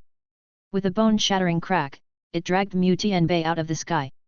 Rumble. Mu Tianbei slammed into the ground, creating a pit several kilometers deep, and then Xia Fei made another critical strike, aimed downward. With a wave of his hands, a mystical armament appeared. The Twin Peak Comets. The Heavenly Demon mystical armaments that the Suffering Sea Heavenly Demon and Calamity Heavenly Demon, Wang Gu and Wang Rao, had left behind for the Fiend race. Supreme mystical armaments. Plush! Paired comets stabbed into Mu Tianbei's body, piercing into that incredibly tough white soul gem. The blade sliced in from the front and came out the back. Whoosh! Xia Fei pulled out the paired comets, and large amounts of white fog gushed out of Mu Tianbei's body. Broken. Xia Fei had broken Mu Tianbei's white soul gem. But for some reason, Xia Fei didn't seem very excited. Cocking his head, he looked curiously at Mu Tianbei. The guy had a wicked smile that made Xia Fei uneasy. Mu Tianbei closed his eyes and said sinisterly, "You mentioned Azure Moon just now? Do you want to meet him?" His body suddenly softened, and then it began to extend out from his back and to the right, creating another person. This person took form and slowly stood up, wiping the viscous white fluid off of himself. Mu Tianbei had collapsed into a clump of sticky goo. A voice came out from the pile, "I've already probed Xia Fei's full strength for you. The rest is up to you." Mu Tianbei said indifferently. The white substance became like water, creeping up that person's body. Across from Xia Fei, a different old human male stood before him. Raising his head, the human elder looked at Xia Fei with triangular eyes. He then placed his hands behind him and said in a peerless tone, "This old man is Azure Moon." Xia Fei paled in shock, as did Radix. It turned out that Azure Moon and Mu Tianbei weren't just comrades in arms. They also had a secret technique to fuse together. Ever since he had started making his way in the world, Xia Fei loved hiding his cards, and he had used his hidden trump cards to kill countless foes. But this time, Xia Fei who had shown all his cards to his enemy, and this enemy was an extremely strong one. Chapter 1371, Energy Type, Lunar Master. Azure Moon. It really was Azure Moon. Not even in his dreams had Xia Fei imagined that he would run into humanity's strongest warrior in the 7-star steels. Xia Fei had used everything to take down Mu Tianbei, draining him of energy and then using the mystical armaments of the heavenly demons to break Mu Tianbei's mutant soul gem. But what about Azure Moon? Xia Fei was facing a peak Azure Moon, brimming with energy and completely unharmed. If Autumn Erudite of the 5 ancient apexes was a god of the annihilation universe, Azure Moon was the undisputed king of gods. He had stood at the apex of the universe for countless epochs. He had never once been defeated. Xia Fei clenched his fists. Furball, Little Goldie, and Radix all acted like they were facing down a powerful foe. Azure Moon had black triangular eyes. Even though they showed no emotion, they still radiated a harsh savagery. Looking Xia Fei over, Azure Moon said coldly, "To say it bluntly, you really have only 3 kinds of strategies. The first is your speed. With your speed that has gone beyond the limits of speed, you put yourself in an undefeatable position from the very start. You defeat anyone you can defeat, and if you can't win, you just run. It's not like anyone can catch up to you. Because you possess this most heaven-defying speed that is incredibly difficult to achieve, you are particularly bold and also particularly annoying, like an unkillable fly. Ordinary warriors who run into you can only bemoan their misfortune." Azure Moon paused a moment before continuing. "Second, you have many hidden cards. Not that you really have an innumerable number of powerful weapons. Your mystical armaments are very powerful, but they are quite countable. It's just that you understand how to keep them hidden so that they can catch your foes unaware. And your acting is also extremely good, always making others underestimate you, and anyone who ends up underestimating you ends up making a fatal mistake, all of your weapons coming out and blasting away at them. Someone not mentally prepared for this will naturally die." Xia Fei felt a chill run down his back. Xia Fei wasn't the only person in the world who understood analysis, and Azure Moon was a master analyst.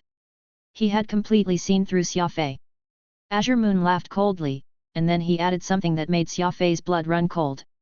"Third, you're a rare energy type expert.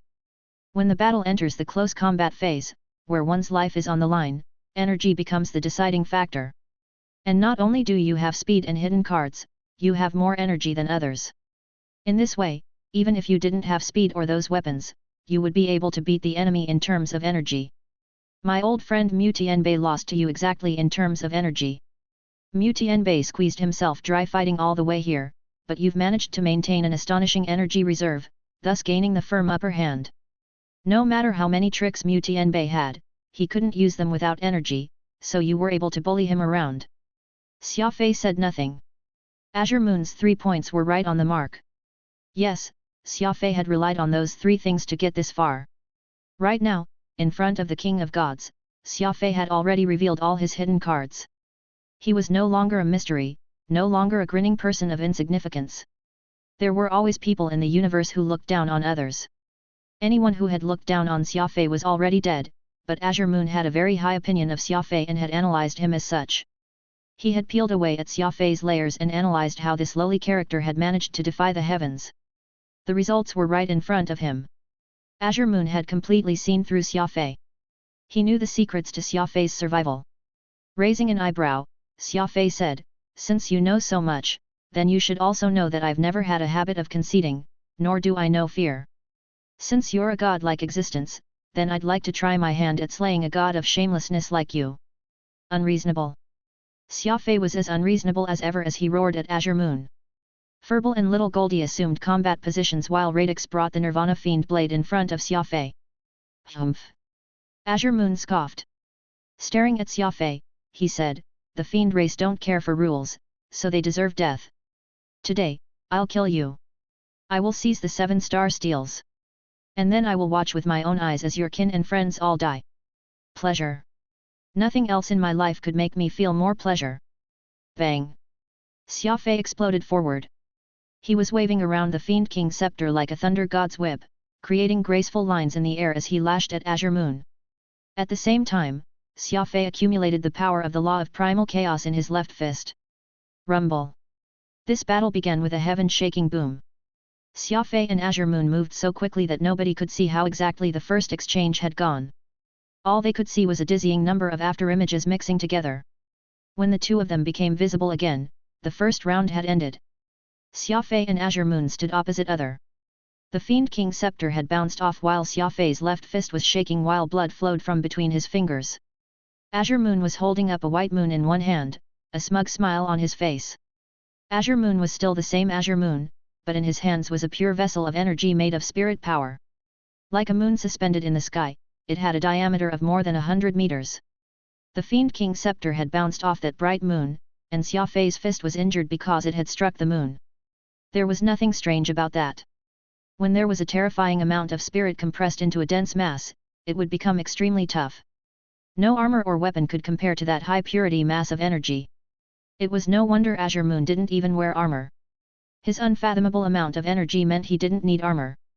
It was no wonder Azure Moon didn't use weapons, because his energy was superior to all weapons.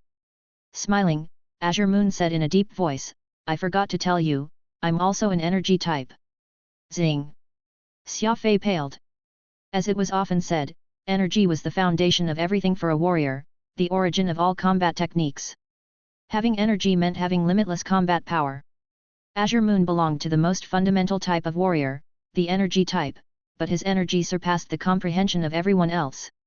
Even Xia Fei, who was an expert in controlling energy, couldn't compare to him. Your Fiend King scepter is pretty good. It seems to have 20 million units of energy. Alas, this isn't even worth considering, for I, Azure Moon, possess 100 million units of energy. Azure Moon laughed arrogantly, completely looking down on Xia Fei. Xia Fei was stunned. 100 million standard units of energy? Xia Fei was already an expert among experts when it came to energy control, and he only had 20 million units of spirit energy. Then what was Azure Moon? A god of energy? With this crazy amount of energy, Xia Fei had crushed countless foes, but now, he had found an adversary. This wasn't just Xia Fei versus Azure Moon. It was energy type versus energy type. For the first time in history, all of Xia Fei's hidden cards had been seen through. For the first time in history, Xia Fei's energy reserve was utterly inferior. 20 million versus 100 million. A full 5 times the difference. An absolute gap. Swallowing, Xia Fei furrowed his brow. I really didn't think that you would be this powerful of an energy user. Azure Moon laughed and pointed at Xia Fei. You relied on your energy to crush others, so I'm sure you are well aware of how powerful energy is. You still have time to beg. I can give you a more comfortable death, not like those people outside, who will be flayed alive by the dragons and then be turned into soulless puppets. Xia Fei wiped his mouth and said grimly, the people outside are my family and friends. For them, I can't lose this battle. Azure Moon was annoyed, and his eyes flashed with ruthlessness. Of course you won't lose. All you will do is die. Moon shatter. Azure Moon flicked his wrist, and the brilliant moon came apart with a thunderous boom, exploding into countless crescent blades. Lunar gravity. Azure Moon bellowed.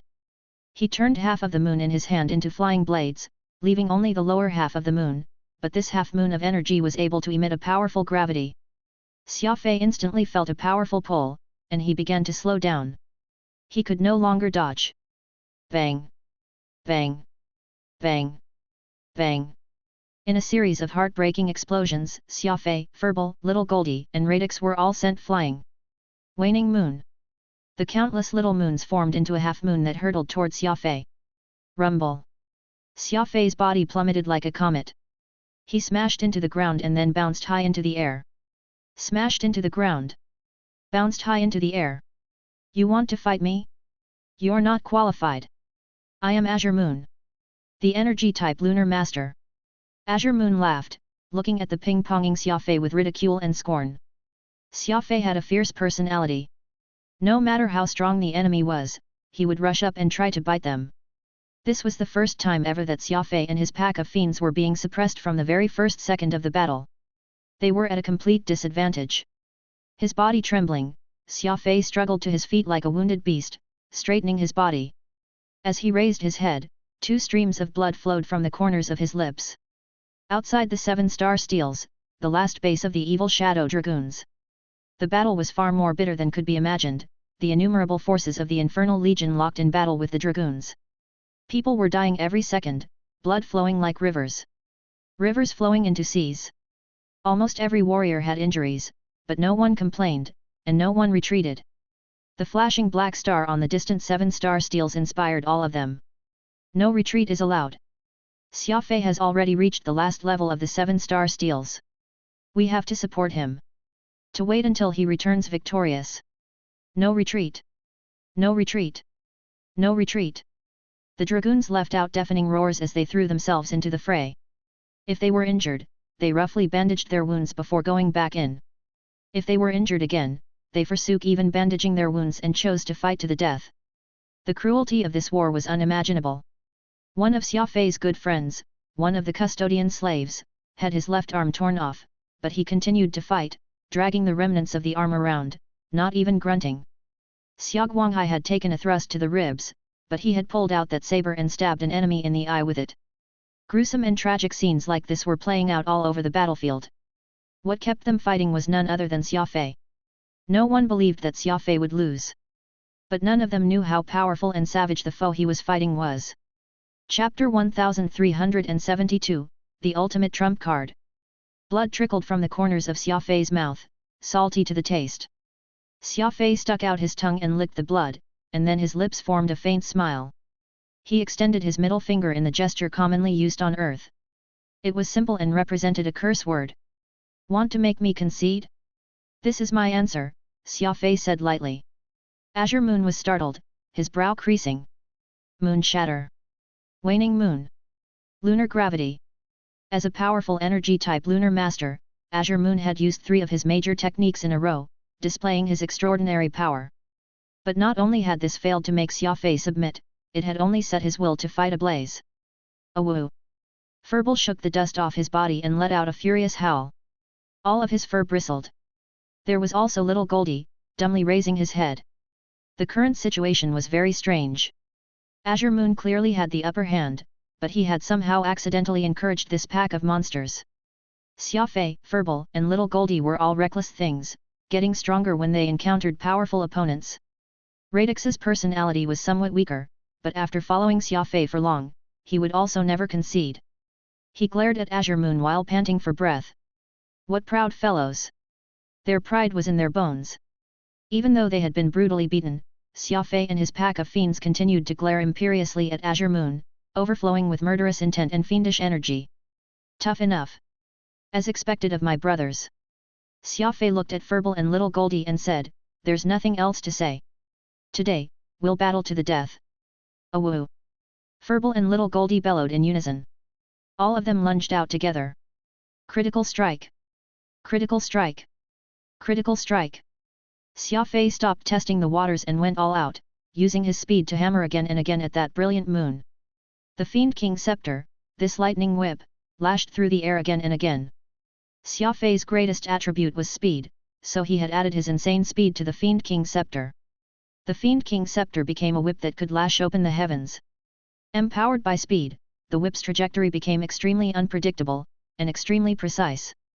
It was like comets whizzing through the air, all of them constantly turning and circling as the lightning whip constantly moved around. It created numerous curves in the air as it lashed away at the moon. Xia Fei didn't believe that Azure Moon's brilliant moon of energy couldn't be broken. In the face of diligence, metal and stone would break. He had decided to use constant attacks to break open this moon. Furball and little Goldie had learned their lesson and chose to make long-distance attacks. Furball's energy attacks were white while little Goldie's dark space attacks were black. These were like the legendary black and white devils, and they were also like 2 wall-mounted cannons behind Xia Fei, constantly barraging his foe. Radix controlled the Nirvana Fiend Blade, the 10-sided Fiend Blade smashing down from above again and again, trying to open a crack in the moon. The fiend blade was a blade that devoured everything. So long as the fiend blade could thrust in, it could even absorb 100 million units of energy. The attacks from Xia Fei's group were strong, but Azure Moon was Azure Moon, a powerful lunar master. His body had fused with that white mass of energy, making it completely impossible to sense his energy. Then, the moon began to attack. Pa! Xia Fei produced the weapons of the Sky Devils, the paired comets. The paired comets were very strange. Their handle was in the center, a short blade extending from both sides. Xia Fei twisted the handle, and the blades immediately grew to a length of around a meter, becoming two long blades. Sky Devil Forgotten Veil and Sky Devil Wang Forgotten Trouble had been twins.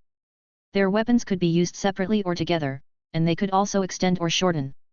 Xia Fei spun the paired comets so quickly that they left behind numerous afterimages. Follow me! Xia Fei shouted, jumping into the air and swinging the blade around. Every one of Xia Fei's weapons had a specialty. The Flying Eagle Plume was for defense, the Fiend Blade absorbed energy, Peacock Blue could control and bind, the Fiend King Scepter could be infused with energy, and as for the paired comets, they were extremely sharp. Double the blades, double the sharpness. So long as Xia Fei could open up a hole in this moon and insert the Fiend Blade, there was a hope of victory. A blade flashed, a white demonic silhouette. Bang! This strike made Xia Fei feel like he was cutting through tofu, and Xia Fei immediately had a bad feeling. The moon parted down the middle along the trajectory of the blade, and then the two halves flew through the air at Furball and Little Goldie. Not good! Xia Fei shouted. He had never imagined that while he had been trying to take down Azure Moon was thinking of a way to take down his comrades. Furball and Little Goldie had been behind Xia Fei, but now that Xia Fei had gotten close to attack, Azure Moon had gone around Xia Fei to attack his allies. Bang! Bang! With two mighty booms, Little Goldie and Furball were sent flying by the collision. On the battlefield, the warriors would occasionally look up to the last of the 7-star steels. There was another deafening boom. Nobody knew that Xia Fei was desperately fighting against Azure Moon. They still thought that, just like before, Xia Fei was preparing to break through the god-surpassing stairs. But the real situation was far from what they had imagined. Xia Fei had encountered an adversary, an enemy who surpassed him by a lot. Haha! I must be like Xia Fei. He's probably planning to smash that stone steel. Xia Guoqin laughed, and the Skywing Wolves laughed with him. The war drums thundered. This was the signal for the dragoons to counterattack with all their might. This was one of countless counterattacks. In any case, when the enemies attacked, the dragoons would beat them back. This endless defensive battle around the 7-star steels showed no signs of stopping. In the distance, the dragons continued to stand there proudly. They were unmoved by the battle in the distance, watching as the Hell Brigade, Night Owls and White Owls died in large numbers.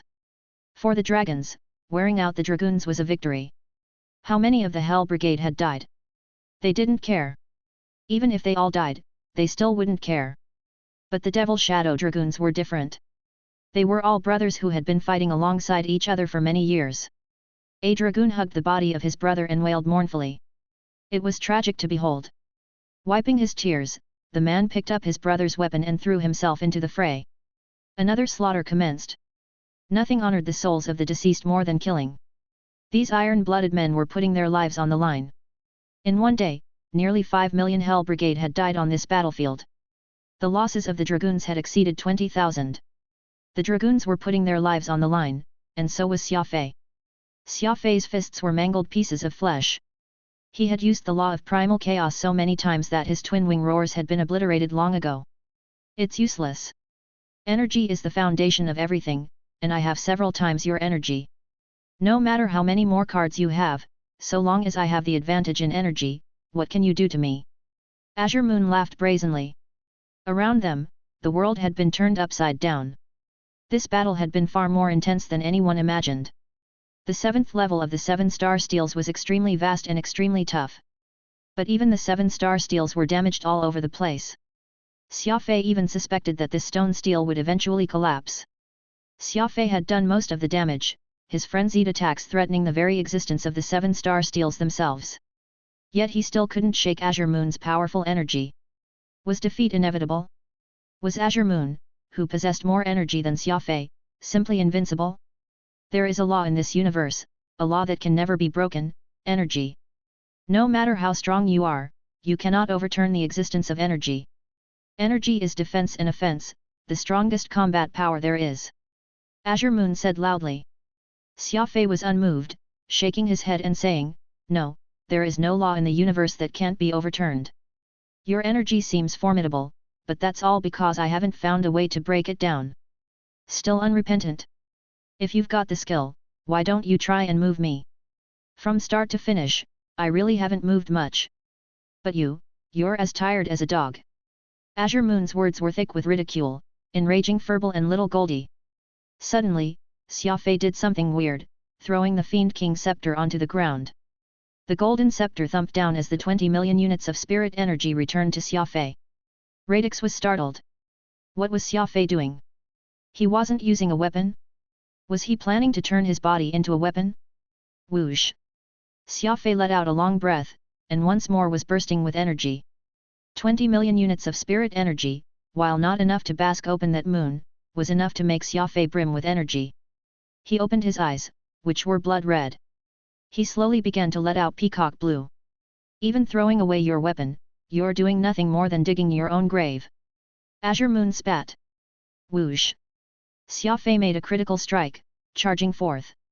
Xia Fei had taken back the 20 million units of spirit power because he had understood something. Perhaps he had been too focused on weapons and hidden cards.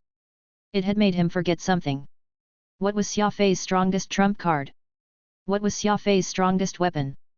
The fiendish blade Nirvana? The immemorial mystical armament? The Fiend King scepter? None of them. Not one of them. Pa! Peacock blue unfurled. Like the claws of a demon, it grabbed Azure Moon. Crackle! Hiss! The moon had 100 million units of spirit power. The moment Peacock blue grabbed it, there was a terrible sound, like a hand grabbing a red-hot metal sphere. Peacock blue was enduring enormous pressure as it was injured by an uncountable amount of energy. But as a weed, Peacock blue was the hardiest weed in the universe. It held out against the damage and refused to let go. Killing an enemy needed only 2 steps. The first step was seizing them. The second step was killing them. Xia Fei swung his left fist with all his might. Everyone realized to their shock that Xia Fei was even faster after recovering the energy from the Fiend King scepter. His punch traveled at more than 200 million meters per second. His body erupted with ghostly flames and fiend energy as Xia Fei attacked Azure Moon at more than 200 million meters per second, punching again and again and again. It was difficult to imagine how much explosive force was packed into a punch traveling at more than 200 million meters per second. The fist was traveling close to the speed of light. Berserk! The most berserk assault. A berserk assault that could sunder the heavens had begun. The bright moon let out a mournful wail. This was Xia Fei's ultimate trump card. His strongest weapon, his ultimate trump card, had never been some weapon. It was himself. Chapter 1373, That Holy Light. Speed created a qualitative change. In normal circumstances, Xia Fei couldn't make his speed hit 200 million. Attacking at this speed not only required the support of energy, it also required Xia Fei to get infinitesimally close to his biological limits. This was naturally very dangerous, for Xia Fei had only cultivated to the second level of the chilled ligament Ghost Valley, so his body wasn't strong enough to sustain this speed for long. But Xia Fei no longer cared about such things. Familiar faces flashed past his eyes. Whether it was Charlie, Old Andre, Wulong, or Moonsong, Chendong, Qin Meng, or his Skywings brothers, or the Lionheart race's Oro. All of them were existences that Xia Fei cherished. Of course, there was also Avril, Xia Fei's most beloved woman. The greater one's ability, the greater one's duty. If Xia Fei lost to this despicable Azure Moon, to the wicked dragon race, the flames of war would spread all the way to Xia Fei's front door. All life would be imperiled, and all that Xia Fei cherished would be destroyed. Xia Fei could not let that happen. Yes, Xia Fei was very crazy, but that was only to his enemies. To his family and brothers, Xia Fei was a most trustworthy existence. At this stage, there was no need to think. He just needed to fight with everything he had. Xia Fei's eyes were red as blood. His fist moved at nearly the speed of light, punching again and again at Azure Moon. Azure Moon truly was very powerful. He was an energy-type lunar master, protected by a moon made of pure energy, but Xia Fei was confident that there was nothing in this universe that couldn't be broken. He just needed to be fierce enough, ruthless enough, and then he could tear apart the heavens themselves. There was a titanic thundering. It was transmitted from the 7-star steels all the way to the battlefield, where it sounded like the pounding of war drums in the ears of the dragoons. No one knew what was happening in the 7-star steels, but that intense rumbling encouraged everyone on the battlefield to hold on. At the start, Azure Moon really hadn't taken Xia Fei seriously. He had the bright moon protecting him, and no one could break the crystallized mass of 100 million units of spirit power. The most frustrating of all was Peacock Blue. This toughest weed of the universe, the dragon binding rope, had restrained him tightly, preventing him from moving. That was not a lethal threat. While hiding within the moon of energy, Azure Moon even had time to laugh and watch in boredom as Xia Fei continued to blast away at the moon. But what he hadn't expected was that Xia Fei was Xia Fei because there was no limit to his madness. An hour soon passed. After using the dragon binding rope to restrain Azure Moon, Xia Fei had battered away at the moon for a whole hour. Azure Moon was stunned by Xia Fei's madness. There were many madmen in the universe, but were any of them as insane as Xia Fei? He knew that he was just an egg throwing itself at a rock, but he still kept attacking. Attacking crazily, with no signs of stopping. With each punch, blood splattered. Xia Fei swung his bloody fists, which were as crimson as his eyes, which radiated murderous intent. A bone-chilling murderous intent. It was like Xia Fei wasn't looking to kill any particular person, but to kill the entire universe. As the old saying went, a single burning soldier could set an entire army aflame. The crazed Xia Fei would inevitably bring a pack of madmen with him. Furball, Little Goldie, and Radix had all gone crazy. From different directions, they barraged crazily Azure Moon.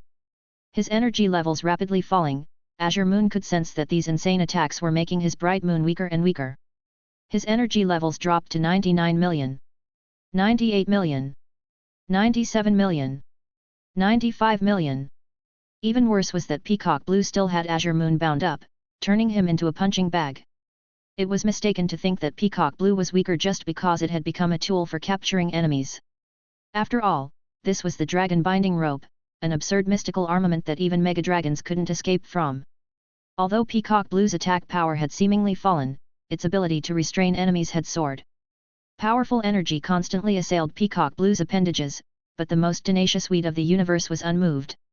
With its insane vitality, it healed those injuries and continued to hold onto Azure Moon grimly, locking him in a death grip. It was a bizarre situation. Xia Fei led his pack of fiends in pummeling humanity's strongest lunar master. Energy levels at 93 million. 91 million. 87 million. The moon was constantly shrinking, and its defensive power plunged as it did. It was all because of Xia Fei's crazed and unreasonable attacks. He just kept attacking. Azure Moon even began to suspect that Xia Fei really might break his moon. He began to worry, and began to fear. After all, Azure Moon was human, not a madman like Xia Fei who knew no fear.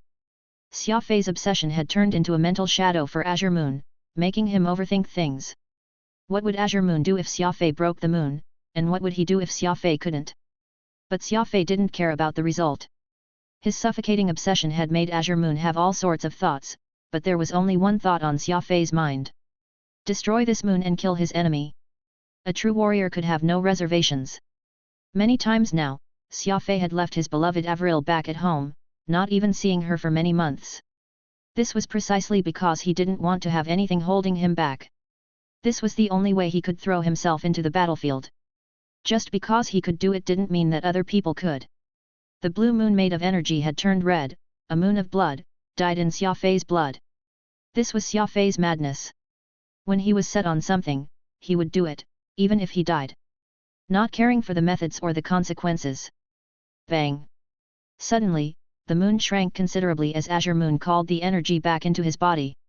He quickly used the sudden opening in Peacock Blue's grip to move back and flee. Yes, flee.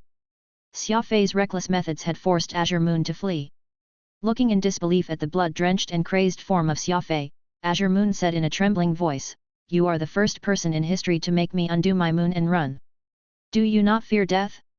Do you really think that you can break down my moon of energy single-handedly?"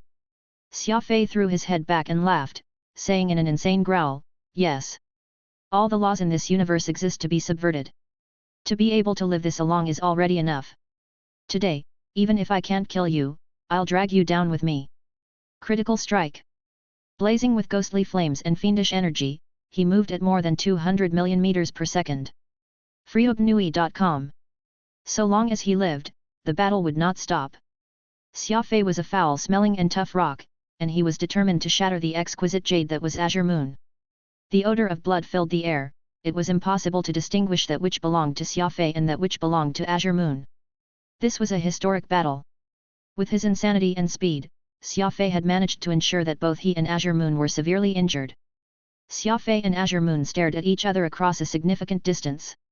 Xia Fei was completely covered in blood, but there was still a faint smile on his lips. Azure Moon was in a slightly better condition. His face sported an obvious wound, which little Goldie had made with a bite, and there was a chunk out of his leg, which had been made by Furball's jaws. Azure Moon was extremely frustrated. He didn't understand how the mighty holy beast Shatterstar could bite people. Xia Fei's fiends were like mad dogs, fighting him constantly. This was extremely rare in a high-rank battle like this. After all, as a minor character who had grown up from the grassroots, Xia Fei would use every trick in the book, no matter how ruthless or insidious. The last level of the 7-star steals had long ago been turned upside down. This battle was too intense, far too intense. Neither side was backing down. Azure Moon still held that crystal of energy in his hand, but it was much smaller now. As for Furball, little Goldie, and even Xia Fei himself, they were on the verge of collapse. Their energy was gone, 20 million units of energy all used up. Ha ha ha ha. Azure Moon laughed, glaring at Xia Fei with his triangular eyes. As I said, I am the king of energy. Your energy isn't even worth my attention. And now that your energy has run out, just accept your death. Xia Fei raised his head with great difficulty and sneered at Azure Moon. You're wrong. Energy has never been the final move of a warrior. Azure Moon was startled, and then he said grimly, still arguing when you're about to die. All that's tough about you is your talk. These words simply made Xia Fei laugh very brazenly. Very boldly. A laugh without fear. It's not just my talk that's tough. So is my life. Do you want to try? Azure Moon frowned, and then his face grimaced in shock, for Xia Fei had begun to burn his life force. Burning life force was a warrior's final trick. Using their own life for one strike that would shine through all of eternity. The insane Xia Fei would rather die than concede. Furball sighed softly. He jumped onto Xia Fei's shoulder and licked Xia Fei's face for the last time. This guy was playing cute again. Not since becoming a peak holy beast had Furball acted like this. The dignity of a holy beast did not permit him to act like that, did not permit him to bow to anyone. Unfortunately, in the end, Furball was not a complete holy beast. Xia Fei had influenced him in too many ways. He was cunning like Xia Fei, and also insane like Xia Fei. Ever since he had been very young, Furball had taken his master as his model. Unless one had their own personal holy beast, one would find it very difficult to understand the affection Xia Fei and Furball shared. It was a very deep camaraderie, thicker than blood. They would live together and die together. Xia Fei was taken aback by Furball's affectionate action, and he felt his heart convulse. It was painful, more painful than being stabbed in the heart. A beast was loyal to its master and would protect them to the death. It was an absolute sort of favoritism. No matter what Xia Fei did, Furball would always support him without condition or price. Even if Xia Fei killed a god, Furball would kill gods with him. In this life, Furball had acknowledged only one person, Xia Fei. Furball understood only one principle, Xia Fei's principles. There was no reason for Furball to just sit on the side while his master was backed up into a corner and was burning away his own life in a suicidal attack. In truth, Furball wasn't that cunning. His cunning was aimed at the enemy. To Xia Fei, he was just a ball that wouldn't strike back even if it was cursed it. A silly little ball. Those little pea-sized green eyes seemed to be tearing up. After licking Xia Fei's face, Furball stopped looking at him. He flew into the air, the round little ball using its strong and vigorous body to fly through the air, his body radiating a crystalline halo, like the halo of an angel, gentle and beautiful. No one could have imagined that Furball would be smiling when he decided to use his ultimate attack, the one that would take his own life. His fat little face and his squinting eyes made it seem like he had achieved enlightenment. As that halo grew brighter and brighter, Furball's smile grew more and more resplendent, so sacred and hallowed that it seemed like the holy infant was descending. But amid this holy scene was a discordant voice. Don't do it! Xia Fei cried out, his ears tearing up, the tears mixing with blood to become red. At that moment, Furball became a light, a holy light. Furball didn't know how to talk, nor would he leave behind some moving manifesto. He only did what he needed to do. Master is having a tough time. He has to pay with his life. Then let Furball go first. Whoosh! That holy light sliced across the stars. Chapter 1374, Slaying Gods. Xia Fei had seen many lights in his life, but he had never seen any light that was so dazzling. This was an ode to life and loyalty. Furball had used Shatterstar to prove how much he cared about his master's life, so much so that he would even sacrifice his life to protect his master. The ignorant of the universe regarded beasts as lower life forms, cursing them and viewing them with disdain. Only Xia Fei had always treated Furball and Little Goldie like his friends. This was exactly why Furball had left with such composure, not even thinking about it. In his mind, dying in battle for his master was an honor, the mission for which he lived. When Furball's Shatterstar strike cut through space, Xia Fei's heart dropped into the icy abyss, the entire world turned dark and gloomy. Xia Fei's eyes, which cultivated supreme ocular cognition arts, grew hazy from the tears and blood. The wailing of ghosts and weeping of gods. Truly the ultimate strike that came at the cost of a holy beast's life. The power of Furball's life force came down like a bolt from the heavens, instantly piercing through Azure Moon's body. A little ball fell to the ground, a happy smile on its face. Furball felt that it was a blessing to die for his beloved master. It was such a simple demand, and such a heavy price. Thump! Thump! Xia Fei's heart beat heavily, heavy like never before. So heavy that his life force almost crumbled. Xia Fei could blurrily make out another small figure. It was very small, because his name was Little Goldie. This silly guy had crawled onto Azure Moon's shoulder. Azure Moon was still frozen in disbelief that Furball's Shatterstar strike had pierced through his body. The silly Little Goldie gave Xia Fei a silly smile, and then he bit down hard on Azure Moon's neck. Blood gushed out. Like an unstoppable geyser. Little Goldie's body began to darken, turning pitch black. Little Goldie was born in dark space. He originally was a little life form on the verge of death, and it had been Xia Fei who had given him new life. Unlike Furball, he was very dumb, but he was just as loyal as Furball. Before Xia Fei could react, Little Goldie activated dark space. This was no ordinary attack, for Little Goldie's small body had turned black, the same color as dark space. And then he merged into it. After making this powerful attack, Little Goldie silently walked over to Furball's side, exhaled, and then lay down next to Furball. Two small life forms took their final breaths. Xia Fei's body trembled as if he was about to erupt in flames. He was very angry, unprecedentedly angry. Give me back Furball! Xia Fei let out a heaven-shaking cry that tore his throat. Xia Fei had gone crazy. Radix had gone crazy. Peacock Blue had also gone crazy. Critical strike. A critical strike that consumed his life force. Give me back Little Goldie! I want you dead! Xia Fei blasted Azure Moon into the air and then back down into the earth. PSHKL.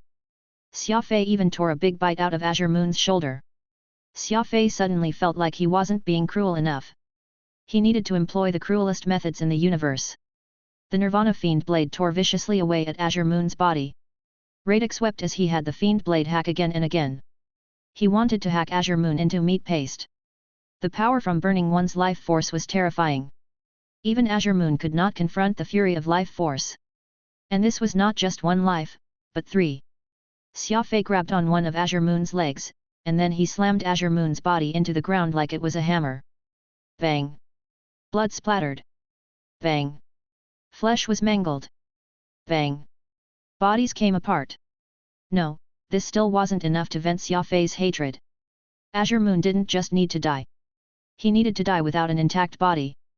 A gruesome scene took place on the battlefield. In his madness, Xia Fei was venting his rage. He didn't care about what form he stomped Azure Moon into. Chunk! A blade chopped down. Xia Fei grabbed Azure Moon's head and chopped it off. He was like a barbarian, raising up Azure Moon's bloody head while howling crazily. This was the price for enraging Xia Fei. At this moment, a white substance like mud gathered on the ground, taking human form. This was Mu Tianbei. He wasn't just friends with Azure Moon. He had used a secret art to fuse with him. Pa! Xia Fei grabbed the fiend blade and walked over grimly. Mu Tianbei was incapable of fighting back. Azure Moon's death also meant that he could no longer stay in Azure Moon's body. No, no, Mu Tianbei backed away as he begged. Plush! The red-eyed Xia Fei didn't care, bringing down his blade again and chopping off Mu Tianbei's head, brutally cutting it off. The world was very quiet. Xia Fei could hear nothing, and his eyes were completely red. Burning life force conferred terrifying combat power, but it came with terrifying consequences. At this moment, Xia Fei's life force was slowly leaving his body, like a cocoon unwinding. His mind empty, Xia Fei staggered up to Furball and Little Goldie. He threw the heads of Azure Moon and Mu Tianbei on the ground and then hugged the two little fellows. Men cried blood instead of tears when their hearts were broken, and at this moment, Xia Fei's heart had been pulverized. Like a madman, he dumped out a pile of bottles from his spatial ring and began to pour medicine into the mouths of Furball and Little Goldie. Alas, the two of them had lost consciousnesses long ago, so the medicine entered their mouths and dribbled out from the sides. Radix stood to the side, so overcome by sadness that he couldn't watch, ghostly tears flowing endlessly from his eyes. Suddenly, Xia Fei noticed the 5-seed fire lotus in his spatial ring.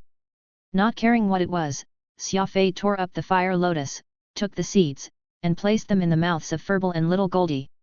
Several minutes passed, but nothing happened. Xia Fei despaired. His heart was in terrible pain, and there was a great weight on his chest that made it difficult for him to breathe. Placing one of the crystalline lotus seeds in his mouth, Xia Fei hugged Furball and Little Goldie and slumped to the ground. Gradually, Xia Fei began to lose consciousness, his vision blurring.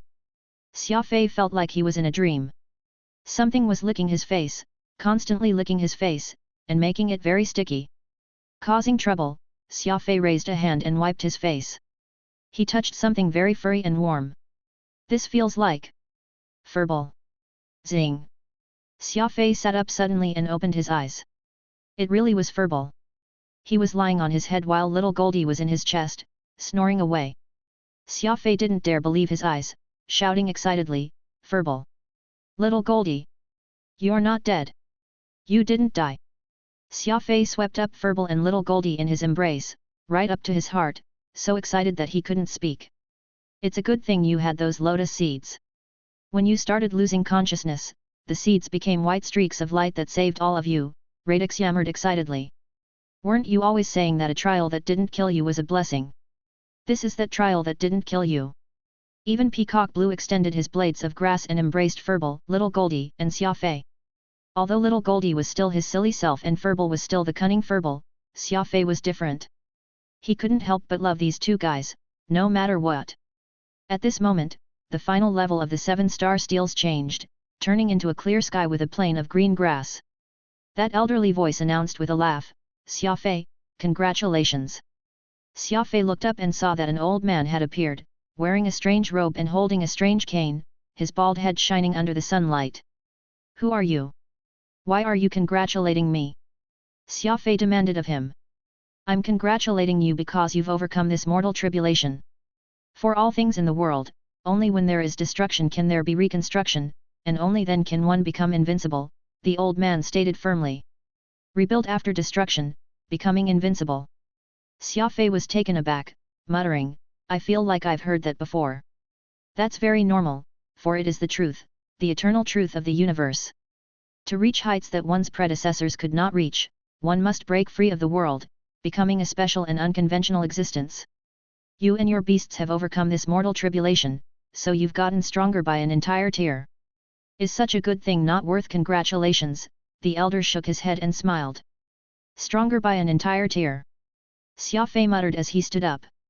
He stretched his limbs and found that he was brimming with energy, as if he had been reborn. Critical strike. Xia Fei tried to use his maximum speed limit combat techniques, and he immediately shot off like a streak of light. No, that wasn't light, but something moving even faster than light. Everyone knew that light speed was 300 million meters per second, but Xia Fei's critical strike was a whole 500 million meters per second, almost double light speed. This wondrous feeling left Xia Fei rather dizzy. Now that Xia Fei had broken light speed, everything around him seemed to slow down, like a movie in slow motion. His eyes, nose, and every other part of his body became abnormally sensitive. Xia Fei didn't know what was going on, but this was definitely a huge boost. In the past, in his high-speed attacks, Xia Fei had relied on his well-developed nervous system to predict and react. Now that he had exceeded light speed, he still had his nervous system, and everything around him seemed to move slowly. In these circumstances, even if Xia Fei didn't have his enhanced nervous system, he could still make the most accurate judgment, and Xia Fei's judgment had always been top class. Speed had two major disadvantages. The first was acceleration. Many speed warriors needed to accelerate over a very long distance before hitting their maximum speed, but Xia Fei had critical strike. He could be at maximum speed from the start. The second was reaction time. Speed warriors without sufficiently swift reflexes would easily get into trouble, like running into a wall or not reacting to a trap in time. Now, Xia Fei had subdued both of these shortcomings, and he had increased his speed to beyond light. In this way, Xia Fei's combat power was multiplied several dozen times. He had gone beyond light speed. Xia Fei also felt like his energy reserves had grown larger. He had already possessed impressive energy control, and he could now control his own energy as his heart desired. When you destroy and then rebuild, no foe in the world can stand against you. When you destroy and then rebuild, no foe in the world can stand against you. Xia Fei excitedly repeated the words twice as he looked at his body in disbelief. This sensation that he was bursting with combat power filled him with confidence. Furball happily smiled, as did little Goldie, and Radix clapped his hands in excitement. Beyond light speed. Xia Fei, you're beyond light speed. You can move faster than light. The elder smiled and stepped forward. What do you think? I didn't trick you, right? To achieve that which no one has achieved before, you must destroy and then rebuild. Your faster than light speed is your reward for this feat.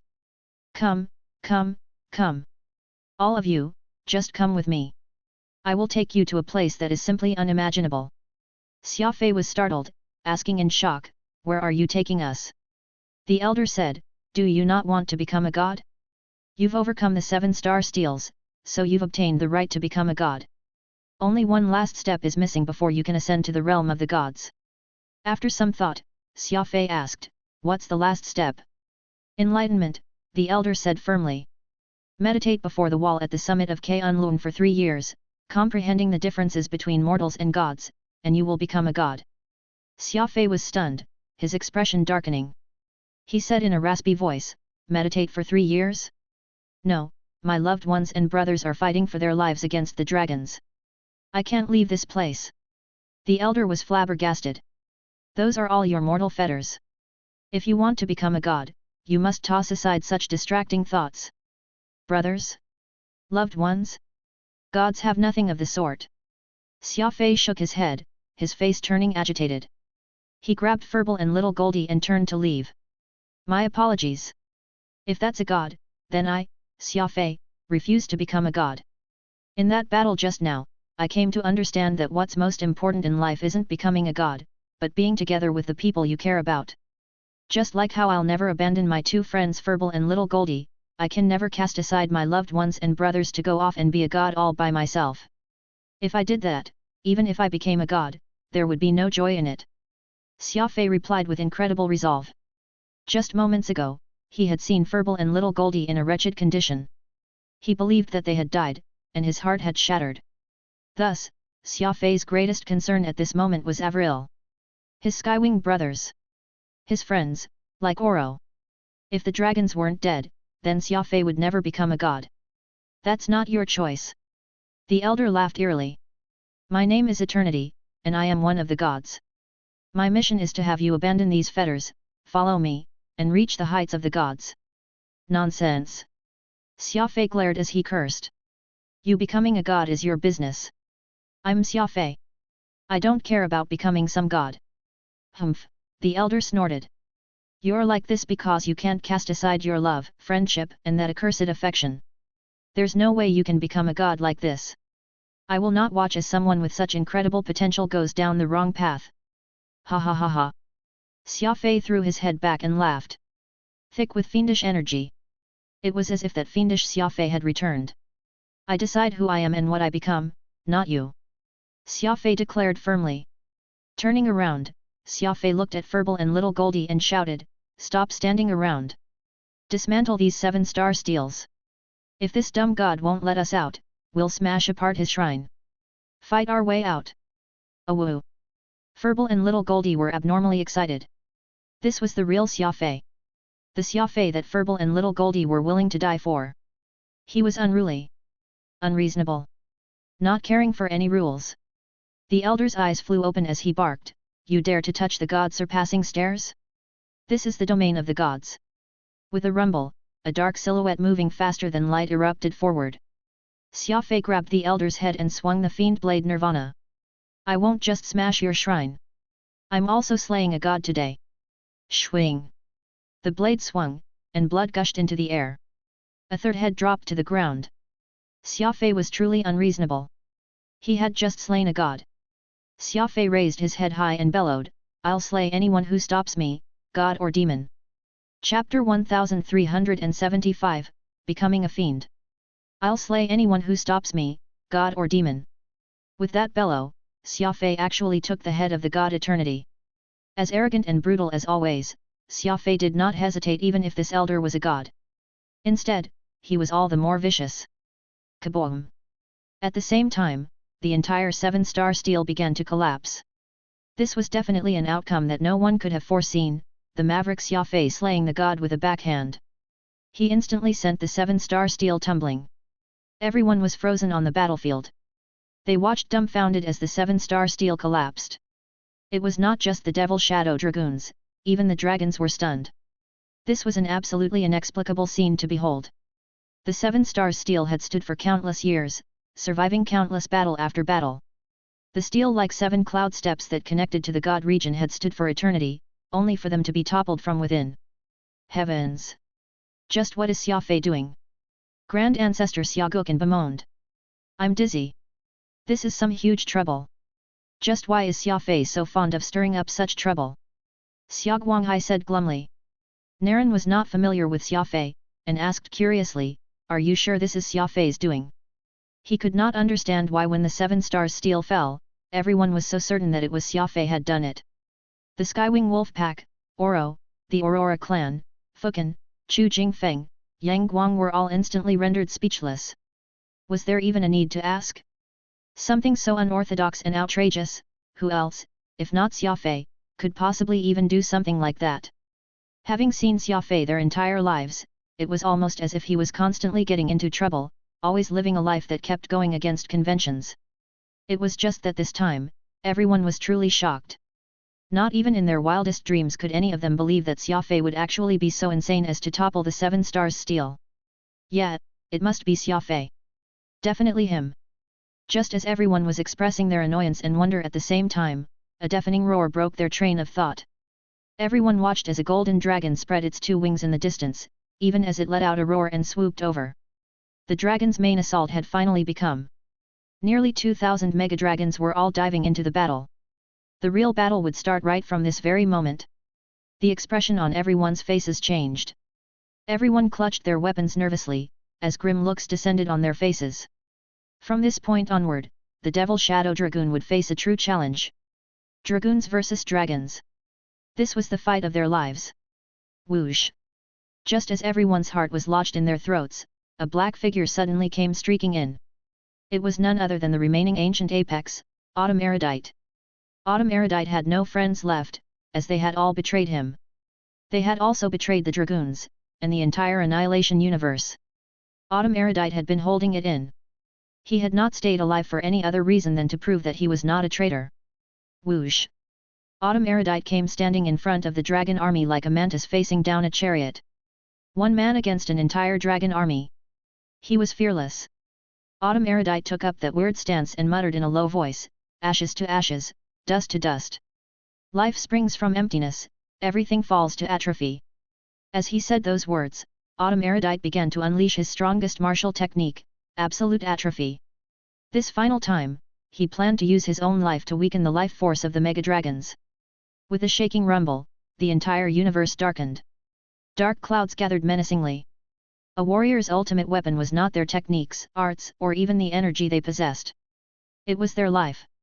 The moment a peak warrior of Autumn Erudite's caliber paid the ultimate price with their life in exchange for their enemy's own, their combat strength would increase exponentially. Everyone saw Autumn Erudite's body turn ashen the moment he began using absolute atrophy. His muscles were gone. All that remained of Autumn Erudite was his shriveled body, seemingly at death's door, yet he had shaved off the lives of the dragon warriors with his own life force. Those huge dragon bodies dulled, and even the speed of their advance was reduced quite a bit. Absolute atrophy lived up to its name, depleting all things it affected. Roar! All of a sudden, a golden and large mouth opened wide, and viciously bit down at Autumn Erudite. This was the Golden Dragon, the Dragon King, Firmament. He obviously knew countless methods to slay Autumn Erudite, yet he chose the most brutal and cruel method known and bit Autumn Erudite to death. Roar! That Golden Dragon was majestic, his gaze proud. It was almost as if he was declaring that he was the Lord of the universe. That every living thing across the cosmos needed to prostrate before him. The draconic roar rang across the universe. The powerful Dragon King was a butcher who stood atop the biological food chain. That was when a black figure zoomed over. His speed was swift, almost competing against Xia Fei, who possessed the top speed across the entire universe. Wing! It was the broken wing Sky Devil Palatutha's soul familiar. Everyone watched as Wing circled around the Golden Dragon Firmament rapidly while repeatedly unloading ranged attacks at him. I can't stand this anymore. You creatures of evil deserve death. All of you! Wing howled in his rage as he attacked. Wing was not alone. The soul familiars of the four great Sky Devils had also appeared, one after another. The four great soul familiars had been watching this brutal battle all this while, not once participating. The four soul familiars harbored great hatred toward the fiends, but they had underestimated their heritage. The four great Sky Devils were not devils, but the benefactors and friends of the fiends. Seeing the Devil Shadow army suffering heavy setbacks, with their warriors falling one after another, the soul familiars felt a storm of emotions surging inside them. They did not understand the reason, but they knew deep down that they were extremely upset. Wing was the one with the worst temper out of the four, and so he was also the first one to come rushing out. Friend or foe? The four did not care. They only felt that the Mega Dragons were loathsome, and since they loathed them, they decided to fight. The soul familiars who had succeeded the four great Sky Devils did not know anything like fear. They were simply working together to fight against the Dragon King Firmament. Where's Xia Fei? Why has the 7 stars steel collapsed, but Xia Fei's still not out yet? Fukin sheathed the sword in his hand and looked out into the distance, worried. Xia Fei had every intention to leave the 7 stars steel, but he was stuck. It was strange. After Xia Fei brought the place down, the instant he slew the god, he found himself whisked away to the top of a white cloud, a spread of white and beautiful rainbow clouds all around him. Where is this place? Am I dead? Xia Fei mumbled to himself as he slapped himself, making sure he was still physically real. That was when Eternity's voice rang out once more. He appeared across from Xia Fei once more and said with a smile, "You're not dead. You're merely on the ultimate road to enlightenment." Road to enlightenment? Xia Fei asked, bemused. That's right. To fly beyond the limits of the sky, cultivation alone isn't enough. What's more important is the ascension of the soul. You found yourself on this road to enlightenment the moment you killed me and toppled the god steps, Eternity informed him. It's that simple. Xia Fei simply did not believe it. Was that not too fantastical? It is anything but simple, Eternity shook his head to correct him. Think about it. How many rules have you broken all these years? All the trouble you've caused? It's so great that it could pierce the heavens. Xia Fei was rendered speechless, but soon asked, why does it sound like it's because I've caused so much trouble that I've ended up on the road to enlightenment? Eternity coughed, but did not hold anything back as he laughed uproariously. What do you mean, caused so much trouble that you ended up on the road to enlightenment? Yours is the subversion of enlightenment. Eternity waved his arm grandly and sighed, there are beings in this world who gain enlightenment through slaughter, or through sheer devotion to the martial path. Some do so through self-harm. But there is definitely no one else out there that gained enlightenment through subversion like you did. This path you've taken practically overthrows every single rule you come across. You persisted until the end, where you'd even refuse godhood. It's fine if you reject it, but to even viciously lay your hands on a god and slay him. Only when doing something to the extreme will one reach enlightenment. And you've essentially subverted every single rule in this universe, leaving nothing left for you to subvert. That crazy and unconventional personality of yours is the basis of your enlightenment, which is why you're now here, acknowledged as a master of the universe. Xia Fei lowered his head and mulled it over. So what next? Next, this entire universe is yours. You're the master of this realm, but it is a pity that your enlightenment was not attained through conventional means, which is why you can't be a god, but a demon. Eternity declared, finding the situation both funny and infuriating. Then what after? Xia Fei asked again. Eternity was startled, and a bit nonplussed. What? Do you not mind becoming a demon? I don't care. Be it god or demon, I am just me. I am Xia Fei, Xia Fei answered simply, his arms folded. Clap clap clap. Eternity could not resist applauding. Truly you're a demon who has achieved enlightenment through subversion. Just with that statement I don't care, you can stand shoulder to shoulder with the craziest of demons. This old one is utterly impressed. With a smile, Eternity leaned into Xia Fei's ear and said something that caused the latter to freeze up. He eyed Eternity strangely, only to find his figure gradually fading away, like the morning fog. He soon disappeared without a trace, almost as if he had never been there in the first place. Hey! Old man! You haven't told me how to get back!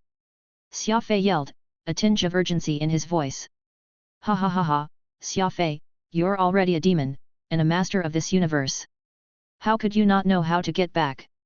Please, don't be so comical, can you? Eternity's voice echoed from far away, somewhat desolate, as if it came from some corner of the universe. The battlefield. The final battle to the death had just begun, and the Devil Shadow Dragoons found themselves in an absolutely passive position. It had been 3 days. The Devil Shadow Dragoons and Hell Brigade had been engaged in a fight for 3 days and 3 nights. Even the hardiest man would no longer be able to stand it anymore, not to mention the fact that the insidious Mega-Dragons were all waiting in the distance, waiting to join in. At this very moment, the entire dragon army was fully mobilized, and the Dragoons were in full retreat. The grey Mega-Dragons had wingspans 100 miles wide. The red Mega-Dragons had a wingspan of 800 miles wide. The black Mega-Dragon's wingspan was a whooping 1200 miles wide. Then there was the Dragon King Firmament. When his wings were fully unfurled, they reached up to 5,000 miles. Restricted art, skyless discordance. Nalan Mufa's face was smeared with blood, and he flew up to the Sea of Stars, unleashing the most powerful attack known to the fiends. Whoosh! Countless spirits seemed to appear in the Sea of Stars. These spirits were black shades that let out mournful wails, rushing toward the dragons. Dragon King Firmament was presently locked in combat with the 4 soul familiars. Wing, Gale, Ocean, and Calamity had odd personalities, but they still bore some measure of sentimentality toward the fiends. After all, their creators themselves were very close with the fiends. Back when Wing, Gale, Ocean, and Calamity let Xia Fei go despite having absolute superiority over him, that had stemmed from the same mentality, but they had been unaware of it then. Now that they saw the friends of the 4 great Sky Devils and the Devil Shadow Dragoons stuck in a desperate situation, the deep sentimentalities that the Sky Devils had left behind with these familiars completely erupted. The 4 soul familiars attacked recklessly. They refused to see the Devil Shadow Dragoons continue in their downward spiral toward further defeat. Even the eyes of the kindly Gale had turned bloodshot. Perhaps the 4 great Sky Devils had not made any mistakes. Wing, Gale, Ocean, and Calamity had inherited that proud arrogance of theirs, but were also given their affection toward the fiends. That particular emotion of theirs did not come to bear easily, however. It was only when the fiends were truly suffering that the 4 soul familiars would act. Rumble. Nalan Mufa lived up to his name as the descendant of the King of Fiends, with one hand executing skyless discordance, he evoked countless restless spirits to blot out the sky. This throng of restless spirits came surging in like a flood, crashing directly toward the Dragon King Firmament. Roar! The Golden Dragon Firmament could tell that the situation was taking a turn for the worse, and he immediately expanded the wings on his back that spanned 5,000 miles, opening his maw to let loose a roar. This was not any normal roar, but something that contained draconic prestige. It was filled with the tyrannic aura of the dragon. Boom! Though it was just a sound, it contained unimaginable lethality. The 4 soul familiars were sent flying off by Firmament's tyrannic aura. As for Nalan Mufa's lethal art, it was instantly dissipated without a trace against the roar. Cough! Many warriors found themselves stunned by that display of draconic prestige. All of them found themselves vomiting blood as their faces paled. Even the Ig Dragon King Yang Guang was shocked. Everyone saw an intense shudder travel all over his body, and it looked like he instantly aged significantly. He said to Nalan Wufa beside him, "Call the retreat. We are absolutely no match for Firmament. We won't." The word retreat has no place in a fiend's dictionary. Nalan Wufa shouted wildly. Though he was injured by the draconic prestige, it did not deter his fighting spirit. Yang Guang shook his head and rumbled, "You don't understand, Firmament is a half step away from reaching God tier. That tyrannic aura he unleashed moments ago was the Megadragon's golden tyrannic aura." Nalan Wufa was startled and sucked in cold air. In his surprise, he turned his gaze toward that gigantic figure far in the distance. A half step away from reaching God tier. That meant that Firmament was already a quasi-god dragon. It was right at that moment that the Golden Dragon King Firmament proudly raised his head and spoke in a human voice, "Now that I'm already a quasi-god, is there even anyone out there that dares stand in my way in this vast universe? Who even is capable of doing so?"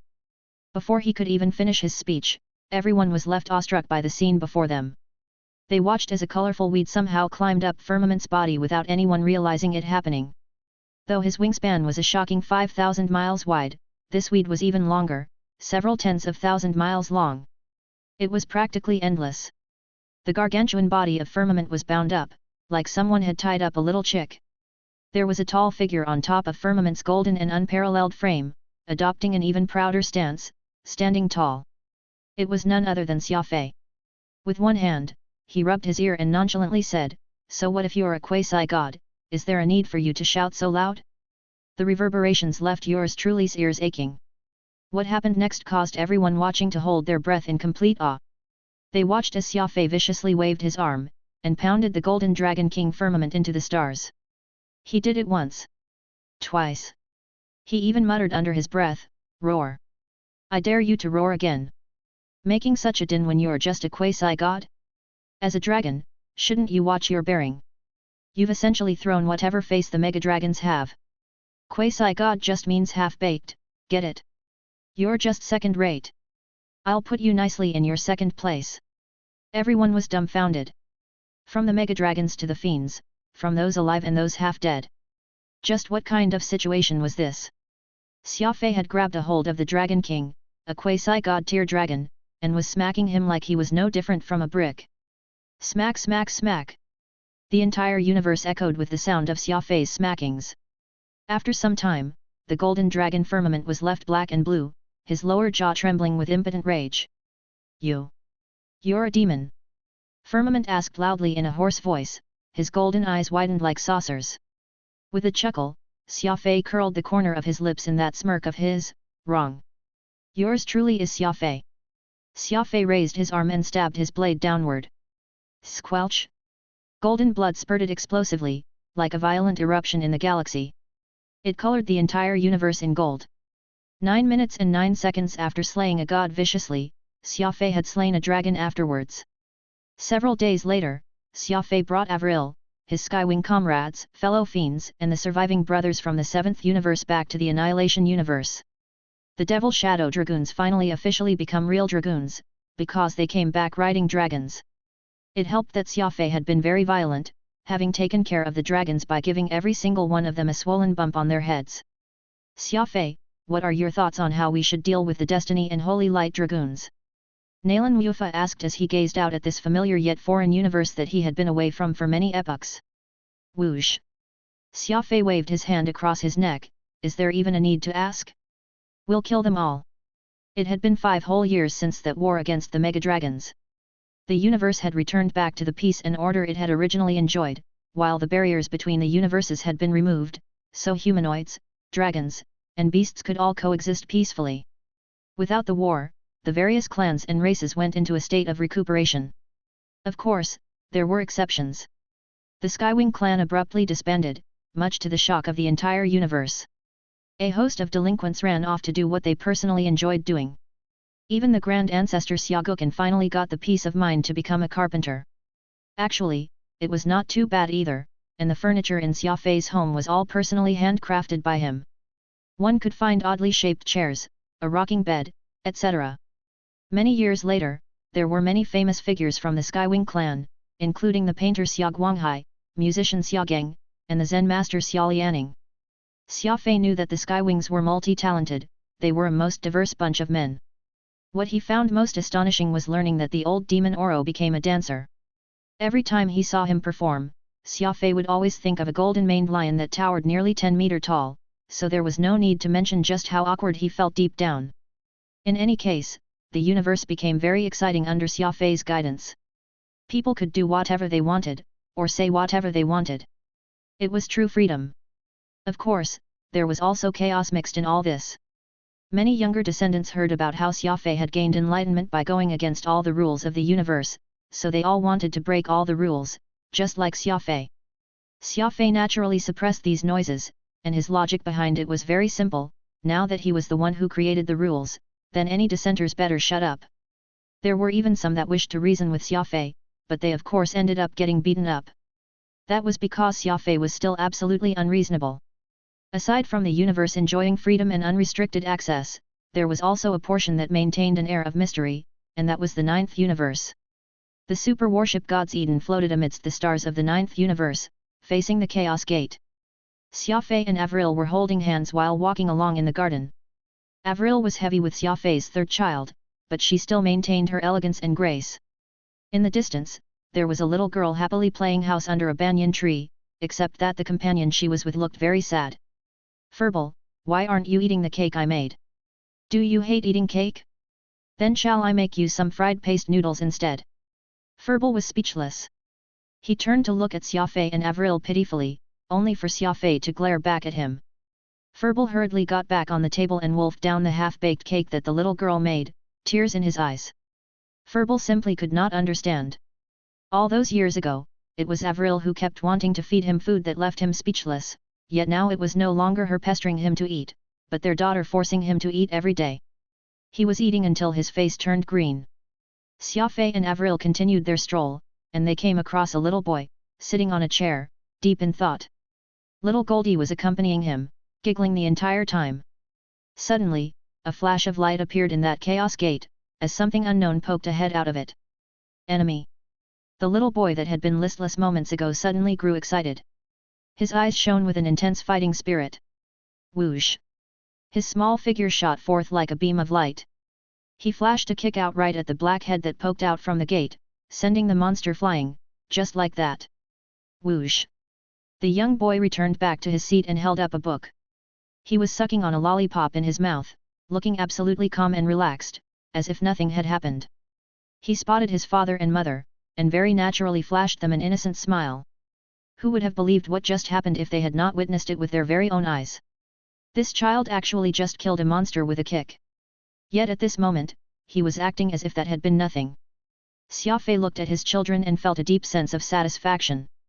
Lifting his head up, he arched his eyebrow, and stared after the monster that had disappeared back into the Chaos Gate. "What, are you thinking of leaving again?" Avril asked softly. "I know you're someone that refuses to stay still."